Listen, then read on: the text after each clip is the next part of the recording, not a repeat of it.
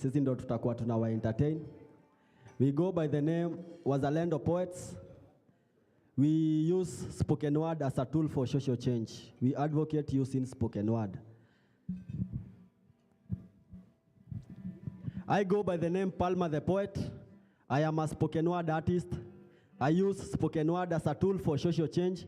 And my best guitarist goes by the name Koni Muziki. A round of applause to Koni Muziki. A round of applause to everyone in the building.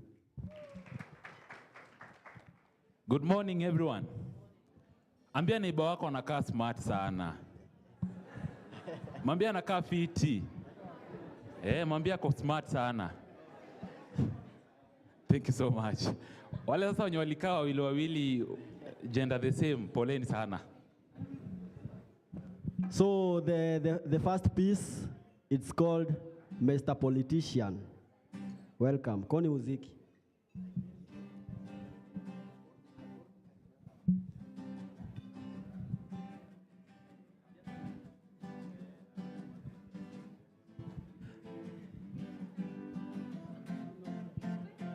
Mr. Politician.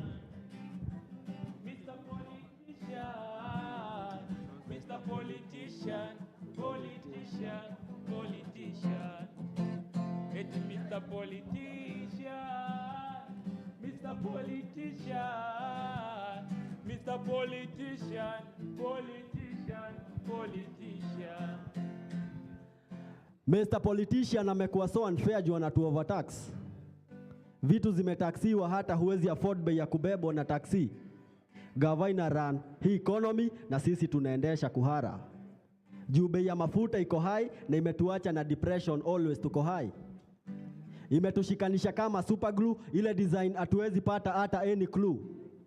Na mwananchi wa kawaida ndo anazidi kuadhiriwa juu after all wadhulumiwa ni sisi. Juu mheshimiwa kazi yake ni kukula, difference ya yeye na sisi ni ati yeye na drive na sisi tunaendesha kwa matumbo. Sisi mayouth tuna work hard kwa streets, yeye ana work hard kutuibia. Na tumejam juu ya high cost of living na yeye mataimu wana jam ni akipaka mkate na jam. After elections time huona huyu mheshimiwa ni akibebwa na hama na kazi ni kutubeba tu mafala. Mr. Politician najua siku kuchagua kwa radio juu most of time na kuonaga kwa ndege on air. I think corruption pia ilikuwa agenda, ni venye hamkuandika kwa manifesto. Tulikuvotia tukidhania hatutawahi pata kiongozi kama wewe anywhere, na sahi jina yako na corruption iko everywhere. So sijui ni nani anafaa kuwa na optician juu walai kazi yako sioni. Nasikia siku hizi unalala kwa 5-star hotel na kwa grao star yako ni starless. I think hiyo kitambi uko nayo ni ball juu umekuwa kituchezea karata. Na kitu wewe huo na fight ya bungeni ni uongezewe mshahara na umetujengea barabara nusu.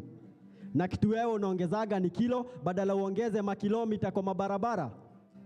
Na huko CDF watoto hawana uniform na hivyo ndio imebidi wasare masomo Mr. Politician. Na nikienda missing mnajua the reason juu of late nimekuwa nikifaitia haki za Wakenya wenzangu. Tuimbe wote jameni. Tuimbe wote. Mr. Politician, politician, politician pamoja twende. Hey, Mr. Politician. Mr. Politician. Mr. Politician, politician, politician. Tumetoka hadi sisi tumechoka. Sisi tumetoka. Sisi tumetoka. Tumetoka kudanganywa. The second piece goes by the name Tumechoka. Koni Muziki.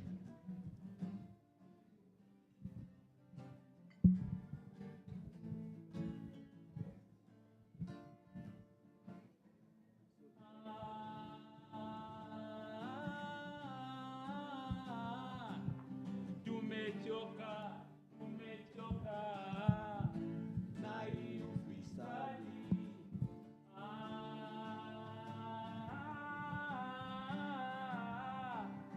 Tumechoka, tumechoka na hii ufisadi. Karibu Kenya hoya. Tumerudi siku za Yesu, siku za Zakayo. Hoya hii gava inataka kukamua ng'ombe maziwa yote na ng'ombe yako karibu kukufa. Kila siku tukiamka ni tax. I think ndio maana mheshimiwa siku hizi anaitwa the tax collector. Waheshimiwa wanasemanga wataleta maendeleo, na maendeleo wanaletanga ni ya kutenga tu. Tumetenga hadi tukachoka. Mkenya ni kama hana uhuru. Juu mheshimiwa peke yake ndio huwa anaendelea tu, na kila siku tukiamka tunapata huyu mheshimiwa ameandikwa hadi kwa Taifa Leo ya kupora pesa za umma. Shida zetu sisi wote ni mingi, lakini shida ya mheshimiwa ni venye ataongeza kitambi yake. Bungeni nashuku kama ni motion ya high cost of living ama ni debate ni ya venye mtaongeza vitambi zenyu.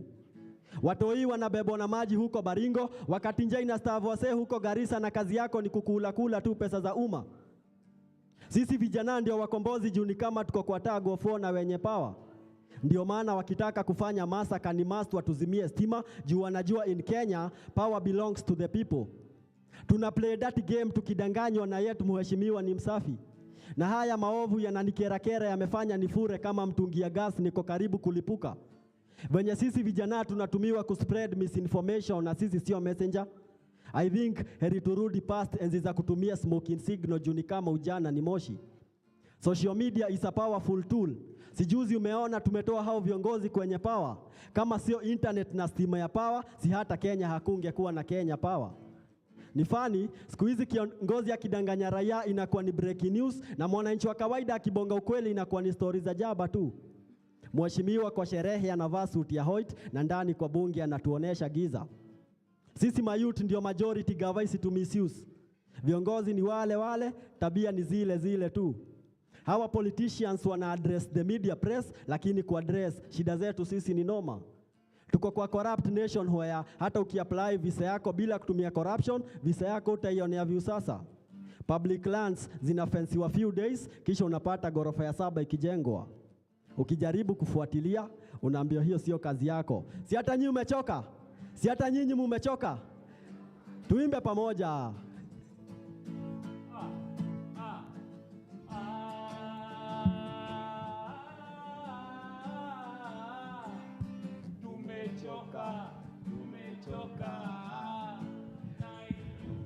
Tuimbe jameni.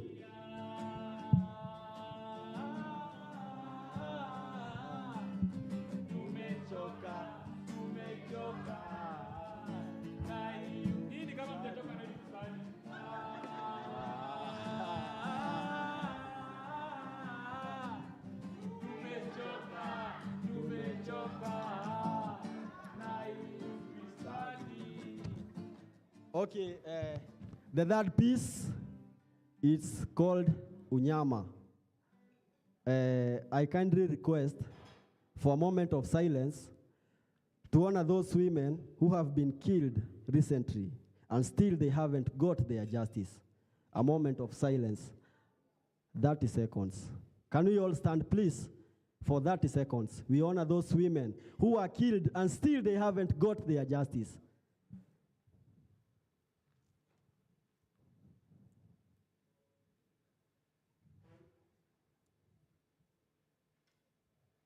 Thank you so much. You can all sit. The third piece goes by the name Unyama. It's talking about GBV towards women. Juu siku hizi kila siku tukiamka tunapata wanawake wameuliwa jo. Tunapata wengine wamerushwa kwa dam site, BNB Kasarani. Do you remember? Mna remember? Sawa. So I will start with a tribute. And I request, okay, I will read the tribute. Tribute to women killed and still they haven't got their justice.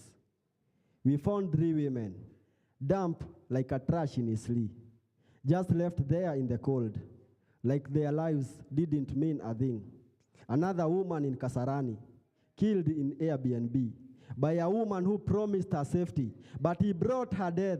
Scarlett Wahu, taken too soon by a man's hand, and Sharon, carrying life inside her. She was pregnant, but her dreams ended up on a sack. These names, they are more just than stories, more than the faces on the screen. They were sisters, they were mothers, daughters, like you and me. How long will we stay silent? How long will we let this be? Every woman deserves to walk free, to love without fear, to just be. They say justice will come, but we are still waiting. And while we wait, another sister is lost. Tribute to women killed, and still they haven't got justice. Tuimbe pamoja.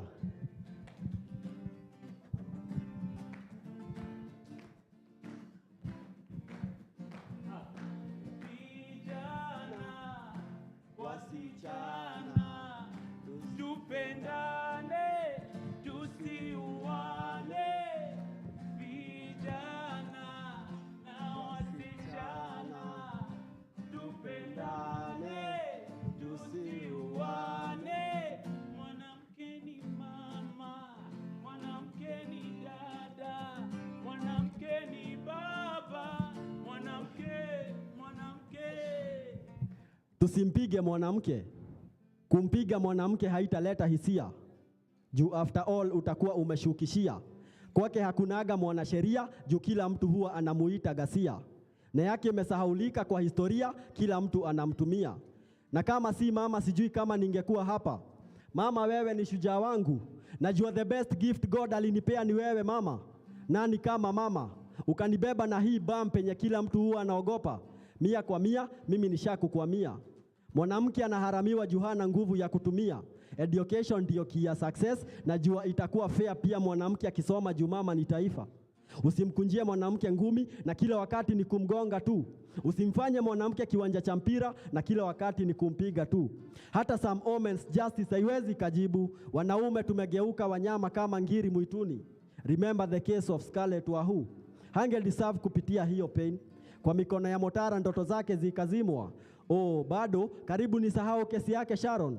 Mbona bado haijaipata haki? Na kila siku kotini, oh, bado tunangoja haki na muuaji yako huru. Hii haina caution. Before mwanamke apate chance kwa politics ni master lale na mwanaume ndo apate kura in the name of connection. Rape cases zimeongezeka mtaani in the name of wanaume wanajipatia pleasure. Msichana anafukuzwa shuleni kwa sababu hana karo ya shule, kumbe njiani kuna mwanaume amemngojea mkule kama carrot. Apart from breaking her virginity, pia wame break her own life. I'm not bitter, but I'm bitter with women reps. Kazi yenu ni kurepresent wa mama kwa bunge, lakini kwa ground kazi yenu ni kurepresent mifuko zenyu. Mtaani mnaendesha magari bigi, yetu wasichana wanawacha shule kwa sababu hawana pad.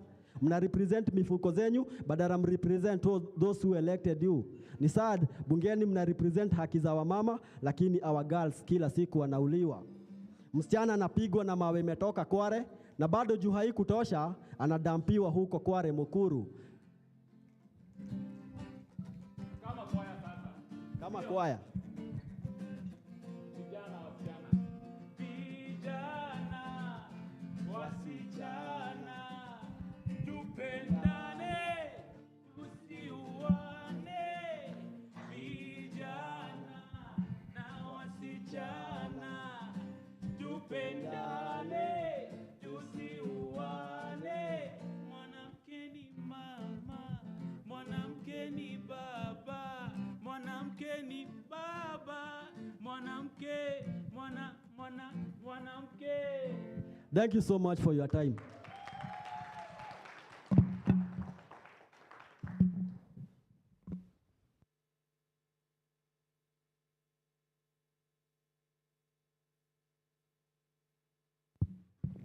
An additional round of applause to the team.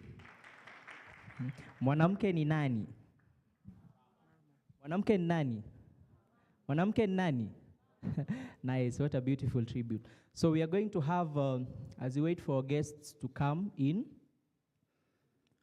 I want us to take part in an exercise. Okay? It should last 2 minutes because you're bright people. I know some people like Winnie have taken part in this exercise, so it might be rigged, but yeah. So these are the instructions. You're going to do exactly what I say that you do. Okay?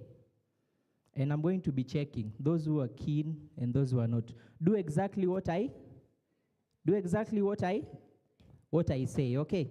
So first thing, hands up, one hand up, everybody, hand up, Some people are smiling. I'm like, wait, have you done this before?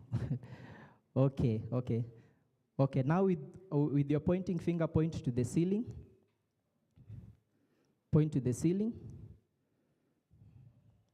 While looking at me, point to the ceiling. Okay, with that finger, point your chin. Point your chin. Nice. Now look at your neighbor. Look at your neighbor and tell your neighbor, neighbor, this is not your chin. This is not your chin.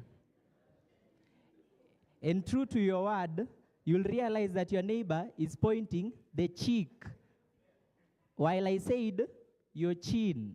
So what did you do? You did what I did. The conclusion of that is that action speaks louder than what? Than words. Action speaks louder than what? Thank you so much for your time. I'll give it to Ken. A round of applause to our moderator as he comes in. Thank you.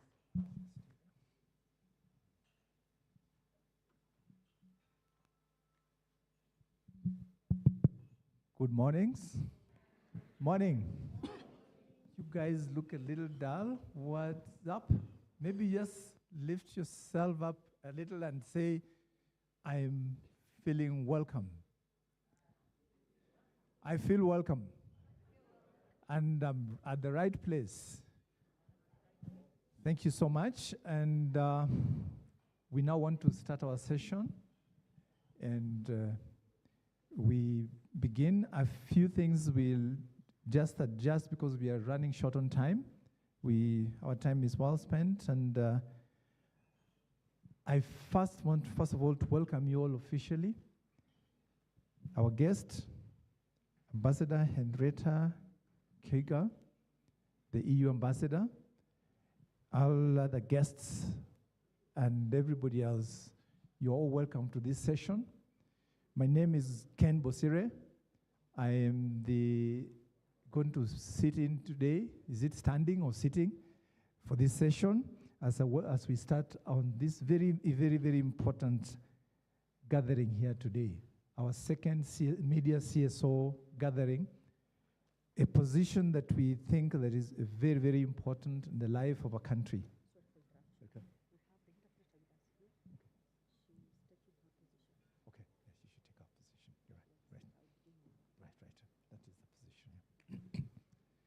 Yes, she'll be the interpreter. So I want to start with a very important quote. This session where the media comes together with the civil society and to discuss about our very important discussion, which is about Kenya and our lives. So, I have a book here that I think I want to take a quote that will signify exactly what we mean. How many have ever come across this book? How many? Just lift your hand by show of hands. It's called Undoubted. It's by Father Gabriel Dolan, a man who did a lot of work in the civil society movement and the freedom of Kenya.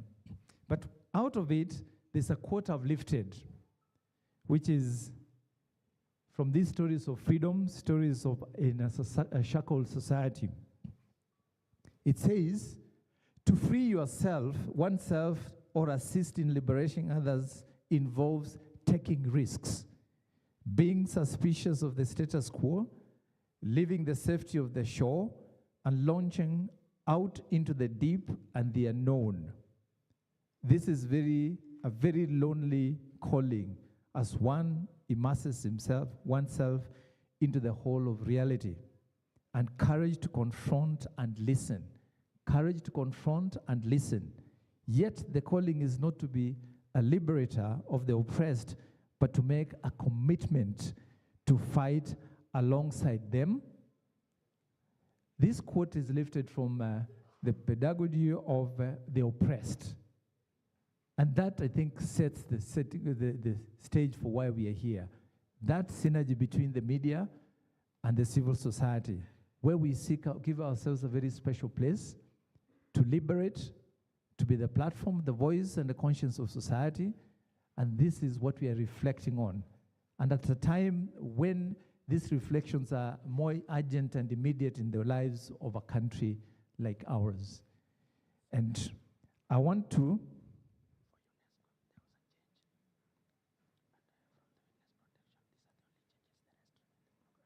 those are the points.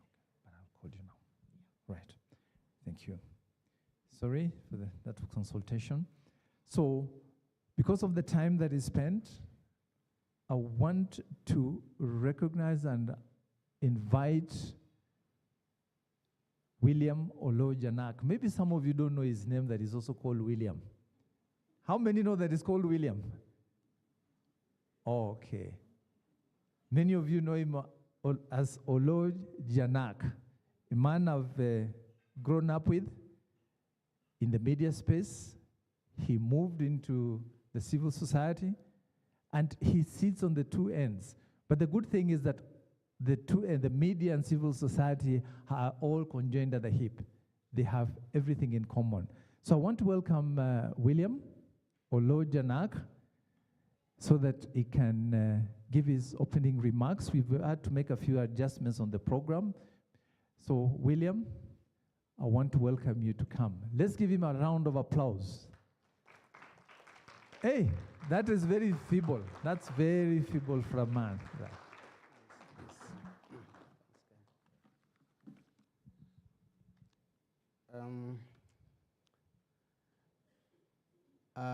Our honored guest, the EU ambassador to Kenya, Madam Henrietta Giga. Our honored guest also from UNESCO, Katiba Institute, Witness Protection, the KCA chairman, the chairman of the CFF board, Mr. Malombe. We have a honored guest from the UN Office of the High Commissioner for Human Rights. We have the executive director of the Eastern Africa Editors Society, and also the chair of the Africa Media Forum. Churchill Otieno is with us. And we also have the executive director of Internews, Fatma Sandbu. And of course, many, many of the other honored guests from the civil society and the media. We have a lot of media, key stakeholders, both from Nairobi and up country. We have representation from different, I think from the US Embassy should be coming, from the Canadian Embassy gave apologies.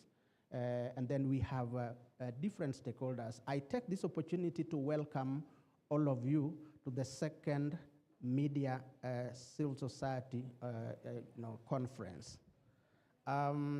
We have had to make a few adjustments to the program, and this is because our chief guest will be leaving for another meeting. There are many demands, as you know, within the government frameworks and also other sectors. So initially we had the program that you might have seen earlier on had indicated she would speak slightly after. But now that is not going to be possible because she will have to leave first. So the rest of us, I'm sure, will continue the way they are. Yeah, but now, after this welcome, I'll shortly invite her. But let me just take this opportunity to just give a little background about this. Media and civil society have driven conversations, have driven reforms in this country. And those who have been around here for a while, you are aware that the media and civil society were critical in driving the reforms that led to the return of multi-party politics. That was from around 1990 to 1992 and thereafter. And the media and civil society, essentially, media is part of the civil society. An American editor called Thomas Gudgeon identified the civil society as the fifth estate, as of course the media is the fourth estate. But then the two are essentially civil society because they occupy the space between the people and the state and the governments. So the conversation that we are trying to encourage between the media and civil society is one where we build synergy, because civil society has great capacity in terms of research, in terms of planning, in terms of programmatic work. They beat the media in this because for us, we just do the literature in a hurry. And then the following day is out there, and then we go on to the next thing. So when it comes to the kind of planning and the synergy and the motivation and the support that we often require, we rely very much on civil society to articulate certain things around governance issues, civic space issues, democracy, and so on, in a manner that we in the media then are able to consume and get out to the public. So given the long history of our collaboration under the difficult environment of the one-party state all through, sometimes we seem to go different ways because of different interests, but largely, whenever the space around democratic reforms, social justice, and as we now say, the shrinking civic space is threatened, then you'll always hear the voices of the civil society. And of course, the media, especially the leadership, often come out very strongly to say that the media freedoms, access to information, and also the question of freedom of expression, these are critical things that we always want to project and put on the national platform. So last year, we had the first media conference at the Boulevard Hotel. We came up with a series of resolutions. We did have a post-conference evaluation in April. Then we slowed down a bit because of the Gen Z protests and other political and issues that came up. But we said that if we lose the momentum by not holding the second Media-CSO conference, then that would not be good. So you may have been hurried a little in terms of the invitation that brought you here, but we are happy that you found a chance to come. And therefore, we thank you very much. With that background, I just wanted to let you know that this is a process that is ongoing. Our two chairs will be able to speak a lot more about this process. Mine is merely to put it into context and say that from where we began, we have been moving, and we want to invite you because we decided at the Boulevard, one of the resolutions was that this must be an annual opportunity, an annual event. And therefore, next year it will be bigger, it will be stronger, and all of you will be there and other partners together. So with so many remarks, please allow me to now invite the chief guest, the EU ambassador to Kenya, a long-time friend. Madam Ambassador, allow me to say one or two things about you. When she came to Kenya in 2021, immediately she came, even amid the kind of pressure, meeting government officials and so on, one of the sectors that she chose to meet was the media sector. And her staff reached out to all of us, the key media sector. We met her just to find out about the environment, because from the EU, they are very supportive of the media. And she comes from a human rights background, from what I know, when you are in Brussels. So she understands what we are dealing with perfectly, because she has been within the diplomatic service and human rights sector for a long time. And within that short period, she got engaged with us in a series of meetings and came to address our meetings. And she has remained very engaged with us. A lot of consultation. So we thank you for remaining engaged and for making the position that you have always made, that EU supports press freedom, freedom of expression, and all the other freedoms. I'll leave the rest of that for you to now speak about. Yeah. Can we welcome the ambassador?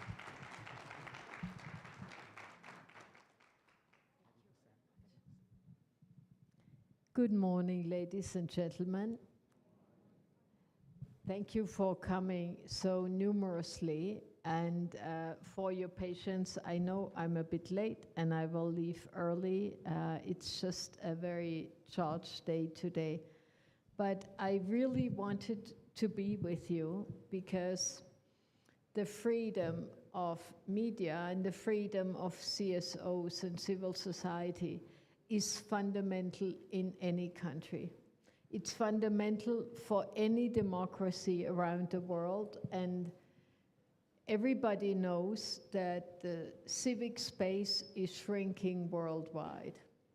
This is a sad trend that has started some time ago, and as European Union, we do everything we can to support the making sure that the spaces remain open everywhere. And you may think, well, things in Kenya are not so good, but they are very good in comparison to other countries. I'm not saying this to make you complacent, but to tell you what the global situation looks like. So Kenya still is relatively free, but I would say that there are some worrying trends and things are maybe not going in the right direction. And what we have seen in the past is that the Kenyan media and civil society sector were so strong in lending a voice to the people and also be watchdogs and monitors of what is happening in the country. I read every morning several newspapers, and I just saw another scandal on the front page this morning. And if there were no media, nobody would know about it. Nobody. Of course, we all know that media is in a transition process. We are going from printed to social and to more visual. So this is putting a lot of pressure on media to make that transition and transformation successfully.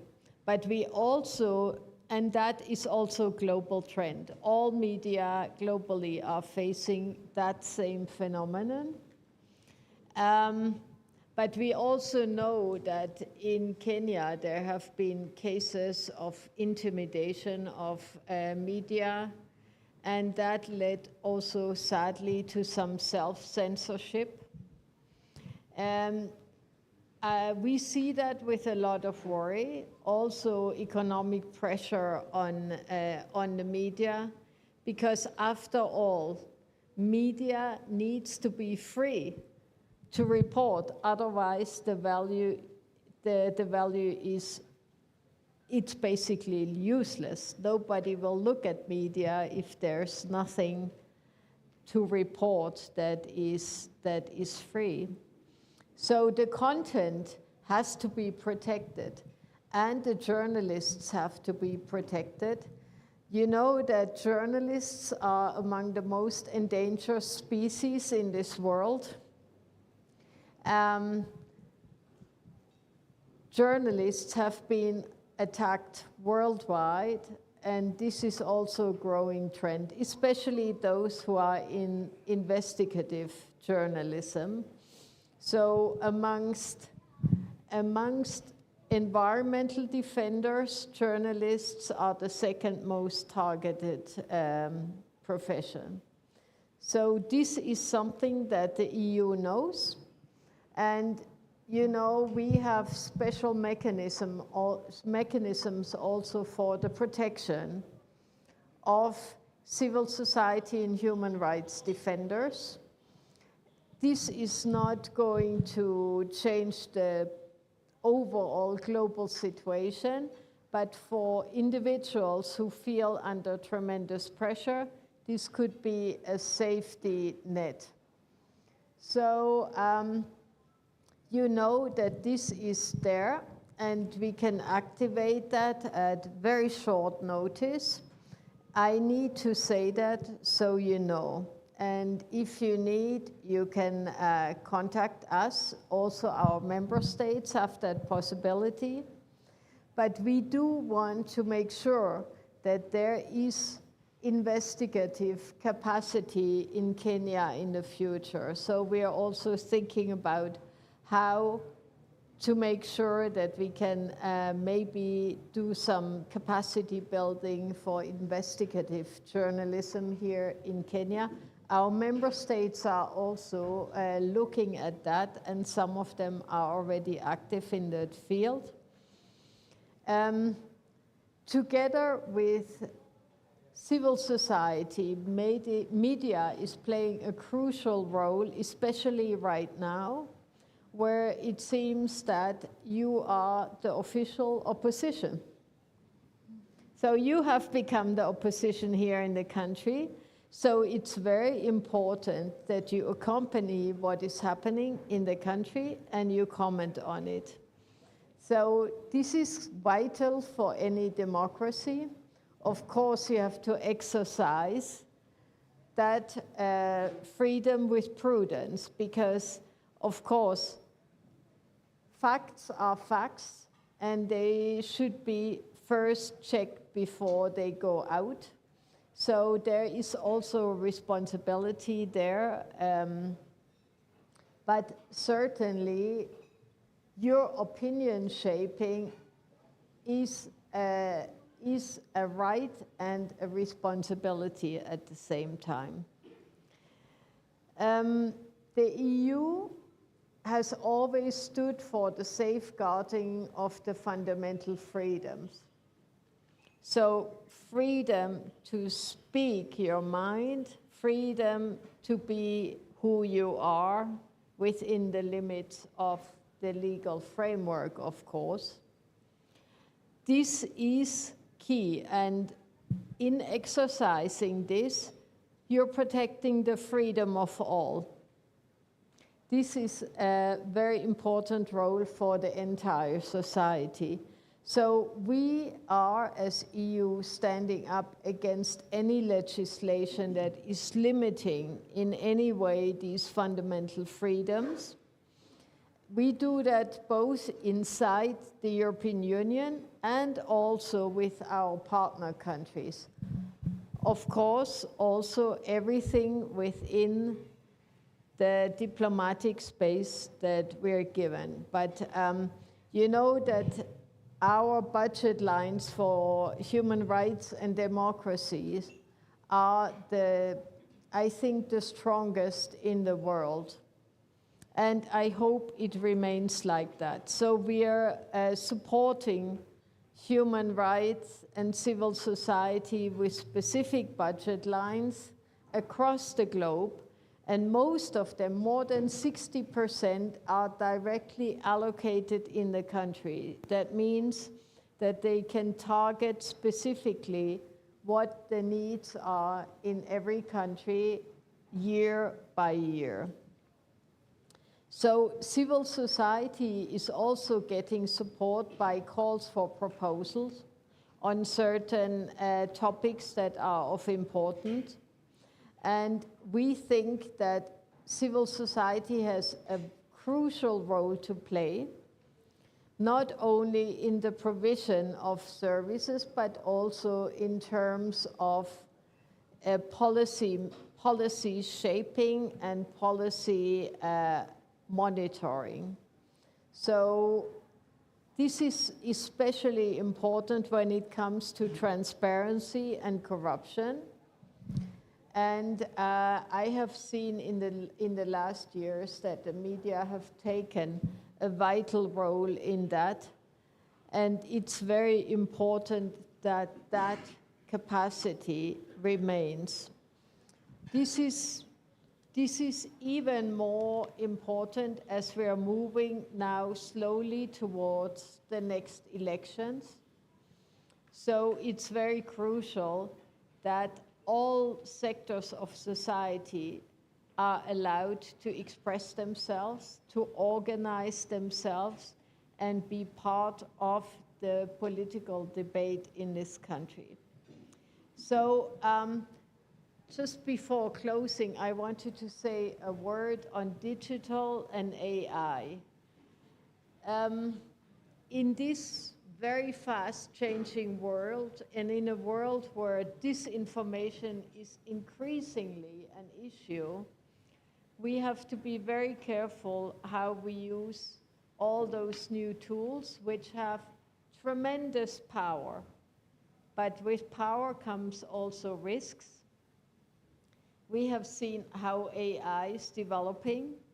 AI can be extremely useful, but it can also be dangerous.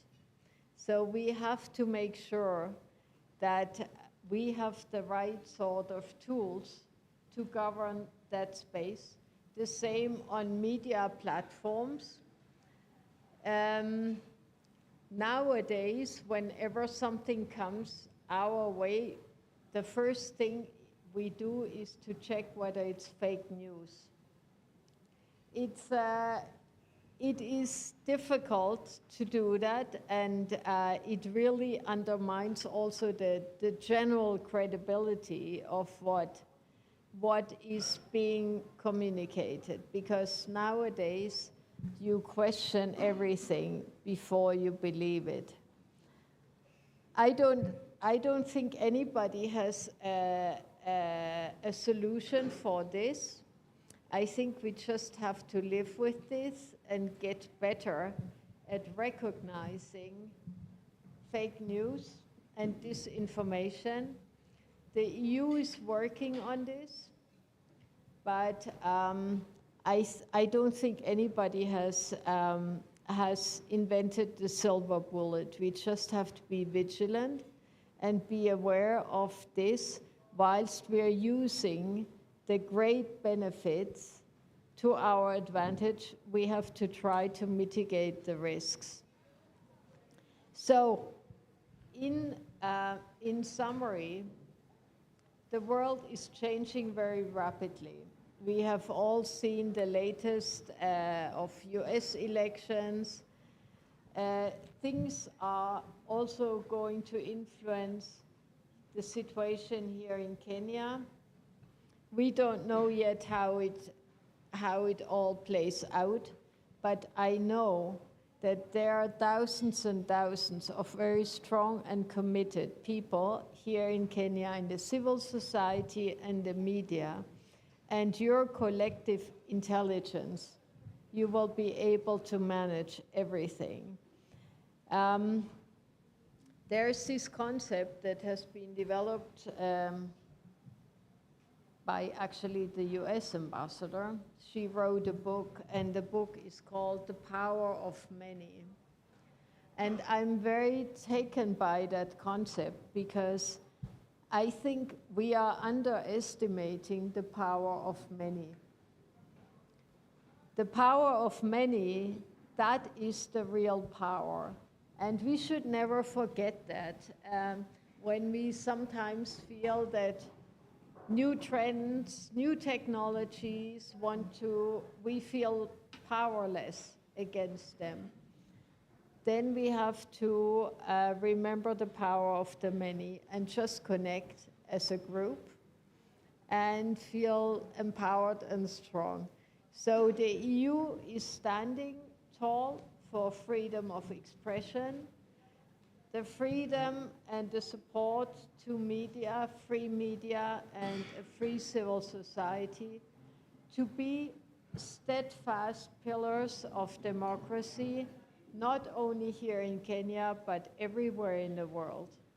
So I wish you a great conference and draw strength from each other and exchange best practices to really draw from the power of many. Thank you very much. Asanteni sana. Madam Vice, may I ask you? Sure. Yeah, right now. Can we thank the ambassador once again? Appreciate. You saw we changed and the protocol changed a little, so we'll have to bear with us. Okay. I want to ask our key guests, because she will be leaving at some point, right from that table up to here, please be with the ambassador for a quick photo, so that if she chooses to leave at some point, then we'll have had her together in one of the images. Karibuni. Churchill, Tim, Vincent.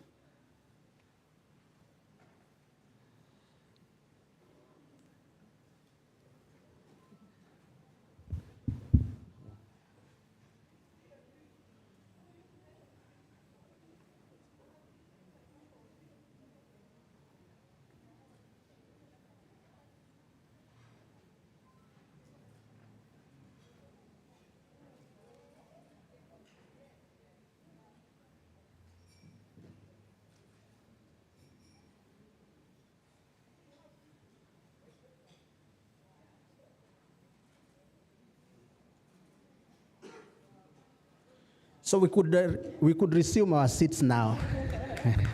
Okay, thanks. Thanks very much, Madam Ambassador.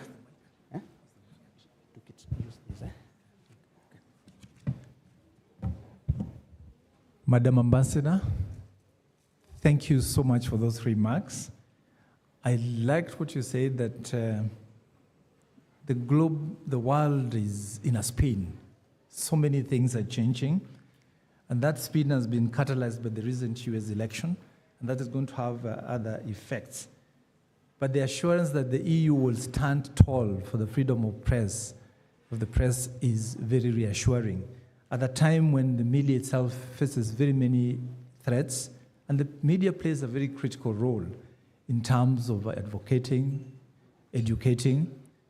It is the platform that we all use, but that platform we find, because of the new technologies, the hygiene of the information that comes through it is now in doubt every day. You have to spend more time, take more responsibility to ascertain whether it is the right information or everything else.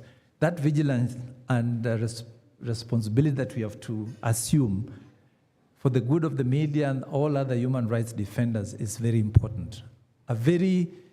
If some fake posting can set a whole society on aflame, and we are aware what happened, the recent riots in the UK, where just a tweet set whole cities, little cities on fire. It is important, and thank you for that reassurance, and we are great partners, and thank you for standing with us.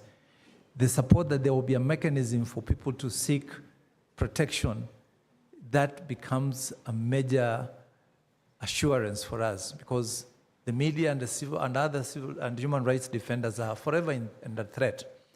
The power of many that you talk about, sometimes that power of many is not the right power, but they have the numbers.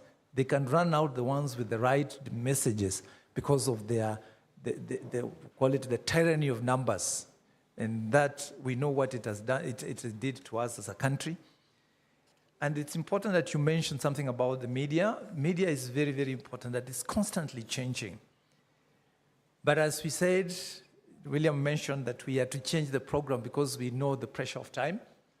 I now want to take this time also I know the guests have come here and been recognized. There's a team that came here, and when they sang, we took that as setting the stage. But I want to recognize the guests in the room, and by starting by saying, Bwana David Malombe, just wave from CFF board. We have Hudson Matara, chairman of the Kenya Correspondents Association, Nora Mbagadi, Director, Katiba Institute. We have Dr. Bernard Mogesa, Chief Executive Officer, Kenya National, that was traveling. Viola Oluoch, Jedida Waruhi, from Executive Director of Witness Protection, but Jedida is represented here by Zachary Mwangi. Then we have Jafar Mohammed from UNDP. I'm Ken Kenya. Clarice Oganga is represented by Vincent Omunyin. Vincent, thank you very much. And then we have from the UNESCO, we have J. Riel Terra. Then we are from the East African Editors Society, Churchill Otieno. Churchill is also the founding president of the Kenya, not the founding, one of the key presidents of the Kenya Editors Guild. We used to have chairman, we elevated him to be the president. Now he's the president of the African Forum of Editors. Churchill, let's applaud him. Then we'll have other guests coming in. David Omoyo from the Media Council of Kenya. We'll have Agnes Kaleche from the Media Owners Association. Madam Agnes, she's already in, but we're expecting her. We have other guests, like we have Eunice Kamau from Inuka, Kenya. Oh, you're representing your name? Salima. Thank you very much, Salima. Welcome. Thank you. Pass our greetings to her. Then we have other guests who are coming in. When you're working on digital stuff, that's what it means. Especially if you come from a point when you used to write on pen, you're touching your phone and it's moving around. Then we have Grace Gidaiga from Kikchanet. Grace. We call her Gigi. And other guests that I see here, Eric Oduor. Eric Oduor. We call him SG from the Kenya Union of Journalists. And finally, then we welcome all other guests, invited guests. So before we proceed, these young men who came here, there were two young men who came and sang. I'm going to take an interview with Madam Ambassador. One song that really touched me, a song that a presentation they did called Mr. Politician. We place politicians at the center of everything else. But thinking about that presentation, I also thought about the politician does not exist on their own. The politician is a product of a voter. What is the strength of your vote? The song, the presentation talked about the politician on the ills. But where's the birth of that ill? The late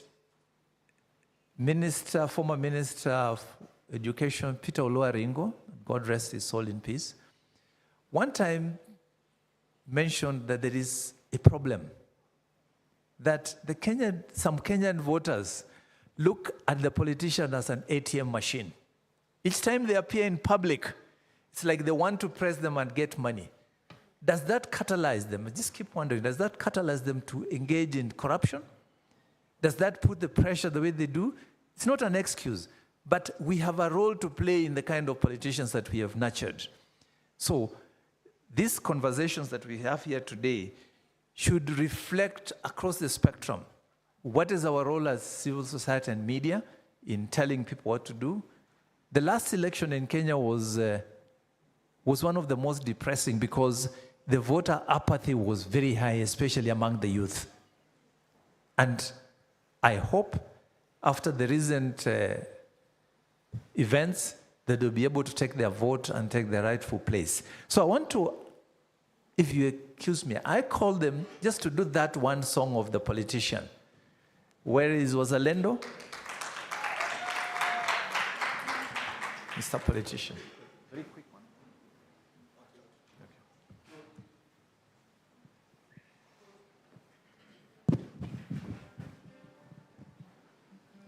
Mko fiti tena? Are you good?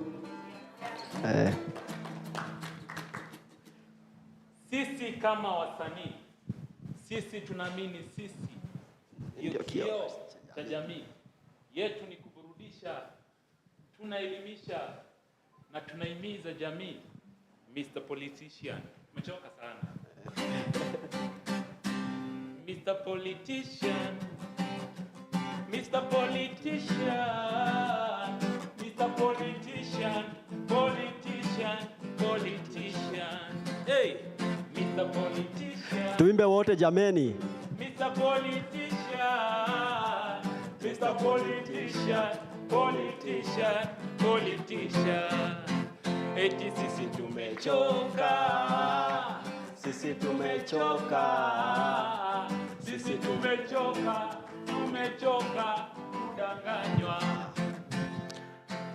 Mr. Politician amekuwa so unfair juu anatu overtax. Vitu zimetaksiwa hata huwezi afford bei ya kubebwa na taxi. Gavana run hii economy na sisi tunaendesha kuhara. Juu bei ya mafuta iko high na imetuacha na depression always tuko high. Imetushikanisha kama super glue, ile design hatuwezi pata hata any clue. Na mwananchi wa kawaida ndo anazidi kuadhiriwa juu after all wadhulumiwa ni sisi. Juu mheshimiwa kazi yake ni kukula kula, difference ya yeye na sisi ni ati yeye na drive na sisi tunaendesha kwa matumbo. Sisi mayouth tuna work hard kwa streets, yeye ana work hard kutuibia. Na tumejam juu ya high cost of living na yeye matime huo na jam ni akipaka mkate na jam. After elections time huo na huyu mheshimiwa ni akibebwa na hama na kazi ni kutubeba tu mafala. Mr. Politician najua siku kuchagua kwa radio juu most of time na kuonaga kwa ndege on air. I think corruption pia ilikuwa agenda, ni venye hamkuandika kwa manifesto. Tulikuvotia tukidhania hatutawahi pata kiongozi kama wewe anywhere, na sahi jina yako na corruption iko everywhere. So sijui ni nani anafaa kuwa na optician juu walai kazi yako sioni. Nasikia siku hizi unalala kwa 5-star hotel na kwa grao star yako ni starless. I think hiyo kitambi uko nayo ni ball juu umekuwa ukituchezea karata Mr. Politician. Mr. Politician shuka. Tuimbe wote jameni. Mr. Politician, pamoja twende. Mr. Politician, Mr. Politician, politician, politician. Sisi tumechoka, si ndio? Sisi tumechoka. Sisi tumechoka. Sisi tumechoka, tumechoka kudanganywa. Karibu Kenya hoya.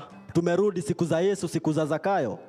Hoya hii gava inataka kukamua ng'ombe maziwa yote na ng'ombe yako karibu kukufa. Kila siku tukiamka ni tax. I think ndio maana mheshimiwa siku hizi anaitwa the tax collector. Waheshimiwa wanasemanga wataleta maendeleo na maendeleo wanaletanga ni ya kutenga tu. Tumetenga hadi tukachoka. Mkenya ni kama hana uhuru. Juu mheshimiwa peke yake ndio huwa anaendelea tu, na kila siku tukiamka tunapata huyu mheshimiwa ameandikwa hadi kwa Taifa Leo juu ya kupora pesa za umma. Shida zetu sisi wote ni mingi, lakini shida ya mheshimiwa ni venye ataongeza kitambi yake. Bungeni nashuku kama ni motion ya high cost of living ama ni debate ni ya venye mtaongeza vitambi zenyu. Watoi wanabebwa na maji huko Baringo wakati njaa inastavu wase huko Garissa na kazi yako ni kukula tu pesa za umma. Sisi vijana ndio wakombozi juu ni kama tuko kwa tag of war na wenye power. Ndio maana wakitaka kufanya masaka ni must watuzimie stima juu wanajua in Kenya power belongs to the people. Tuna play that game tukidanganywa na yet mheshimiwa ni msafi. Na haya maovu yananikera yamefanya nifure kama mtungi ya gas niko karibu kulipuka. Wenye sisi vijana tunatumiwa kuspread misinformation na sisi sio messenger. I think heri turudi past enzi za kutumia smoking signal juu ni kama ujana ni moshi. Social media is a powerful tool. Sijuzi umeona tumetoa hao viongozi kwenye power. Kama sio internet na steam ya power, si hata Kenya hakungekuwa na Kenya power. Ni fani, siku hizi kiongozi akidanganya raia inakuwa ni breaking news na mwananchi wa kawaida akibonga ukweli inakuwa ni stories za jaba tu.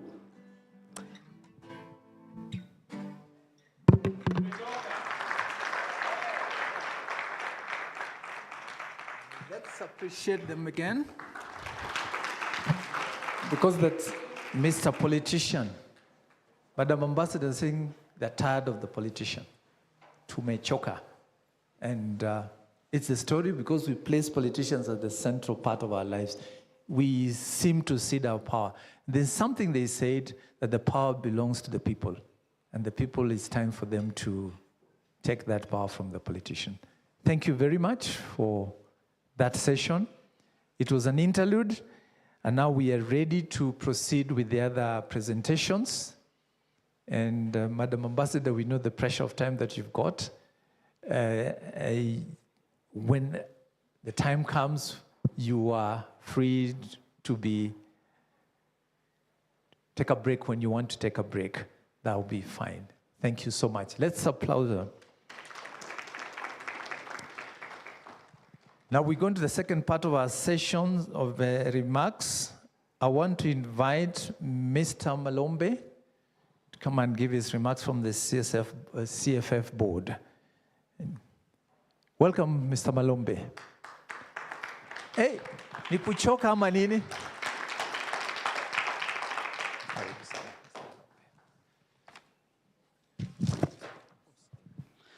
Comrades, power.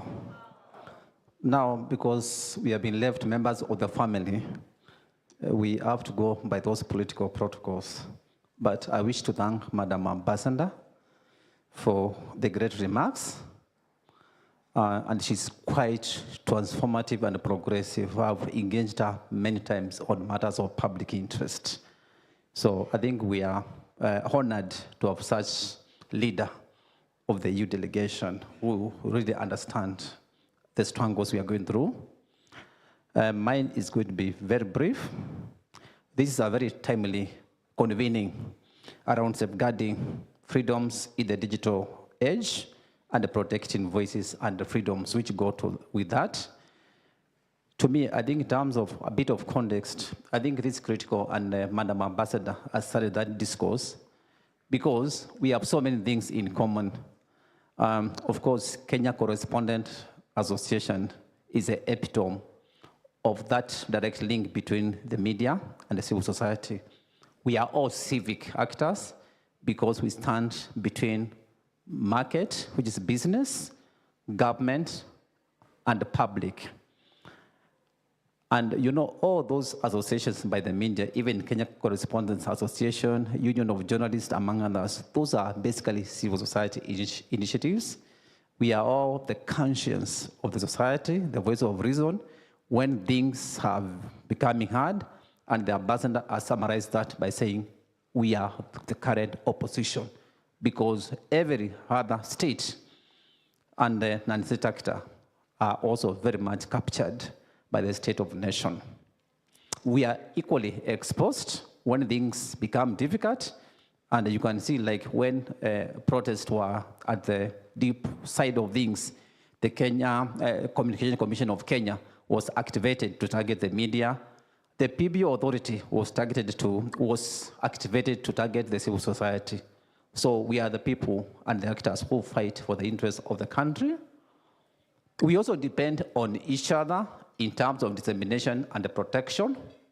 And that's why Madam Ambassador was talking about those protection mechanisms. Actually, when most of the media actors become targeted, there's a whole protection mechanism from civil society, which is used to support anyone who is under threat. So we have so many things in common, but we all also stand in the gap and also in the quest for good governance and the protection of human rights.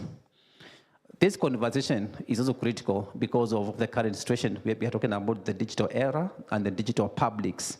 And there are 5 fundamental things from my side. And this is also in the context of artificial intelligence, which then provides better frameworks for content creation and dissemination, and also spaces for civic organizing and expression. And this was properly leveraged during the Gen Z protest. Some of us who are known for protest in the physical space, now we know we have now bigger spaces where online organizing is very critical. But from the side of Kenya Human Rights Commission, where I work as the executive director, we are very clear that there is no replacement for the physical political organizing. And that's why you saw the street work, which was done by the Gen Z in the country, really challenged and exposed the soft bellies of our criminal political elite. So the digital and the physical spaces are therefore very powerful complementary forums for organizing and respond to matters of public interest. Of course, we have now been able to experience better spaces for easier organizing and also access to information. which has also boosted accountability. And again, you saw this also during the Gen Z protest, and also very easier, powerful, strategic convenings and conversations. Of late, I've seen situations whereby we organize X spaces where we get membership like 100,000 people. We are not able to convene 100,000 people in a physical meeting. So I think this space is very powerful, and we need to also use it to push the agenda we have for the country. Of course, there's also this emerging notion of the digital public infrastructure, e-government, e-governance, and also digital public goods, which has also modernized access to services, especially in the governance of public affairs. And this is also critical in terms of realization of economic, social, and cultural rights. But all these good things, as Madam Ambassador said, come with the challenges, some of which also border on human rights violations. For example, misinformation, disinformation, and the fake news, extreme state repression, because I think the regime has discovered now people have a space which is much more difficult to regulate than the physical one. Because the physical one, you have seen the way police have been behaving, abusing the Public Order Act and other excessive laws and policies, which as civil society we have also documented in other book, for which we plan to go to court to have those laws declared unconstitutional. And a lot of those laws are colonial, and others have been put in place by the post-independence up to the current regime, including the Computer Misuse and Cyber Crimes Act. This law was put by Mr. Uhuru Kenyatta, and now they are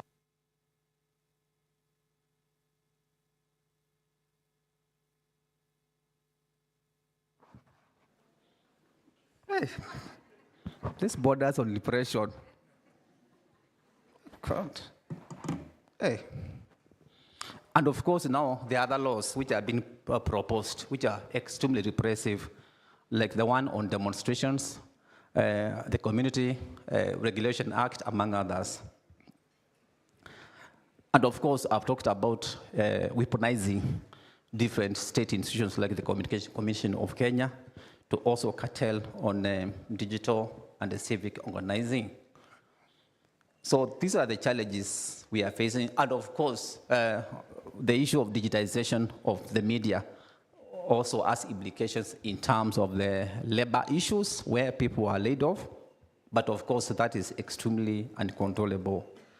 So with this context, I just want to challenge us to remain more vibrant, more organized, and bold, because I think we are in a state of repression, which then calls for better civic organizing both online and also physically.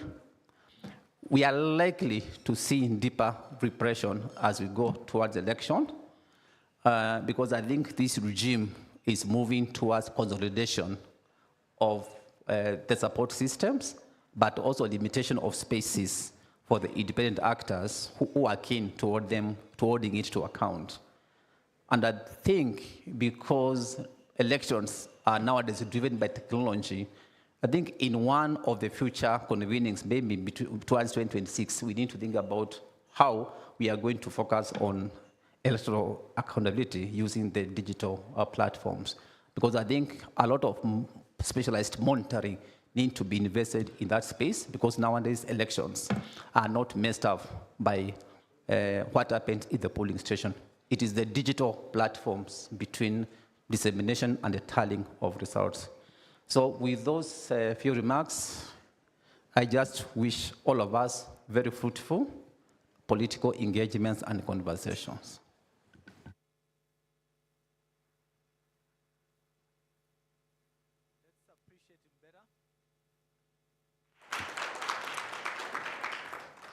Raised very critical issues about the shrinking space, that both in the physical world, in the physical and the digital spaces, because those spaces that where we are now organizing, the same guys you're organizing against have also found their way there. So it is, the battle is both physical and in the digital world. One of the things that maybe something for us to think about is there's been a lot about abductions of human rights defenders. And one of our colleagues did mention that one of the laws that we never seem to talk about, they had activated something called the anti-terror law. That anti-terror law, if you read it, it gives them a blank check to do anything. And that was a law that we exported and imported and exported from the US and planted it here. And it's one of those laws that people really perhaps need to have a conversation around, because it goes beyond the ordinary policing. It takes other spaces that we need to do. But I like what you've said, vibrant and challenged, and let's not remain depressed, as you're saying. That should spur us into some action. So I want now to invite Hudson Matara. Matara succeeded William Olojanak as the president of the Kenya Correspondents Association. I know the long history of the Kenya Correspondents Association. You remember how it was born? It was through support from the Adna Conrad Foundation when it started training. At that time, there was a conversation that the correspondents were not part of the conversation. But Bwana Matara, thank you, welcome, and we are happy that you represent the correspondents, and they form 70% of the news that we find on our news platforms. So, and yet, they're the people who are never spoken about all the time. Thank you, Bwana Matara.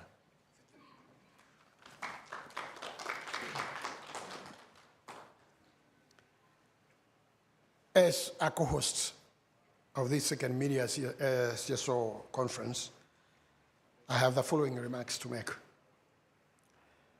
We have already done the introduction, and I need only belabor the point. So, to all esteemed participants, I wish to take this opportunity on behalf of the Kenya Correspondents Association to warmly welcome you to this second Media-CSO conference, and for taking your time to attend and share your experiences and perspectives.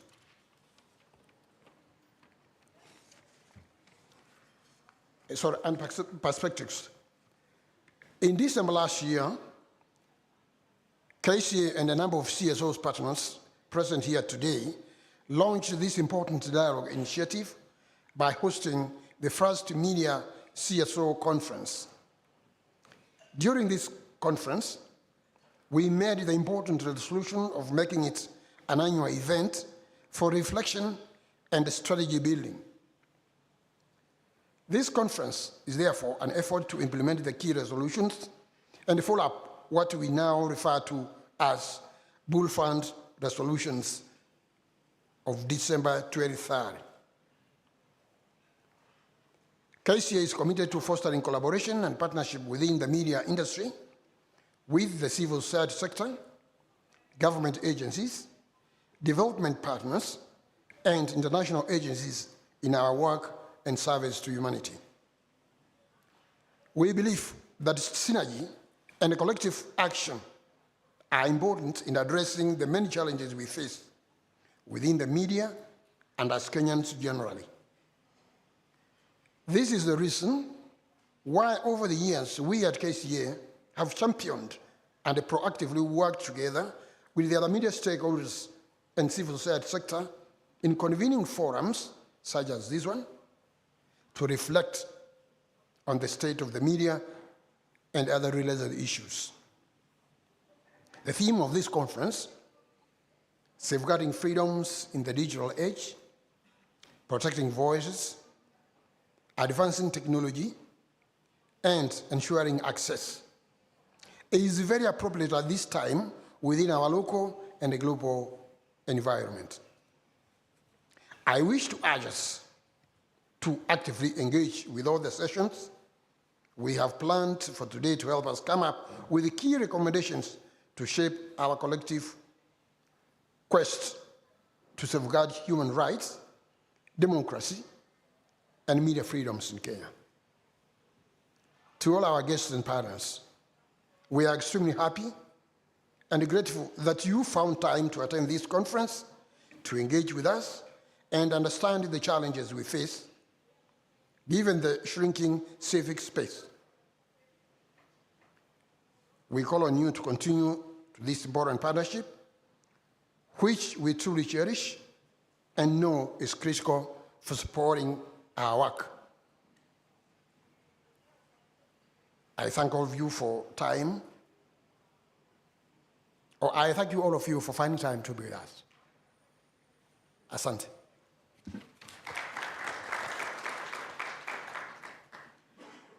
Let's appreciate him better. Being partnering, and KCA has been part of this very critical conversation and has been a heart of work of doing these things. Correspondents play a critical role. They are the guys at the grassroots, and they're the ones who collect all the bulk of the information that we have on our media platforms. Allow me to welcome now Nora Mbagathi, Executive Director from Katiba Institute.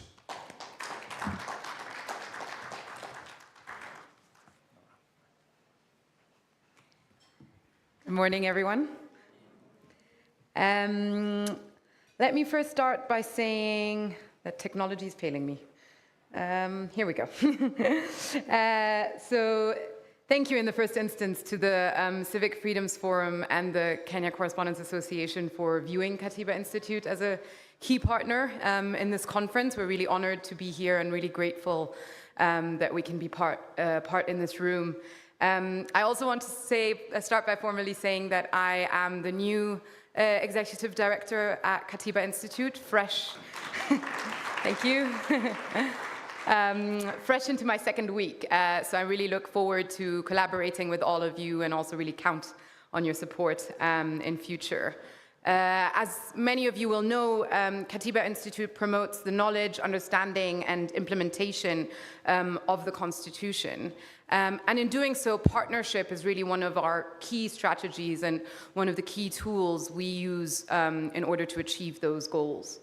And as has been mentioned before, media and civil society organizations are essential in holding governments to account, in protecting civic space, and also in upholding democratic principles. And as we see a shrinking civic space, I think it's really crucial that we come together in spaces like these, that we're able to exchange and that we're able to explore on the topics like the ones that are being raised today. Because while working in this space, we face many challenges. Many of us will have noticed there are increasing surveillance, there are challenges such as threats, there are limitations to access information, there's the sustainability question, and of course, as was touched on as well by the speakers before me, emerging challenges created through technology, such as disinformation, misinformation, and other areas in which we are still trying to figure out how we can work our way through those. And so this is why I believe that collaboration between media and civil society is so crucial in fostering accountability. Katiba also acknowledges the media as a critical partner in promoting the knowledge and the understanding of the Constitution, which is, of course, one of the key elements that we're working on, and also in defending its implementation. And in that context, we have also been working to support media freedom wherever we can and whenever we're called on to do so. So we have consistently promoted media freedom through litigation, research, and capacity building. In a case that was decided earlier this year in March, the High Court of Kenya outlawed the offense of subversion for violating the right to freedom of expression and media freedom. And in a case that's actually still ongoing, we are challenging the earlier censure of TV stations for broadcasting protests. We're still awaiting judgment on that case.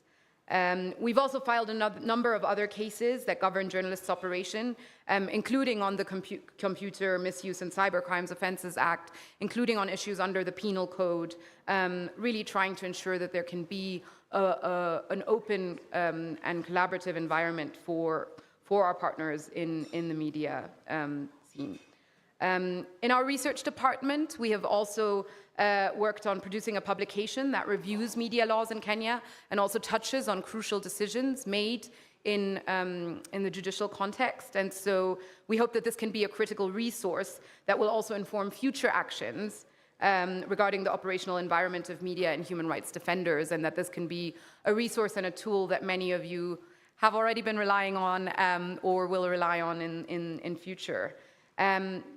Of course, for us working on constitutional issues, as well as for many of the journalists and media partners here in the room, access to information is one of the key areas of importance. And so as Katiba, we regularly use Article 35 of the Constitution on access to information to implement the principles of transparency, accountability, and freedom of expression. We partner with other organizations on this as well, including the Commission on Administrative Justice, the Kenya Correspondents Association, and the Media Council of Kenya, to build the capacity of different groups and a really diverse set of actors to ensure that everyone is able to fully make use and enjoy the rights that they have under the Constitution, including the right to access to information. So finally, to conclude, while efforts have been made to protect freedoms in the digital age, as we see and as we will hear more about, I think, through today's conference, numerous challenges remain that really need our attention. And this conference provides an excellent opportunity to examine the essential topics and to talk really together about how we can safeguard each other, how we can safeguard our rights in this space. And so I hope that we can all join together in advocating for a society that promotes policies which protect everyone and where technology actually serves the greater good rather than challenging us further. Thank you. Thank you, Katib. Thank you, Pagadi, for that very encouraging. And we appreciate the support that you give to the civic space, especially the media. I know we have had some policy and legal legislations that we have had the support of Katiba in terms of reviewing and pushing them new. Thank you and welcome to your new position. Congratulations. It comes at a very good time. Our next speaker is going to be Irene Maina from Daconia. Okay. Irene?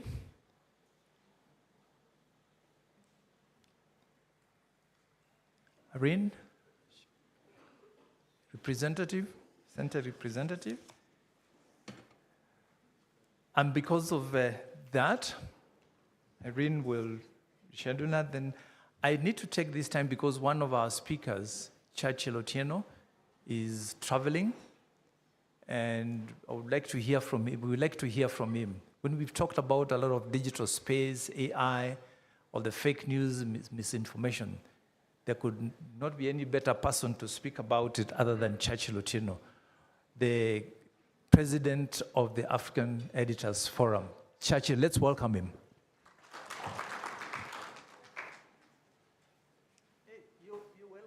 The president of the forum is... Thank you, Ken. To colleagues and friends, many familiar faces around the room, allow me to ride on the protocols so well established by William and the ambassador earlier this morning and the speakers who came before me. I bring greetings from Eastern Africa and from Africa.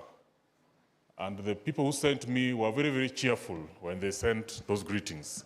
So I'll be very glad if I could see some happy faces receiving the greetings so that I can take as cheerful. Great, yes, thank you.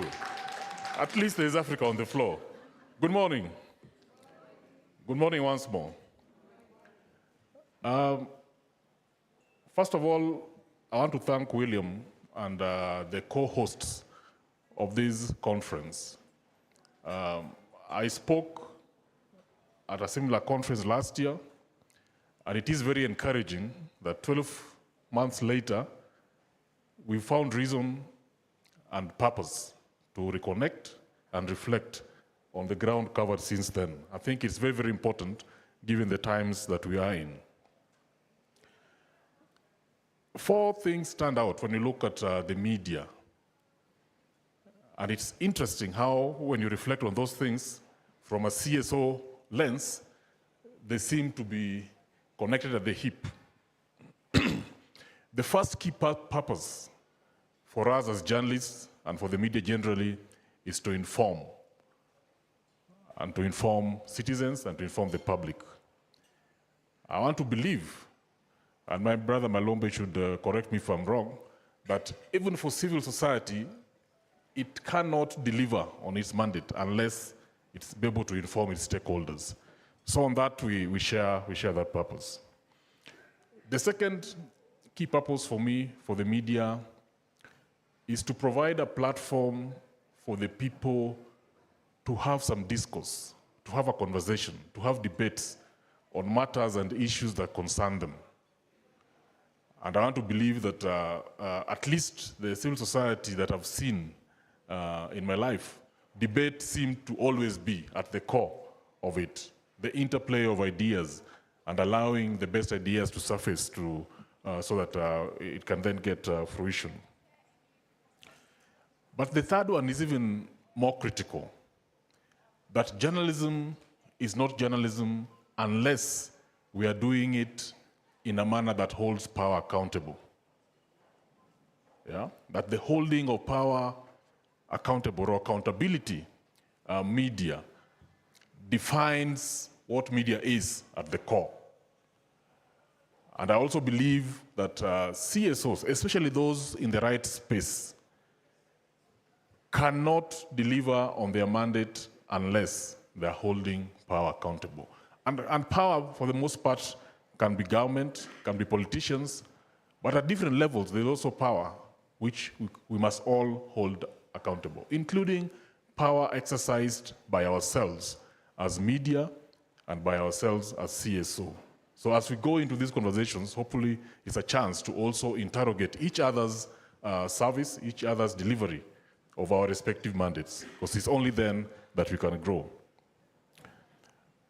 But all these 3 cannot be to any end unless it is done in a shape and a manner that is people-centric, that is centered on the welfare of the people. Our journalism is meaningless unless we put the citizen at the center. And I believe CSO work is meaningless unless it is meant to improve the situation that our people are in. And for that reason, however much we try, it's not possible to divorce media and CSO. Indeed, strictly speaking, media is part of CSO. Yeah? And we hope that that is a common understanding that all of us can walk away with. Because when we look at the media today, there are many, many struggles. But sometimes those struggles manifest as weaknesses, but sometimes they're also abused, both by those internal and those external, to the disadvantage of the citizen. And I guess mine is a plea to colleagues in the CSO space that we must rally together to help defend and redefine the media space, because it is shrinking, and right before our eyes, unless we're very, very careful, we'll see the gems of our media spaces disappear in not too long a time. Yeah. One of my heroes is Desmond Tutu, and he once said that silence in the face of injustice is a support to those promoting that injustice. Yeah. And I guess in the age of technology, sometimes that injustice is in the quality of information that goes to our people. Those of us who know, we have a duty then to stand up and pronounce ourselves when problematic or less than quality information is sometimes shared or distributed to our citizens, especially by those for whom the public have privileged with power and with resources. And that brings me to my final point, that if we are going to do that, if we are going to have this collaboration between media and the CSOs, what are the possible areas of connection that we could have as pillars? The first one for me is ethical practice. Because in times of struggles, in times of challenges, sometimes we also find an increase in unethical behavior internally amongst the journalists. And because the way journalism is, we can't have government meddling, it becomes our duty, first as journalists, but also as CSOs, being friends of journalists and friends of media, to police one another so that you encourage us to do what is right. The second thing for me that is key and will be able to help the media deliver on its mandate is the whole question of who pays for the journalism that we do? Who pays for the media, as it were? The revenue model that the media has always known today is heavily disrupted because social media is able to deliver a better job to advertisers. Advertisers have migrated, and there's less and less revenues for the media. Yet, we all agree democracy dies in darkness. So if our media shrinks, and God forbid even fails, what happens to our democracy? What happens to our citizens? So the question of how to pay for journalism is not just a media question. It is a public question, because when we have less journalism, the biggest impact is felt by the public. So I'm inviting us to a conversation and to a debate on how else might we make sure our media have the revenues that will deliver quality journalism to the people, regardless of their economic stations in life. Different ideas are on the floor. There are those who think that the public sector should pay for a bit of that journalism in the manner of the BBC and the rest of them in this world. There are those who think that philanthropists need to play a part in that. At the Africa Editors Forum, we are saying no matter who else is paying for journalism, one pot that is available and is easy for us is in the recoveries from corruption. That sometimes out of our investigative work, we are able to recover some monies from those who've stolen from public coffers. We are saying that a part of those recoveries, in fact, a healthy part of those recoveries should be reinvested in investigative journalism so that we continue with that work. We must make sure that at any one point, our investigative journalists are able to do what they must do. I leave with those ideas. I thank you very much. Let's applaud Churchill once more. Touched on critical issues, the place of media, a very important player, and the issue of ethical and the ethical question within the industry itself has become more important now, especially in a disrupted and more digital environment. The issue of sustainability. We exist in a sense where the legacy media is facing very serious challenges. You're aware that some of our media houses have not been able to pay journalists for close to 8 months.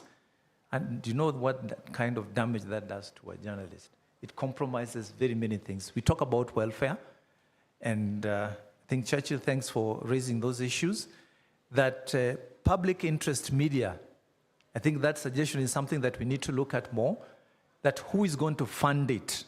We investigate stories, we expose corruption, and a lot of money is recovered. The it would be prudent for us to reinvest part of that money into what we call public interest media, so that our democracy does not die in darkness. I want to take this opportunity again to recognize the presence of the CEO of the Media Council of Kenya, Mr. David Omoyo. He's just arrived.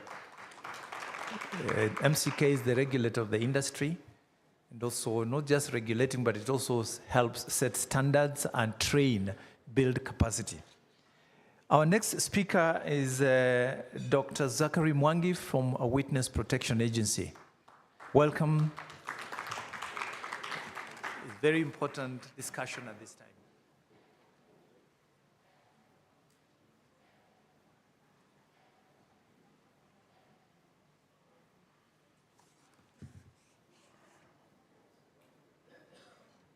Good morning. Also allow me to ride on the protocols earlier set by the various speakers who have spoken today. I wish to give the following remarks on behalf of the Witness Protection Agency, Kenya. And I start by saying that Witness Protection Agency is an independent and autonomous state agency, which is established under Witness Protection Act, Cap 79 laws of Kenya. And since then, it has been revised severally. And it came to operation on 1st of September 2008 through the Gazette Notice 110 of 2008. Dated 19th. So in addition to that, Witness Protection Agency is also guided by Witness Protection Regulations of 2011.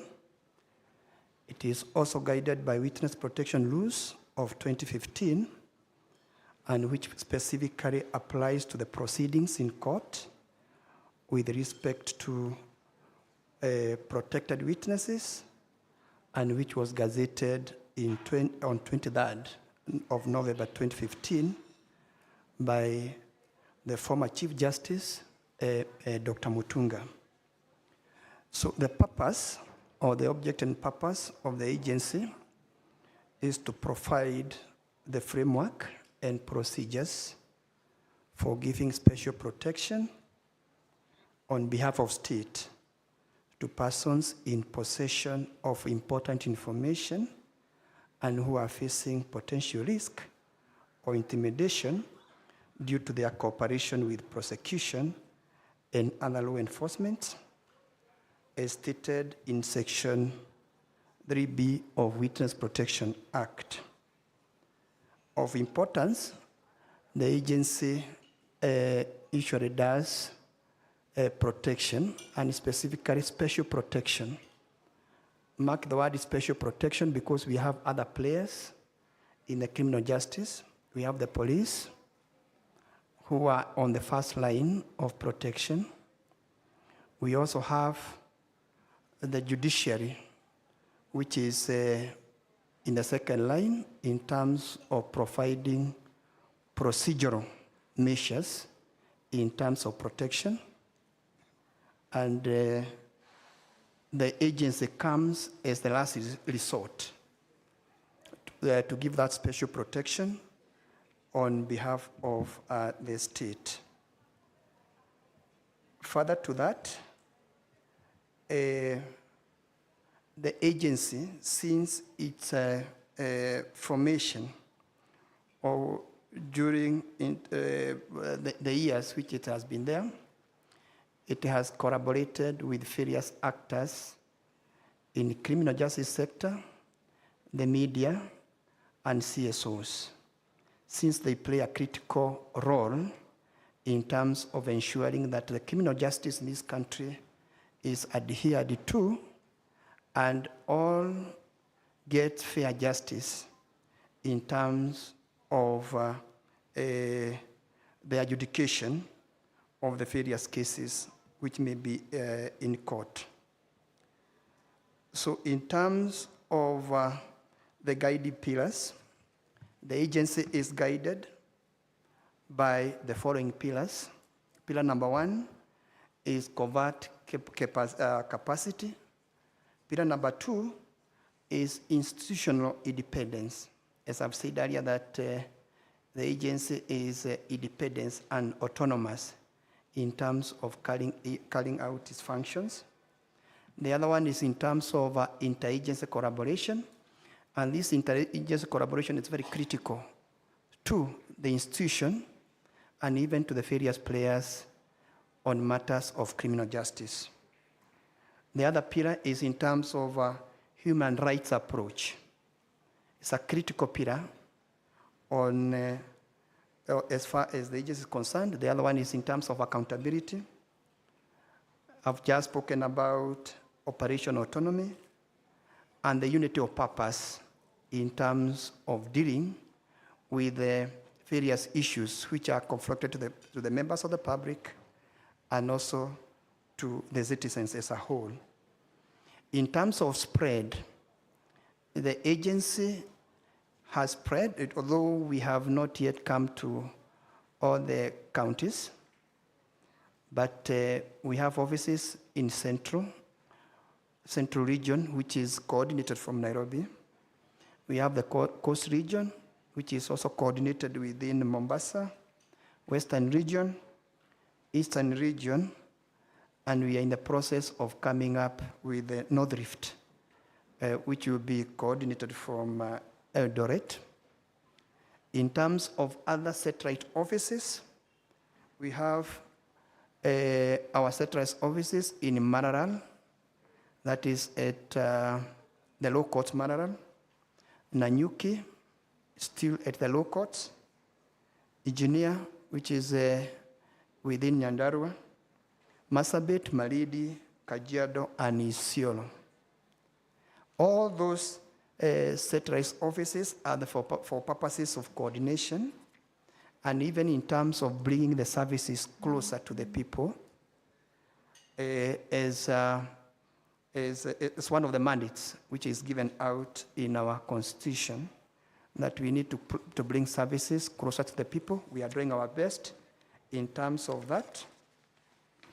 In terms of our collaboration, and even in terms of the kind of protection which we offer, and even in terms of the referrals, the agency operates under Witness Protection Program, and that Witness Protection Program is also a creation of the law, and specifically on Section 41, which mandates the agency to set up Witness Protection Program to protect safety and welfare of protected persons.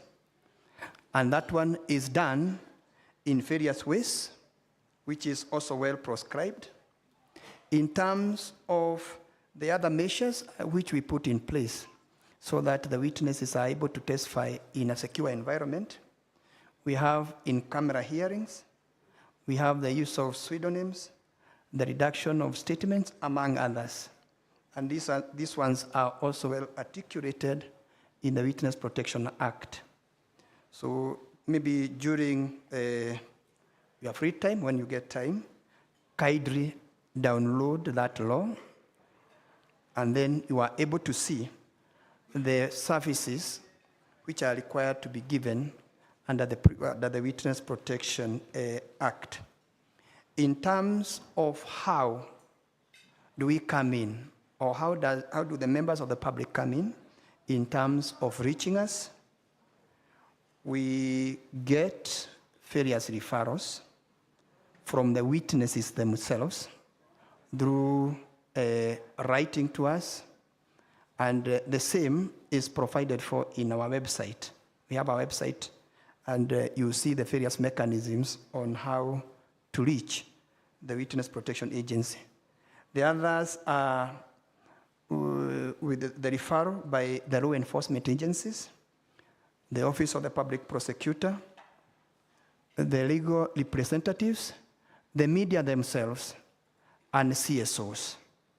It is a wide spectrum in terms of the referrals, And everyone is free to make an application if that person feels threatened and intimidated as a result of that person having that critical information where he or she is able to go to court and give that testimony. So our rule is that don't fear when you are giving your testimony. There is a government institution which guards that, and it is guided by the pillars which I've indicated, and we are free to serve this country and the people of both of Kenya within and even without, because the mandate of the institution is not only within the confines of the territorial borders.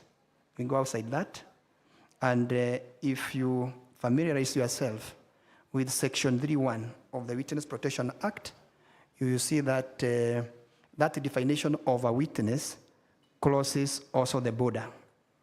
We are in the process of doing various amendments so that it can cover the various protocols and policies to ensure that we adequately serve across the borders. We are coming up with the issues of reciprocal arrangement in terms of protect the witnesses, among others, taking into account that Kenya, within Africa,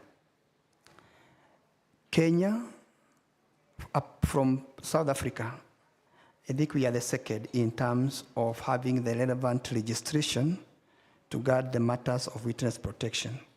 And many countries are coming here. We have been having several countries within the region who are coming to benchmark with us. Recently we had Namibia. The other time also we have Zambia. We also have other countries within the region which are coming to benchmark with us and see what we do, and even going through our laws to see what can be borrowed so that they are able to implement their programs in their respective countries. So I think with that one, I've given the overview. I don't wish to go beyond that, since we shall also be having our panel discussions. Then maybe we'll be able to give some more light as far as the mandate of the Witness Protection Agency is concerned. Thank you. Thank you, Dr. James Mwangi. I think you've been sitting for a while. Just lift yourself up. Lift yourself up. Just stretch. Stretch and let it go to the side, to the front, and to the front as well. Back a little, and then close it. And then let's see. The witness protection is a very critical agency, and like Dr. James Mwangi says, that Kenya we're very good at making laws, and guys are coming to benchmark. And the amendments that you intend to make to the act, to the law, please, this is a forum that you need to bring to, and I hope we can interact more. So another critical element about media is about the media space itself. And in the House, we have the CEO of the Media Council of Kenya. He's a regulator, he's a journalist, and a trainer in many, many areas within the media space and the civil society. I want to welcome Mr. David Omoyo to make his remarks, and let's welcome him.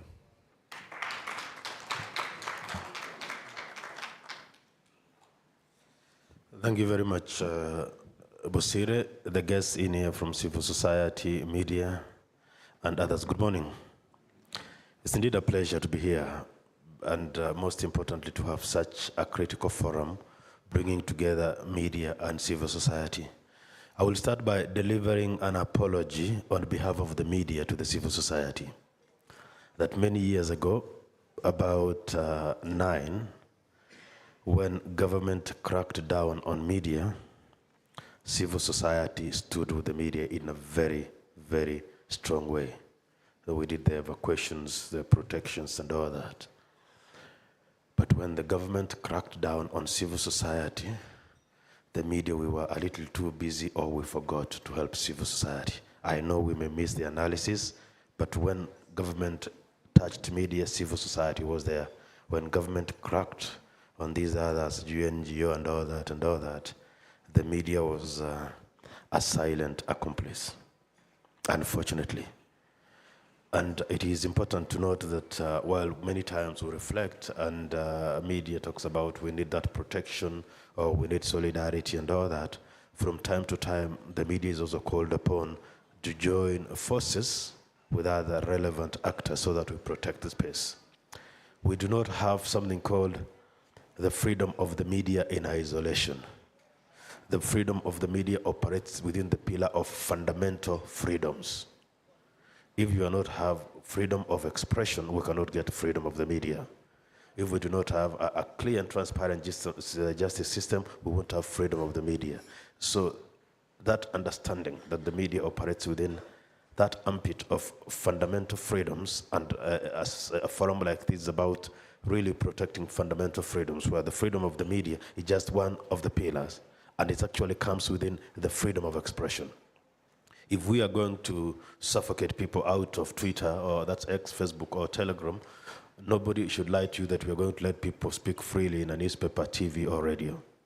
And so I urge that when we come together with such solidarity, we get consistent collaborations, and we get real tangible work plans going forward. Because I know this is an annual forum, it's good, but I wish we could be able to incubate this so that it gives birth to certain areas and collaboration, so that when you attack one, you know that the entire spectrum of people operating in this space have been attacked, such that solidarity, the media amplifying voices, protecting the guys who want to express themselves freely via social media and all that, within that strength. Otherwise, when we want to isolate and kill, we first of all isolate a civil society, then isolate the media, or say we are not a problem with media, we are dealing with social media users, not the media, so we'll let that happen.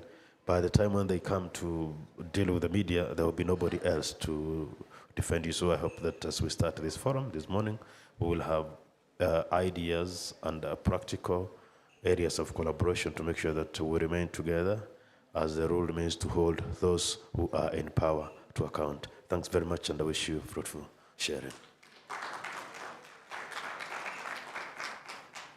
Thanks, David. I know you'll be in another panel discussion, discussing about the state of the media, but it's good to be honest. That's part of the hallmark of media, saying that we apologize for being not there, for staying away when you were under attack, when the civil society was under attack. So our next speaker is going to be Julius Corredo, the team leader. From Julius already here, team leader from UNDP, and is going to talk about what UNDP is doing in this space in terms of bringing civil society and media together. Thank you. Good morning again. Allow me also to do what everyone has done here, to ride on the previous protocol, but do that in the West African parlance, to stand on the existing protocol. Sorry, I have a flu here, and I may interrupt my speech a bit. As indicated, I'm Julius Corredo. I serve as the portfolio analyst for inclusive growth at UNDP, but also acting as the team leader for our governance and inclusive growth unit. My colleague Jafar, for whom you have interacted with for a long time, leads our civil society facility called Kenya, with a footprint of more than 300 CSOs over the last 15 years. So it's even safe to say that within the civil society space, if you cut the blood of any of the civil, or the vein of any of the civil society, you're likely to find a UNDP element. As I was coming in, I noticed on the registration that you had a column there for where you're coming from, and one of the locations indicated there was Kanairo. So I knew definitely that the Gen Z spirit is here. What happened after the demonstrations in June and July was that every convening, people stood like this. People will begin by, claiming affiliations to the Gen Zs.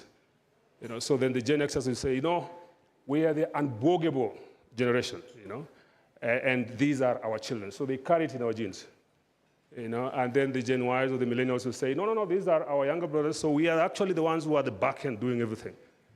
And so for me, I noticed instead of doing that, why not just go for a haircut? Then I just blend in. But it looks like my curriculum did not work very well because I'm here in a tie. So I got that part of the curriculum wrong, and got a retake. But lucky for me, the witness protection guy is here, so I feel safe. Sitasalimiwa after this.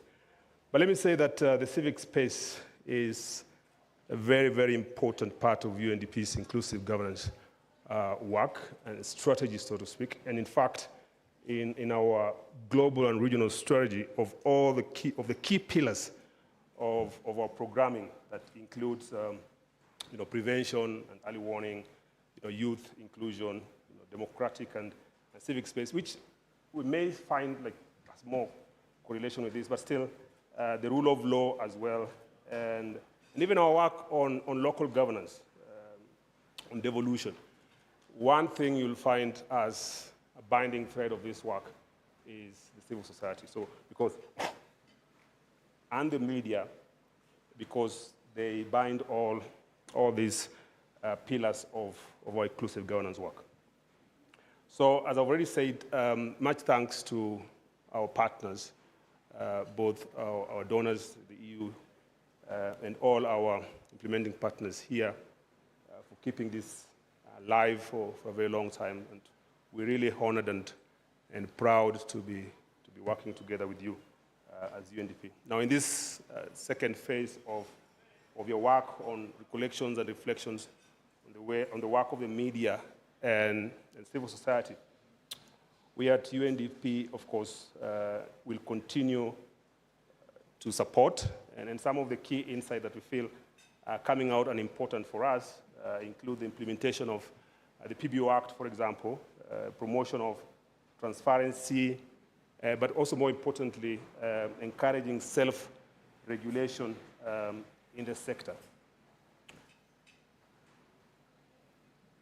So as already indicated, Kenya is, of course, a regional leader because of the strong civil society that we have and a very progressive constitution that is globally acclaimed. But I think, just like the rest of the speakers, there is definitely need to be more vigilant so that fundamental freedoms of expression, assembly, and association are continually guided. Now, media is, of course, a key pillar of democracy, and at UNDP, media freedom is a cornerstone. We consider it a cornerstone of our work on democratic governance, and therefore free and independent media ensures that students are well informed and they hold the government or the leaders into account. But key, of course, is the protection of journalists and whistleblowers, as you have said, and that equally is important to our work. A number of you would have interacted with our PLEAD program as recipients of some support. Of course, as I said, supported by the European Union in collaboration with partners here, such as the Witness Protection Agency and others within the justice sector, local organizations. We are working together to improve legal protection and provide psychosocial support for human rights defenders, including journalists facing threats and harassment. And this is something that we want to commit going forward to continue doing. And further, UNDP is also currently working with community radios in a few counties like Wajir, Marsabit, Uasin Gishu, as agents of change in the provision of legal aid service. So that's certainly within our PLEAD program. But a lot has also been said about the effect of digitalization and access to information. But recognizing that digital inclusion, as it were, we may speak long and breadth and depth of our reach in terms of phone coverage and internet access, but digital inclusion still remains a problem. So access to information for good governance, the facilities that enable that, the systems down to the counties, including supporting transparency in our counties for the citizens, that is enabled through digital infrastructure is also very important. And it's something that we think it's good to keep looking out for to support that as well at the grassroots level. As UNDP, we'll continue to work with the implementation of Kenya's Access to Information Act, especially at the county level, ensuring that citizens can access critical information and hold the government accountable. But there's also the other dimension on social and economic sustainability. As I said, one of the other pillars of our inclusive governance work includes economic governance, because financial challenges are there, the shrinking fiscal space, the huge debt burden, and all these have connotations around rights, the manner in which it's exercised, the provision of public services as well. And therefore, we will continue to work with partners, the media, as well as the civil society, to support this work, but also to work with the authorities to look for alternative ways of domestic resource mobilization, and so as to expand opportunities for additional resources to finance development because of the declining revenues and the pressure that rights providers have as well. But still with that, there is also the shift in media consumption. I think the conversation here has been all along mainstream media vis-a-vis social media, and those are conversations that we also need to look out. Sometimes we've asked ourselves what really constitutes public participation. I know it's something out there. The courts have ruled recently about when that process happens, the obligation is whether to take or not to take, as you could have read the rulings. But that's also a space that UNDP will continue to monitor and support partners as well. But still, we've also, within our Amkeni facility, been discussing with our civil society partners what are the opportunities for your own sustainability as well, given the shrinking donor resources for Kenya, having been recently, not so long ago, become a middle-income country. And so we are saying that UNDP will continue to work with partners and our Amkeni facility to support you as you look for innovative ways of finding alternative funding streams and funding mechanisms to continue with the work that you are doing, particularly with promote independent journalism, legal aid work, and particularly looking for innovative ways of working with the private sector so that to ensure long-term sustainability of our work. The work of the civil society should not dwindle or slacken just because we may not have the traditional resource baskets, as it were. Now, in terms of looking at the future, collaboration with the civil society, so as UNDP, the media, civil society, as well as with our other development partners, safeguarding press freedom, promoting accountability, and protecting civic space in Kenya is something that we hold very, very key and dear to our work. The implementation of the PBO Act, whose success, of course, hinges on the full implementation. So we are also calling on our civil society partners to look for innovative ways, utilize new technologies to advance advocacy and engagement, particularly with the digital technology as well. Otherwise, UNDP is committed to, just like the whole UN fraternity, to leaving no one behind. Thank you very much.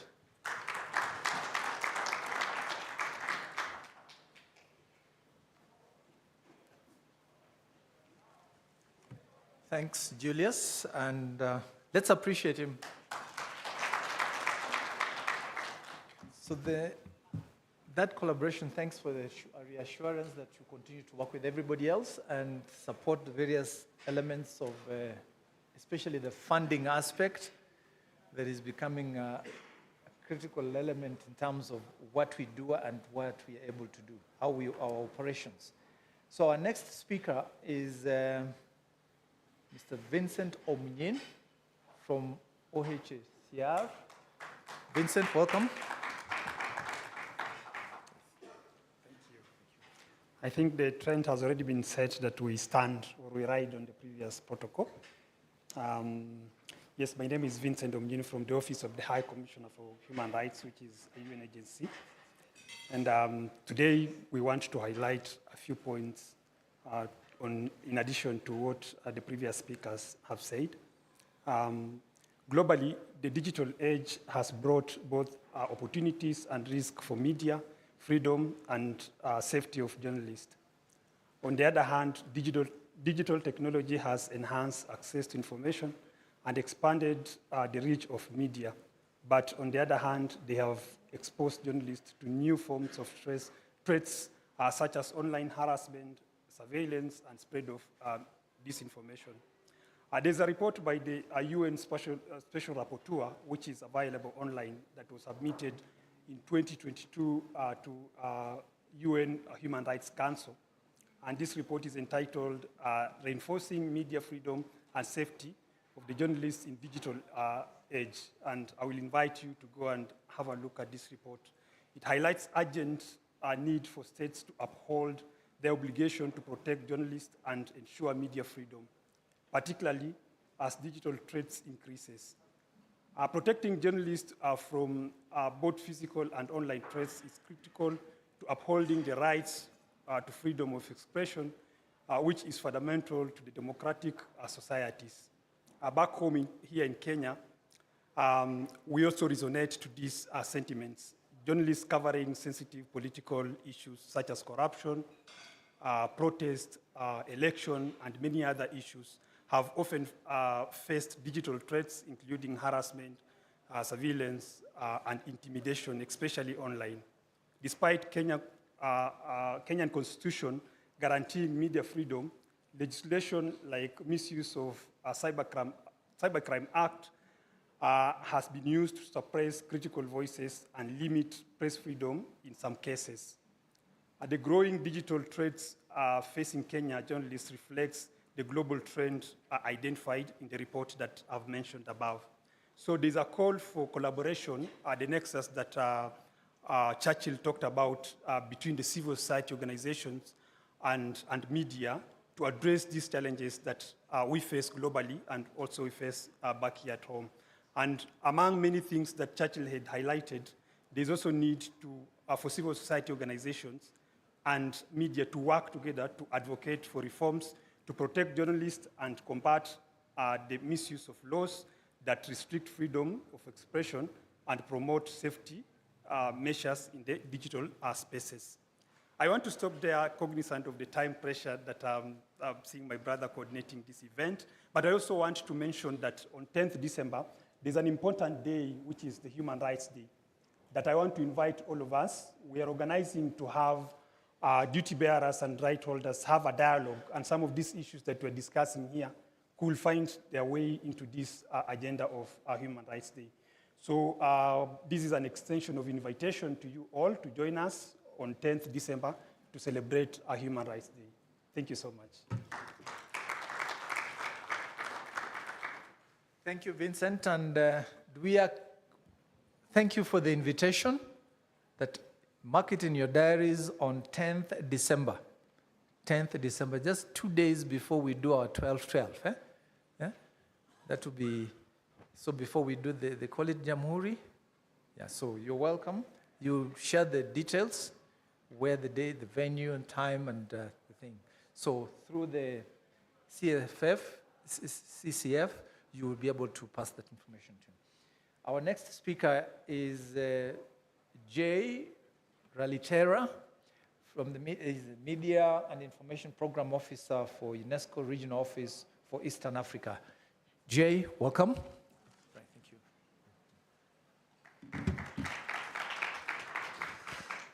you. Good morning, everybody. So my name is Jay Ralitera. I'm working for UNESCO, and I'm extremely pleased to join you today for this very important event. And I also would like to thank, on behalf of Mr. Koito, the regional officer for communication and information, I would like to thank John Bernard from Civic Freedoms Forum and William Olo for organizing this event. Maybe we can also clap for them. Many topics have been addressed by my dear colleagues before me in the previous speech. As Mrs. Ambassador to the EU previously said, media are in transition, and we need this process to be very successful. And this will be achieved by the power of many, an approach that UNESCO supports. Many stakeholders from many backgrounds, with citizens at the center, citizens who may sometimes misunderstand what freedom of speech is, and in a media environment that is shrinking, as many of the speakers addressed, and also an environment where journalists and human rights are at risk. The digital world has transformed the media sector, but it has also introduced complex issues. UNESCO has identified three main critical challenges. The first one is protecting voices. The second one is advancing technology. And the third one is ensuring access to information. So for the first one, protecting voices, journalists and marginalized groups are facing growing threats, from disinformation and misinformation campaign to targeted online harassment and even tech-facilitated gender-based violence. Such challenges undermine the integrity of journalism and silence diverse perspectives, which are essential for healthy democracy. The second point, advancing technology, is developed while emerging technologies like artificial intelligence have improved information engagement. From content personalization to real-time fact-checking, they also raise ethical and human rights concerns. Generative AI, for instance, has revolutionized content creation, but also have been misused to generate misleading information. And the third critical challenge is to ensure access to information, which is one of UNESCO's key topics. Access to accurate and reliable information is a fundamental right. But when digital platforms have broadened access, there are misinformation, digital divides, and uneven access to data that still pose significant obstacles.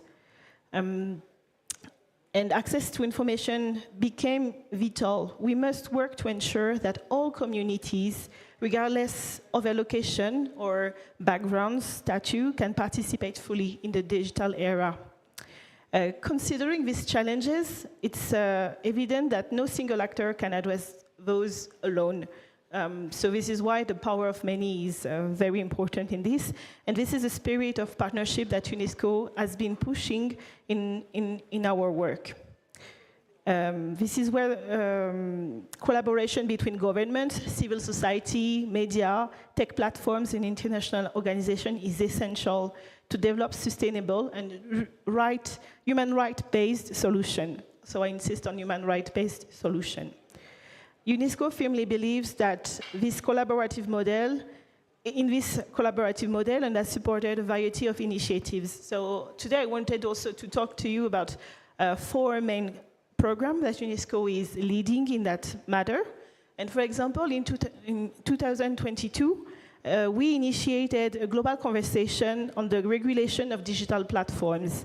In 2023, we published the global during the Global Internet for Trust conference. We consulted parties, members, and states on these guidelines.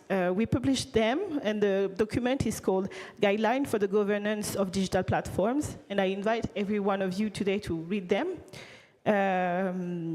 This document is a tool that serves 4 objectives. The first one is to safeguard the right to freedom of expression, including access to information and other human rights in digital platform governance. The second one is to outline a human right respecting governance system and to promote risk mitigation and system-based process for content moderation and curation. This is very crucial in our digital environment. The third one is to contribute in a practical way to broaden effort to realize a human-centered model for digital governance. And the fourth is to contribute to ongoing UN-wide processes. The guideline can call all multi-stakeholders in a global approach. And they identified 5 overarching principles: transparency, formal check and balances, openness and accountability, protection and promotion of cultural diversity, which is very relevant, for example, for countries like Kenya, and for globally for the entire Africa, continent of Africa. And we also encourage diverse expertise for all regulatory arrangements.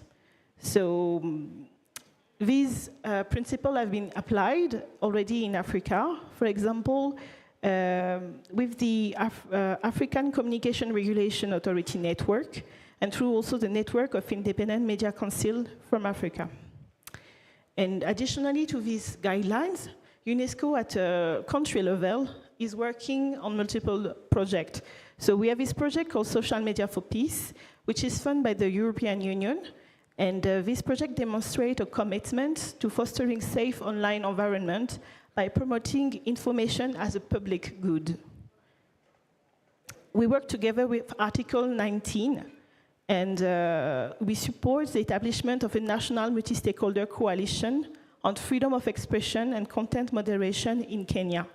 This coalition aims at bringing the gap between tech giants and local communities by allowing consistent engagement between social media platforms and civil society organizations.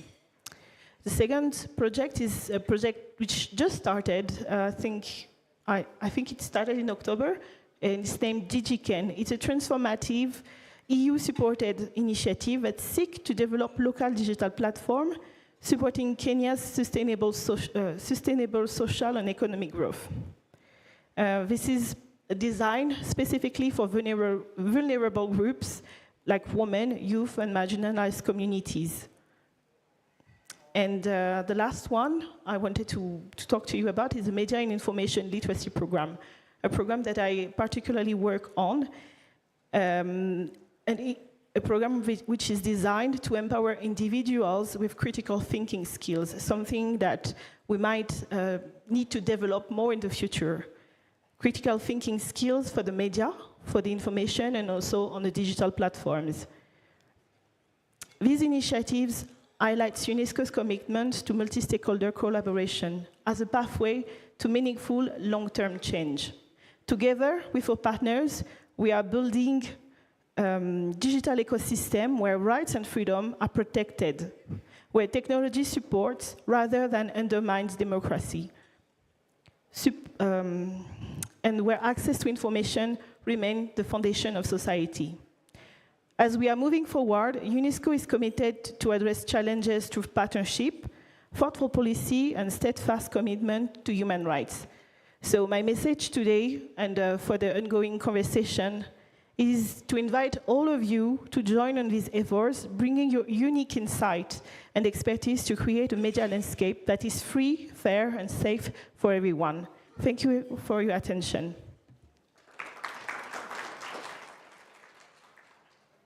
Thank you, Jay. That's a very powerful conclusion to invite us to that media space where we all are free, safe, and fair from all manner of things. Because you mentioned that media information is for the public good. We need it, but we need it clean. Mentioning something about technology, everybody has done mentions about it. Something that I really am personally passionate about AI. It's a good tool, But there is a gap that needs to be supported to develop the data sets that we need for the South. Most of the data that we have is for the North. I keep repeating this, I keep telling people that the last time there was, we're using generative AI to create an African doctor. The shocking thing then when we gave instructions for that generation of a prototype African doctor, what they gave us was a Sangoma. Sangoma is a South African witch doctor. That's what it knows. So there is critical need as we develop these mandates within the UNESCO and other agencies, the UN and everybody else, that development of data sets that speak to our context is critical because it brings us in context and relatability that we keep talking about. We can only appreciate and embrace it if it speaks to our own context. Thank you very much for that commitment and thank you for the partnership. So we're going to take a short break, just a stretching break. You're paying the cost of not starting in good time. So, yeah, time is a big problem, management. I saw people strolling in at about 9 o'clock and the meeting was supposed to have started at 8. So we'll take 10 minutes stretch. After that, we'll have a quick plenary session. And just to tell you, we'll be on that plenary. There is Fatuma Sampur. You're ready? You're ready for it? From Internews. Then we have Koki Ochieng, Mwalim. You'll be on it. Professor Wilson Ugangu. Oh yes, Mwalim. And then Rose Lukalo, my friend, you'll be talking about, and of the Media Council CEO, David Omoyo, it will be about the state of media freedom in Kenya. That will be the discussion around. Thank you very much. Take a break, stretch, so that you come back ready and refreshed for that session. It will be an interesting session. Let's applaud each other. Thank you for that session, and 10 minutes, strictly 10 minutes. Kevin, you'll be ready to moderate the session. Kevin Mabonga.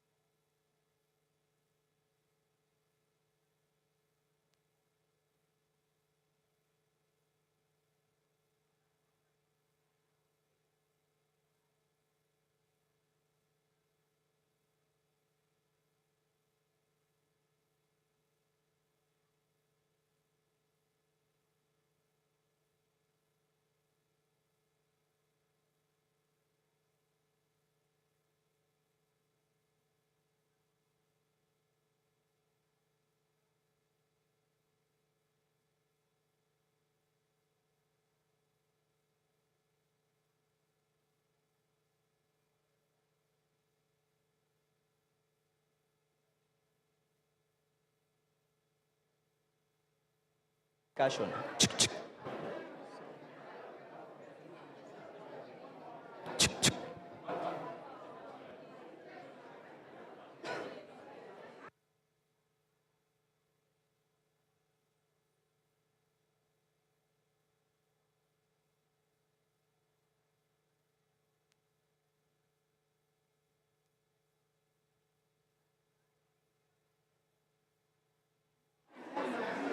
Hello, hello, can we take our seats, please?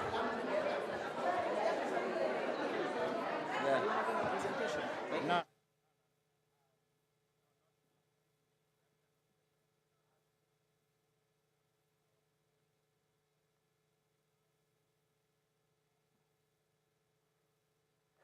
So, yeah, meanwhile, can you help me to call people to order? Is it possible? Can you have the key banners?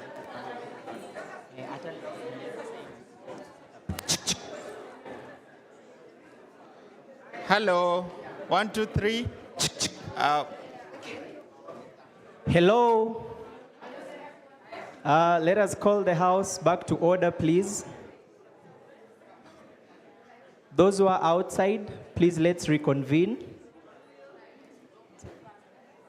Let's reconvene for another very important session.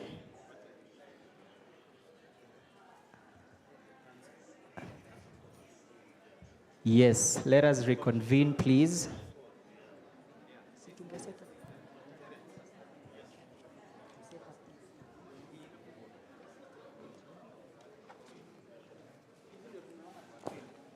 So, good afternoon.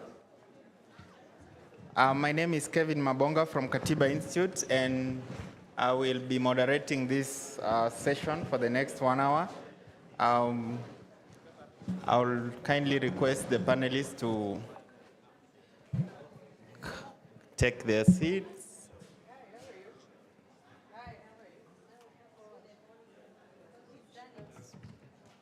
can show them.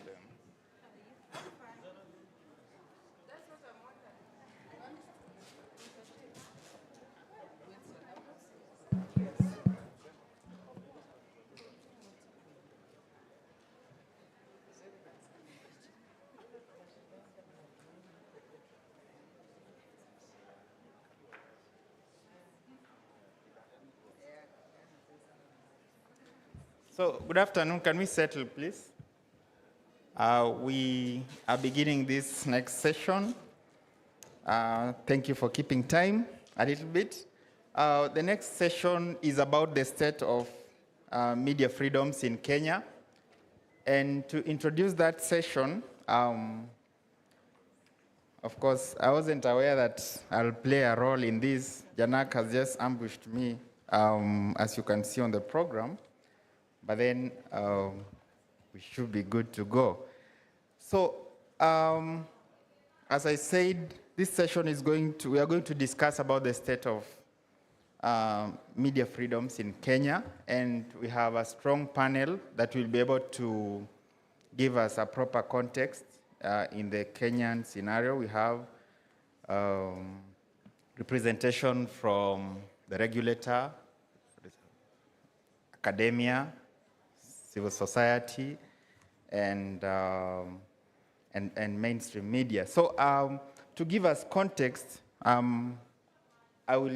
know most of us in this room, because of the roles we play, we have been in a position of, we have been able to look at the 2024 World Press Freedom Index. So I'll use that as the context, to set context, then we'll go ahead to the panel, they introduce themselves, and we continue with the discussion. So the format will be, the panelists will introduce themselves, give the context, then we'll have a longer period to hear from the plenary. First of all, reactions from their highlights, then generally your feel about the state of press freedom in Kenya. So I'll just read a small text, then we can go to the panelists. So the 2024 World Press Freedom Index, the title is quite relevant to our discussion today because it is journalism under political pressure. Press freedom around the world is being threatened by the very people who should be its guarantors, political authorities.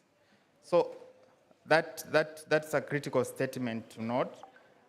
This finding is based on the fact that of the 5 indicators used to compile the ranking, it is the political indicator that has fallen most, registering a global average fall of 7.6 points. So if you get time, you can look at the whole report. But now that sets the context for our discussion today. So we will begin our session. I kindly request my senior, David Omoyo, to introduce himself. I think we'll do we do introductions first? Or introduction? Yeah. So just, Bwana David, just introduce yourself and go ahead to give us the perspectives of press freedom as the regulator. Thank you. You were definitely ambushed by Olojan. Anyway, good afternoon, guys. Yes, I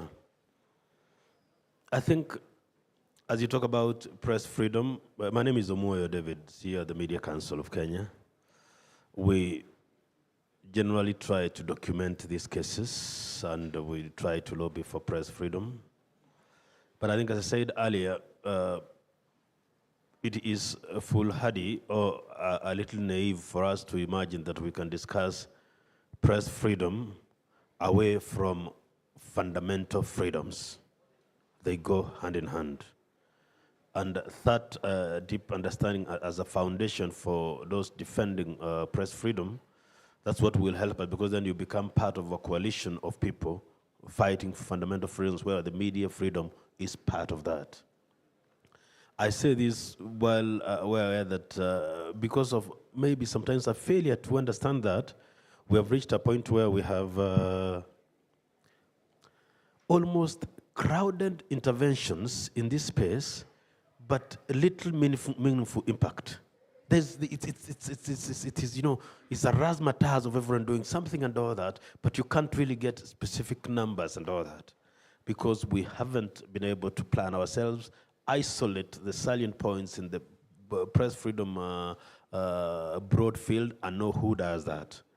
And then we tend to overcrowd Nairobi. We haven't gone out of the regions and all that. Because this year we have recorded 79 cases of press freedom violations, mostly associated with the Gen Z protests, you know. And so you can see the direct linkages. It was freedom of expression, and it's directly linked to. So when we have people expressing their opinion on the road and they're being harassed, journalists get caught in between, because the people who are oppressing people's freedoms definitely don't want the media there. So media will be caught for trying to bring to light what certain people want to be done in darkness. Secondly, the reason I talk about this crowded is that we have seen also cases out of Nairobi. Out of the 79 cases, about half of them are out of Nairobi. We've seen the rise of little village kings and village bullies who are making it very difficult for the media to work. And we do not have strong networks out. When you see we have problems in Busia, we are in Kwale, we have and all that. Suddenly, we have to parachute certain interventions from Nairobi. We do not have strong networks and all that. So in this context, I want to call upon better collaboration between media and civil society, and strategic zoning, so that we decongest Nairobi a bit, but we also have certain focal points for action, because when you have a problem in Busia, you have to try to look for networks and support from Nairobi to run down and all that. So really we have weakened the media defense structures and civil society structures out of Nairobi, and that makes it a little tricky. Thirdly, and coming from next week where we were marking the International Day for Ending Impunity on Attacks Against Journalists, that failure to consistently follow and hold to account the perpetrators of threats to journalists, the people who are violating the rights of the media, we have really nurtured a culture of impunity. People know that you can do anything and not much will be done to you. So I think I know it's a complex thing. We're having discussions about even private prosecutions initiated by KUJ and others, and then we get these journalists directly threatened and their families harassed, so they have to get out and all that. I think we need to find a way following up so that you earn impunity, so that people know that if you attack journalists or the media, you will be held to account at whatever point. Now, finally, we have a serious yet unspoken problem of internal threats to the work of the media. Either guys at the sub-level, guys from the regions file a story, and the subject of the story immediately gets a call from the headquarters, there is a story like this about you. It's not spoken much, but it's something we must work around. The internal, within the media houses, the internal threats to the journalists in the field. So the people who are supposed to form part of the protective shield of the journalists in the field are the ones reporting who is doing what story and all that. I think that is a fairly dangerous trend that must be worked about, so that you really make sure that within the newsroom we have a protection system, a solidarity kind of that. If you have a journalist out in the field, let's not get a journalist doing that. Because even now, it's the fellow journalists in the WhatsApp groups are the ones who also tell the subjects and sources that someone is doing this and that story. Finally, the institution of the media house must form the first layer of defense. If you have your employee out there, we know they are conducting the work of the media. By the time you wake us up and we look for Article 19, KCA, MCK, and all that, something has happened. You must be able to have certain mechanisms to protect that freedoms at that immediate level before then these networks are activated and before we devolve from Nairobi and come to the field. So I hope these are largely discussions, but mostly I urge that we get stronger bonds between the non-governmental, the civil societies, and the media, so that we have a network of people who can really defend. Thank you. Thank you, Bwana Omoyo. Can we appreciate Bwana Omoyo? And I just like to quickly highlight the things, critical issues that have been raised so that we don't lose them. I like especially that phrase that we have crowded interventions with minimum impact. That's a very strong statement that we need to act on it. And then the number of violations, 79, and of course, most of our interventions are in Nairobi, and we need to do something. And I like the idea that Mr. Omoyo proposes. He says, we need to collaborate, and that makes this gathering very helpful. And we need to form stronger networks as well, CSOs and the media. So I'm sure you will note that and will be able to discuss further on those aspects. Another key issues which I believe newsrooms have noted is do they have structures to deal with those threats, to deal with those violations first before they reach out to other bodies? We'll get to that during our plenary discussion. So next we'll hear from Fatma from Internews. I know Internews has some interventions on this subject. Please, Fatma. Thank you, Kevin. Good afternoon, everyone. Good afternoon, everyone. My name is Fatma Sanbur. I'm the country lead for Internews in Kenya. And I also support programmatically our projects in East and Southern Africa, that is South Sudan, Ethiopia, and Zambia for now. I'll speak a bit about Internews. We are a media support non-profit. And what we do is train journalists, counter disinformation, and also do support media outlets to remain sustainable so that they're able to provide accurate information to people, making them able to, hold powers to account and make decisions about their life. In sub-Saharan Africa, we are in more than 10 countries, and we implement activities around media freedom, freedom of expression. We are very strong on freedom of expression, especially in conflict countries like Ethiopia. We are also very strong on media sustainability. Last month, we did launch, with the support of USAID and Microsoft, the Media Viability Accelerator. I would really like to urge you to read more about this. It's more of a solution platform that provides independent media with solutions when it comes to business. So it's a really key milestone for us when it comes to supporting media sustainability, especially for independent media. So to speak a little bit about media freedom, and Kevin, you are not the only one who was ambushed. I was also ambushed. But it's a topic that is really passionate to most of us in the room. And if I speak about media freedom, to me it means having a free, objective, and skilled media. When I speak of free, it means creating that enabling environment where media can do their work, can thrive, and can also provide information to communities that deserve. When you speak about objectivity, it goes without say that we need media that ethically does their work. My brother here, Omoyo, talked about ethics in the morning session.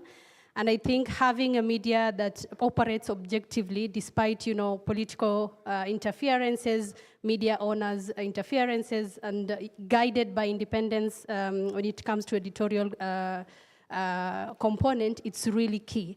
And then looking at the aspect of skilled, I know in Kenya for a very long time we've had so many interventions when it comes to capacity building for journalists. I think most of the organizations here, one of the activities that cuts across is trainings. You speak to an organization, they say, oh, we do trainings for journalists.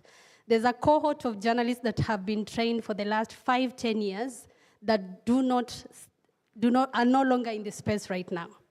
I feel we are having a new crop of journalists that do need not the traditional capacitation that we've been doing over the years, but rather a more updated capacity building mechanism. And I think we have so many aspects and skills we can learn from other countries when it comes to, research for stories using AI, or how to, produce relevant content to different communities and populations. So for me, media freedom means a media that is free, objective, and skilled. I would like to speak also about our advocacy. I know most of us do advocacy in different areas when it comes to media freedom. It's my opinion that when we look at advocacy from the top-down approach, we tend to almost do the same thing.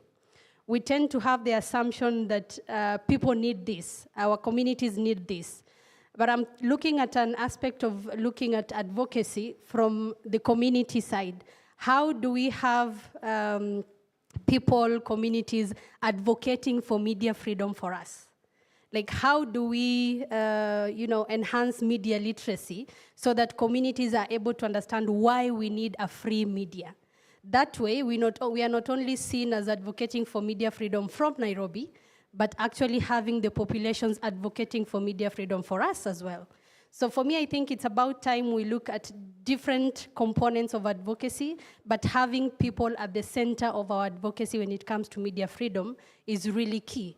It's about time we look at also having interventions that are more collaborative. We do have those small groups that, engage either the legislature, the different committees in parliament, etc. I think it's about time that we also look at how do we have a concerted effort when it comes to media freedom if we are to be taken really serious about this issue. So for me, it's about the collaboration, but it's also having people at the center of advocacy. To conclude, I'd like to give an example of our recent intervention in Zambia. We were the first ones to actually support in the creating a roadmap for the access to information law. And this one we did not do just with the CSOs. There was an aspect that really helped in the drafting, in the discussions to, enabling Zambia to have an access to information law. and this was building a strong government engagement. I know the moment we speak about government engagement, most of us are hesitant, but for us, Zambia was a very good example because it was through the collaboration with government, the Ministry of Justice, the Ministry of Information and Technology, and the different officers in the judicial service. It really made them see us as a collaborator in the space and not the one that always accuses them of not helping us with the media freedom. So if we can have this kind of, positive thinking of engaging the government, could be one way of, them needing us more than we need them. They might be having capacity issues. They might be having issues with, resources for convenings, or even drafting simple laws, or repealing or reviewing some of these laws.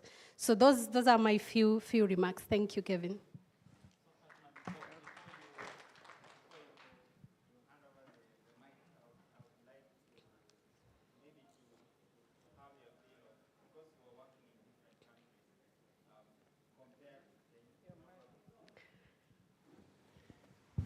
Technology, sorry. Maybe just a follow-up on that, and thank you. I think you are doing a good job, and it was good for you to give us an example of Zambia. I looked at some of the people in the civil society when you said a strong government engagement, and they looked not so amused. Anyway, we will hear from them. You've worked in different countries. Maybe you can just, in a minute, give us perspectives of other countries and where Kenya ranks compared to the countries that you've worked in. You've talked of Zambia, maybe other countries in general. Thanks, Kevin. In my opinion, as a media person, I think we are doing well in Kenya.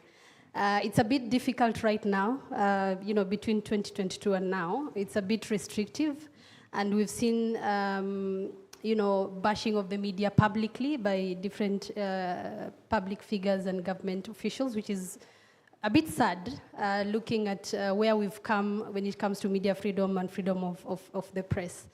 If you look at countries like Ethiopia, we were really happy when the new PM came into power in 2021, and we used that space to do more advocacy with Ethiopia last year. And this document has been used in different forums to look at ways of engaging the media authority, but also the CSOs and the media when it comes to advocating for freedom of expression. Unfortunately, a week ago, there was a review by the parliament of the media law, and now we are back to square one, because this review is going to make it more stricter for media to operate. It's going to monitor online expression. It's going to bring back defamation as a criminal act. So it was a bit better between 2021 until last week, when now we are looking at a more restrictive environment in Ethiopia. So for Kenya, we've been stable for a while, and now we are looking at a challenging period. But for other countries, it's been, when there's a small window of relief, then something happens and you have to go back to the drawing board. We are looking at this because we've just won a freedom of expression project with the US, and we are looking at doing more engagements with the media authority, which is more like the regulator in the space, and also engaging with the Human Rights Commission and the government.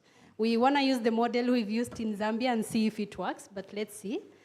In countries like DRC, it took us over 10 years to actually even review some of the legislations and see it coming into fruition.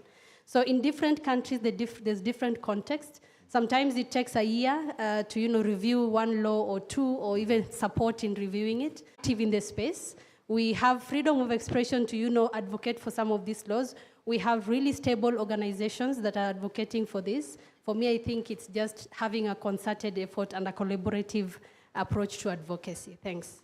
Thank you, Fatma, for that context. And you've raised also another issue on the issue of online, regulating online content, but we'll discuss that later. So next, let's hear from, we go to Koki, who will mostly speak about research, if I'm not wrong. Koki, please go ahead and introduce yourself.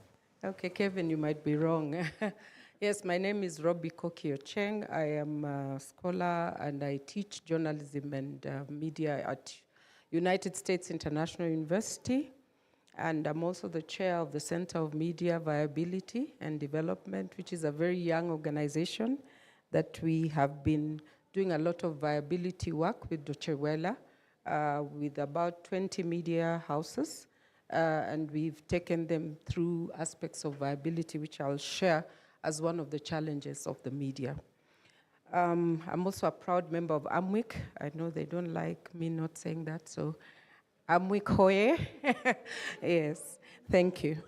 Now, I'll start with the concepts around media freedom. And last year, while doing some research and attending a session with Katiba somewhere in Manzoni, I came to the realization that maybe by addressing safety in numbers and frequencies, we might not be really addressing the issue of safety, because they made a presentation on legal challenges or laws that kind of are clashing with the old regimes of laws like the Penal Code.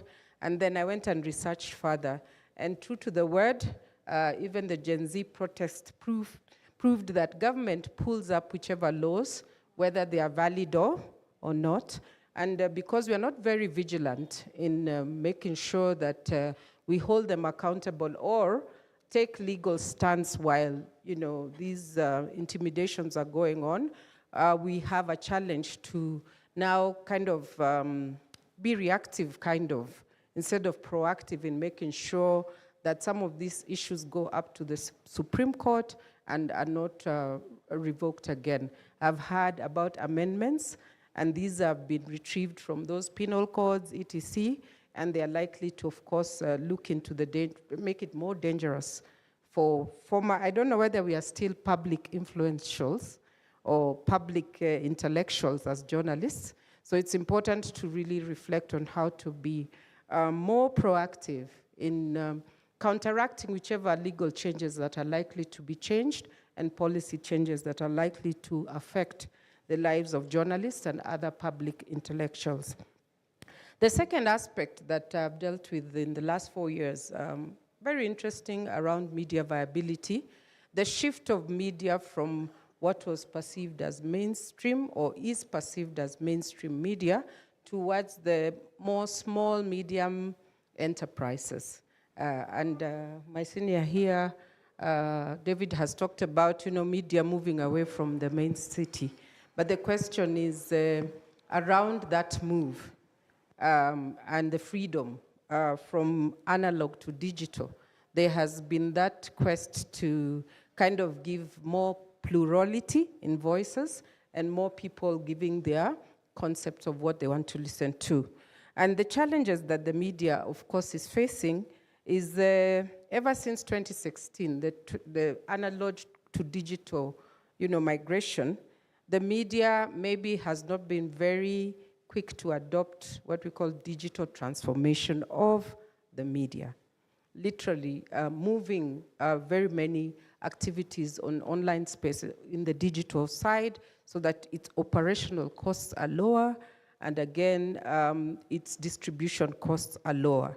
So I think that would be a main challenge. And of course, then this would mean that the media needs to critically think about organizational sustainability, financial sustainability, and also think about operation, just generally, how can they sustain themselves away from advertisements and to selling content. So I think that is a challenge that the media is really facing and needs to address. Another key issue that I had last year somewhere in a conference in Germany was audience apathy and preferences that probably we might not be keenly paying attention to. First, there's the issue of trust issue. I don't think the public, as it were, trusts the message most of the time, the messenger most of the time. Also, source of the message, and with terms like Githeri media, etc., it's just a trust issue. And lastly, the medium itself. Many people are not sourcing their information from traditional media sources. So then how do we penetrate the newer sources and make them our home and also make them more, credible? Then, of course, I talked about who is a public intellectual. Who is today's public intellectual?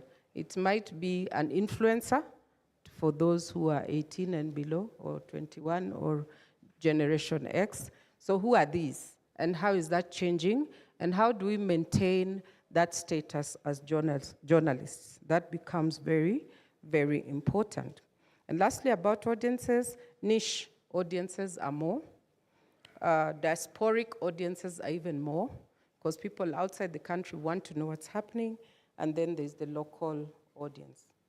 Last, and very importantly, Kevin said that I was going to talk about research. Yes, I'm going to talk about research, because safety is not just a government public issue, it's also an industry issue, just as stated. Safety in terms of work environments that inhibit safe spaces for women and men to work, and also that kind of provide protections for offline and physical violations, which include sexual abuses and exploitation. And of course, the thought of safety should not just be looked at in terms of conflict between government and the media, but conflicts and trustworthiness within the media spaces and the media houses. So with that, I would like to conclude. Thank you. Thank you, Koki. And from your concluding statement, I now understand why you insisted to introduce yourself as a member of AMWIC, because AMWIC has been very consistent on this aspect of trying to redefine what safety is as far as the media industry is concerned. So they've been doing some good work on that.